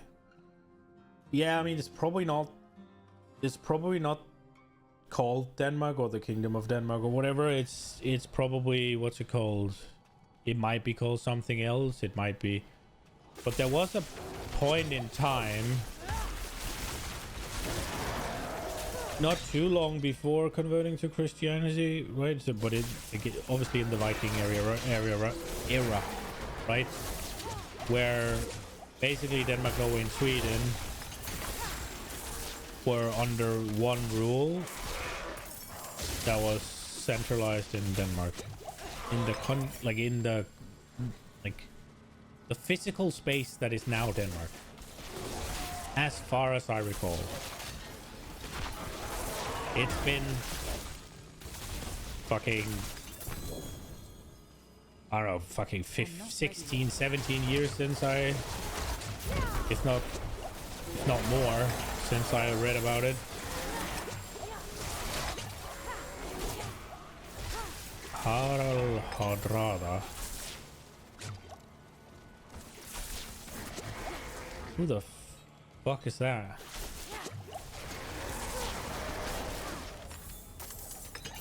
Hard.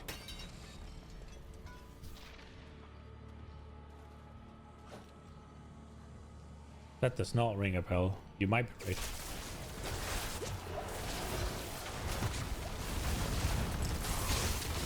Norwegian king?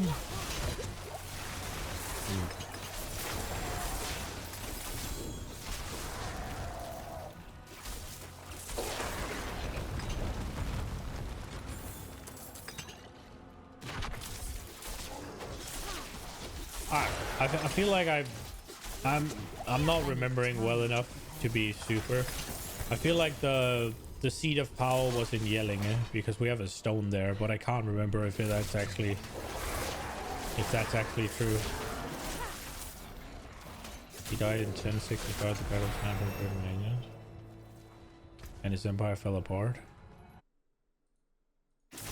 Okay.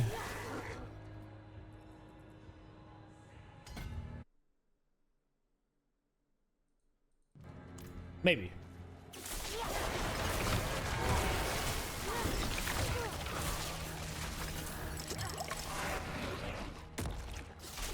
I need time to prepare that. It's been so long, I can't really remember, and I'm too tired to look it up.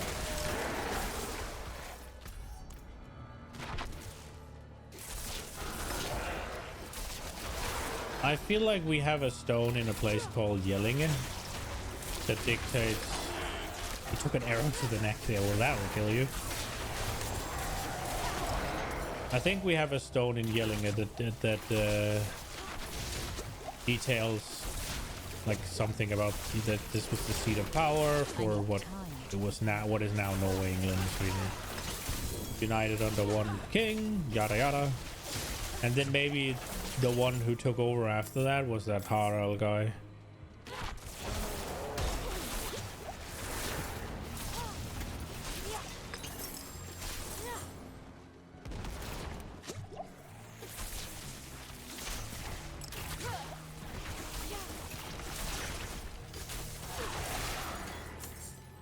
Oh really? An arrow to the neck. I used to be an adventurer like you, till I took an arrow to the knee. Oh, I miss playing Skyrim, man. Those were simple times. They don't make them like that anymore. Holy shit, that was a good game.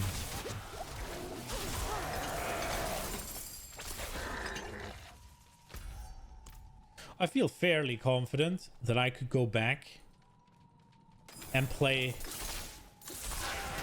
at least 20 to 40 hours of Skyrim without getting bored, despite having played it for thousands of hours already.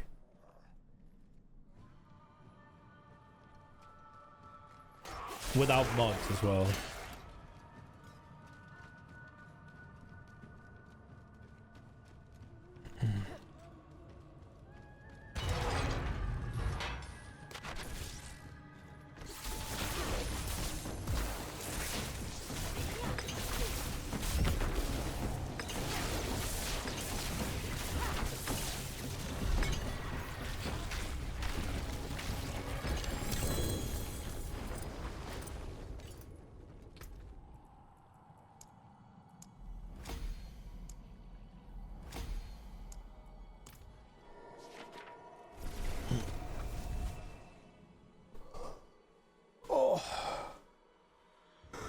I'm fucking tired.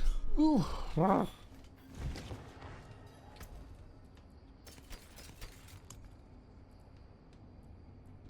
wonder when the gobbling thing comes on. Is that only a level 100?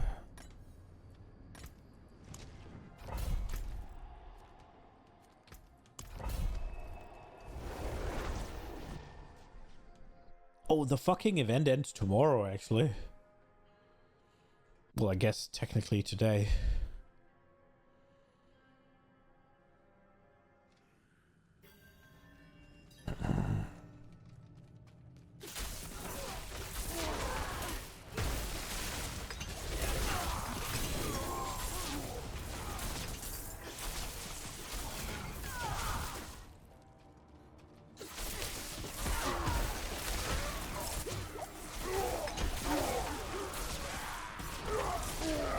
Man, I've been listening to like metal covers of sea shanties for the last couple of days, and I just have one stuck in my whatever fucking, what is it, an earworm?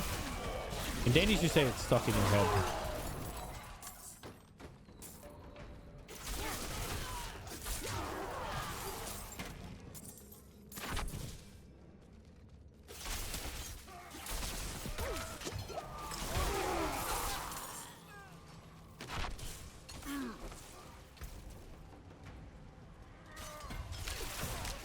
I need time to prepare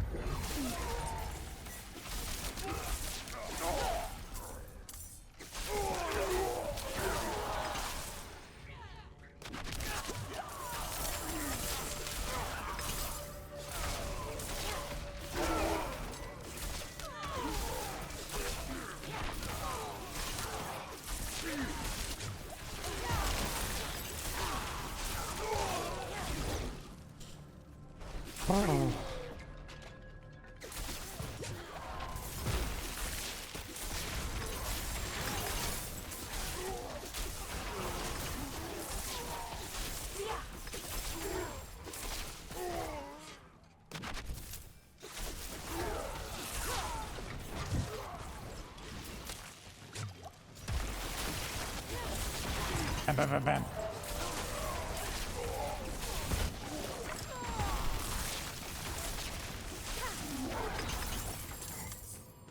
Oh. Ooh. I need time to prepare. Why the fuck did I hit you like such a truck?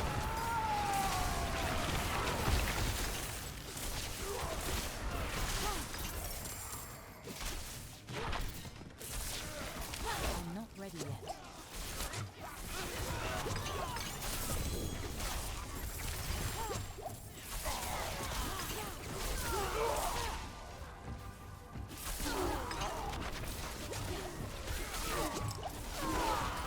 Dum, dum, dum, dum.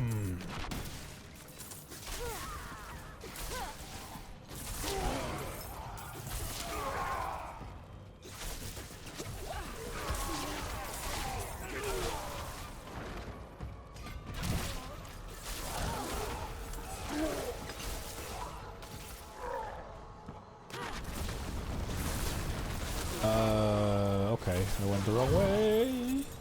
I went the wrong way.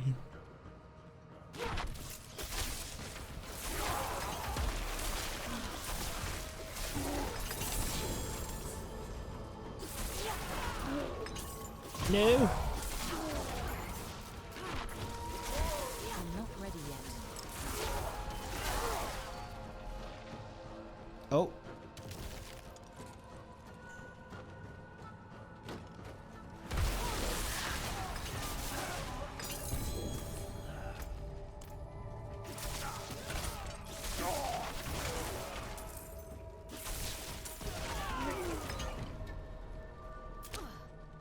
Oh, I don't like this boss if it's the one I think it is.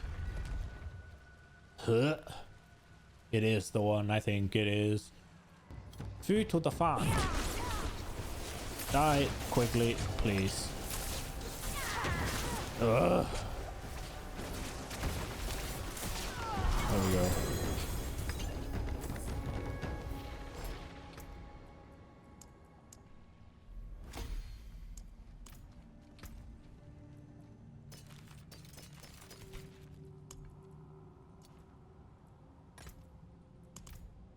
Comdor Temple.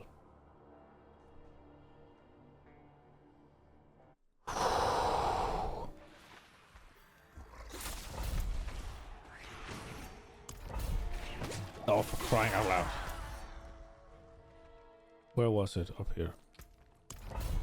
Oh, I missed the world boss actually. Ah, whatever.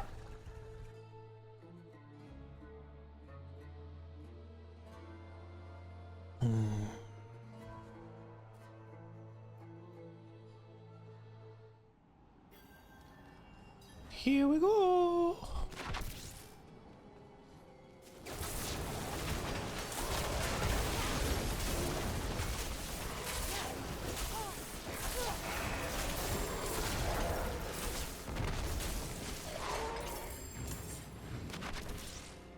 I'm not ready yet.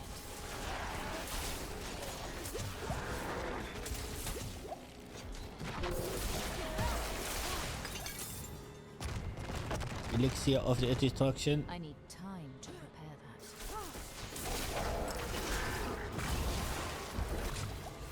Oh, this is kind of mind-numbing though, but I'm chilling.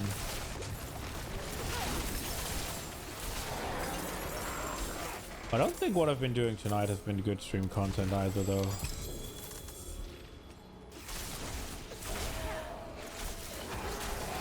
Just kind of chilling. I'm not ready yet. Yes, we did have a political discussion.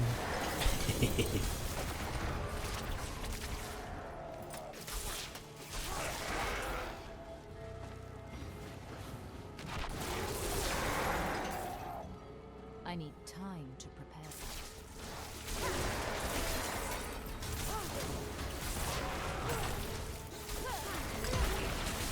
Nope, I missed. Holy shit, that was bad. Oh no! Don't do it to me!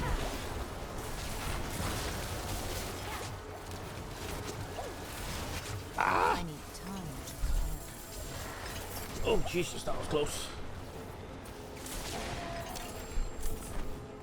You love political discussion, but once a day is enough? Yeah. I don't much fancy them, if I'm honest. I feel like, especially nowadays, that people usually get weird about it.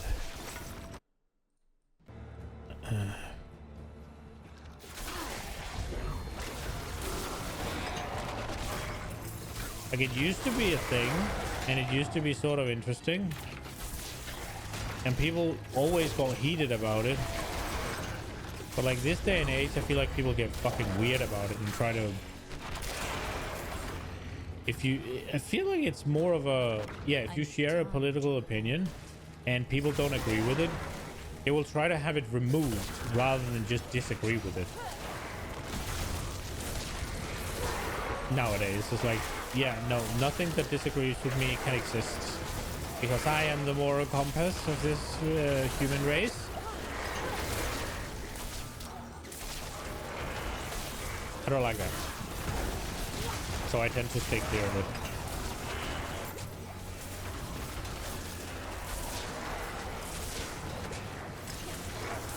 I need time to prepare that.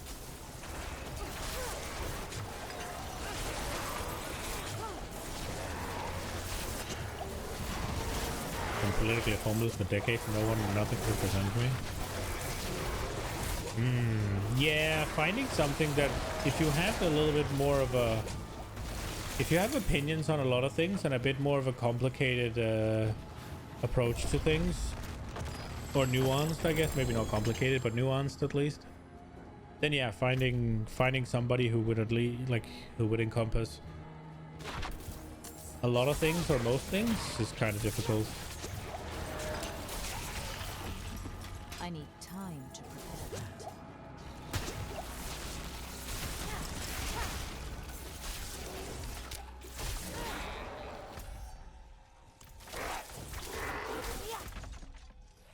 Oh my god.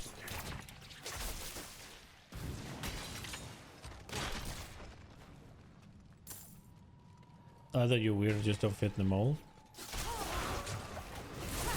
It's probably just a matter of having priorities and like I need time to prepare that. opinions that don't usually line up, right?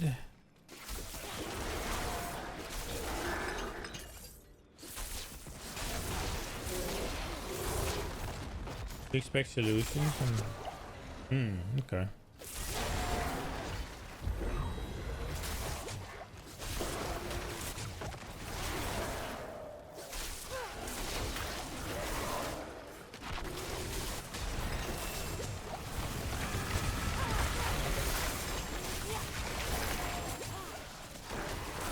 Oh yeah, like they don't ever do whatever the... Yeah, that I guess. That I 100% agree with.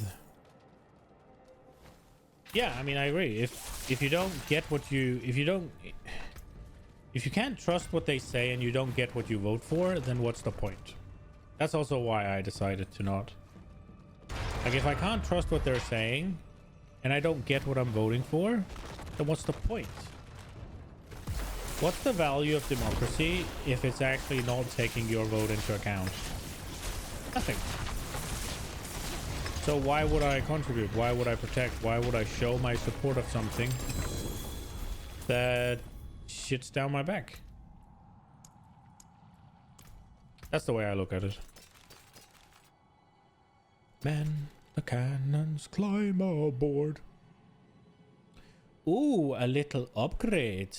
Oh ho ho ho. Resource cost reduction. Ooh, me like. Gotta lose damage though. And getting those two rolls as good is going to be difficult. Man, the cannons climb aboard. Alright, I think we're gonna roll this item. We're gonna brick this item, I mean. And then it's probably bedge time. Let's see if we can get the things. No, we want. Alright. Weapons. I'm gonna stick to this one because I think it's more fun. I don't think it's necessarily the right one, but we'll do it. Chain lightning twice. Ball lightning to cast twice? No. Charge bolts to cast twice? No.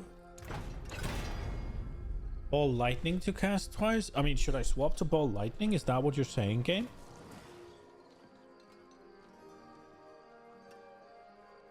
You also don't fit into the feel good talk most people seemingly want to hear. Ah, I'd agree with. Like, spark projectiles to cast twice. Minimum roll chain lightning.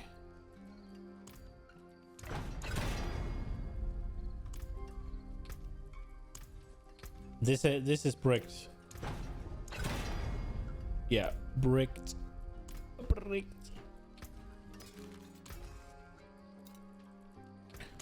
Oh well, no upgrade for us.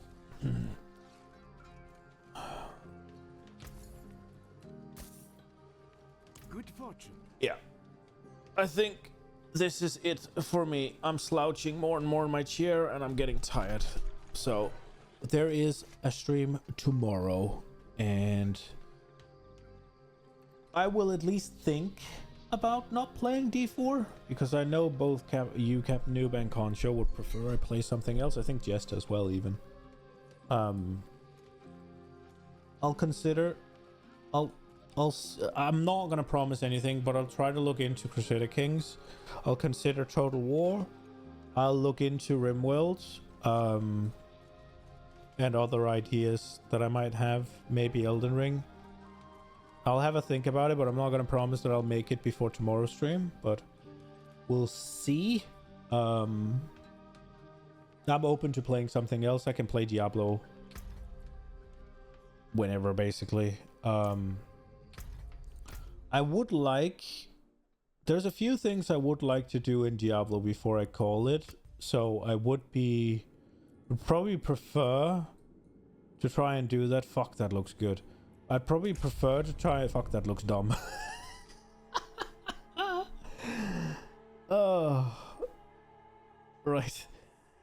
I'd probably prefer to do them on stream. What I want to do is I want to finish up the masterworking, but that is a lot of pits. I will not be able to make that before tomorrow, probably. But maybe if we just do pits all day, then maybe we could finish the masterworking and then give a boss a go. Like, I do have some of those Stygian stones. Where are they? They're in my stash. I do have 16. So we could try. We're probably going to try Vajan first. Just give Vajan a go. We should try Lilith. Unlock bigger boobs. What's URT, Concho? Man, the cannons climb aboard. Yeah, so we have enough to try something. Urban Terror? I don't know what Urban Terror is. And we have enough to try Andariel. We can easily get a Doriel. I'll try to... I did get a lot of video work done today, so I'll try to do I'll try to just do the pit tomorrow. See if I can get all my masterworking done. And then tomorrow's stream can be mostly just trying out. See if we can kill bosses. If they're cool, maybe I'd want to stick with D4. And then if we manage to kill the bosses, or at least get a good attempt in on them, then we can stop D4 and play something else. Call it a season. Probably. 65 streak control, that's a lot. Yeah, we'll see. I'll try to think. I'll try to see if we can find some ideas. The thing is, if PoE launches in like a month, right, then I do need a week of theory crafting time, right, because to read the patch notes and all of that shit. So it can't be too big, which is why I'm a little bit scared of RimWorld, but maybe Crusader Kings is good. We'll see. I'll look into it. Tomorrow's probably gonna be just farming, and then we finish D4 tomorrow night, hopefully. We'll see. I'm not promising anything. But yeah. Good night, guys. I appreciate you watching, and I hope you'll tune in tomorrow for some more, probably D4. but maybe not. We'll see. Any suggestions are welcome. I'll look at RimWorld and I'll look at Crusader Kings. If you have other suggestions, we'll see. Good night, guys.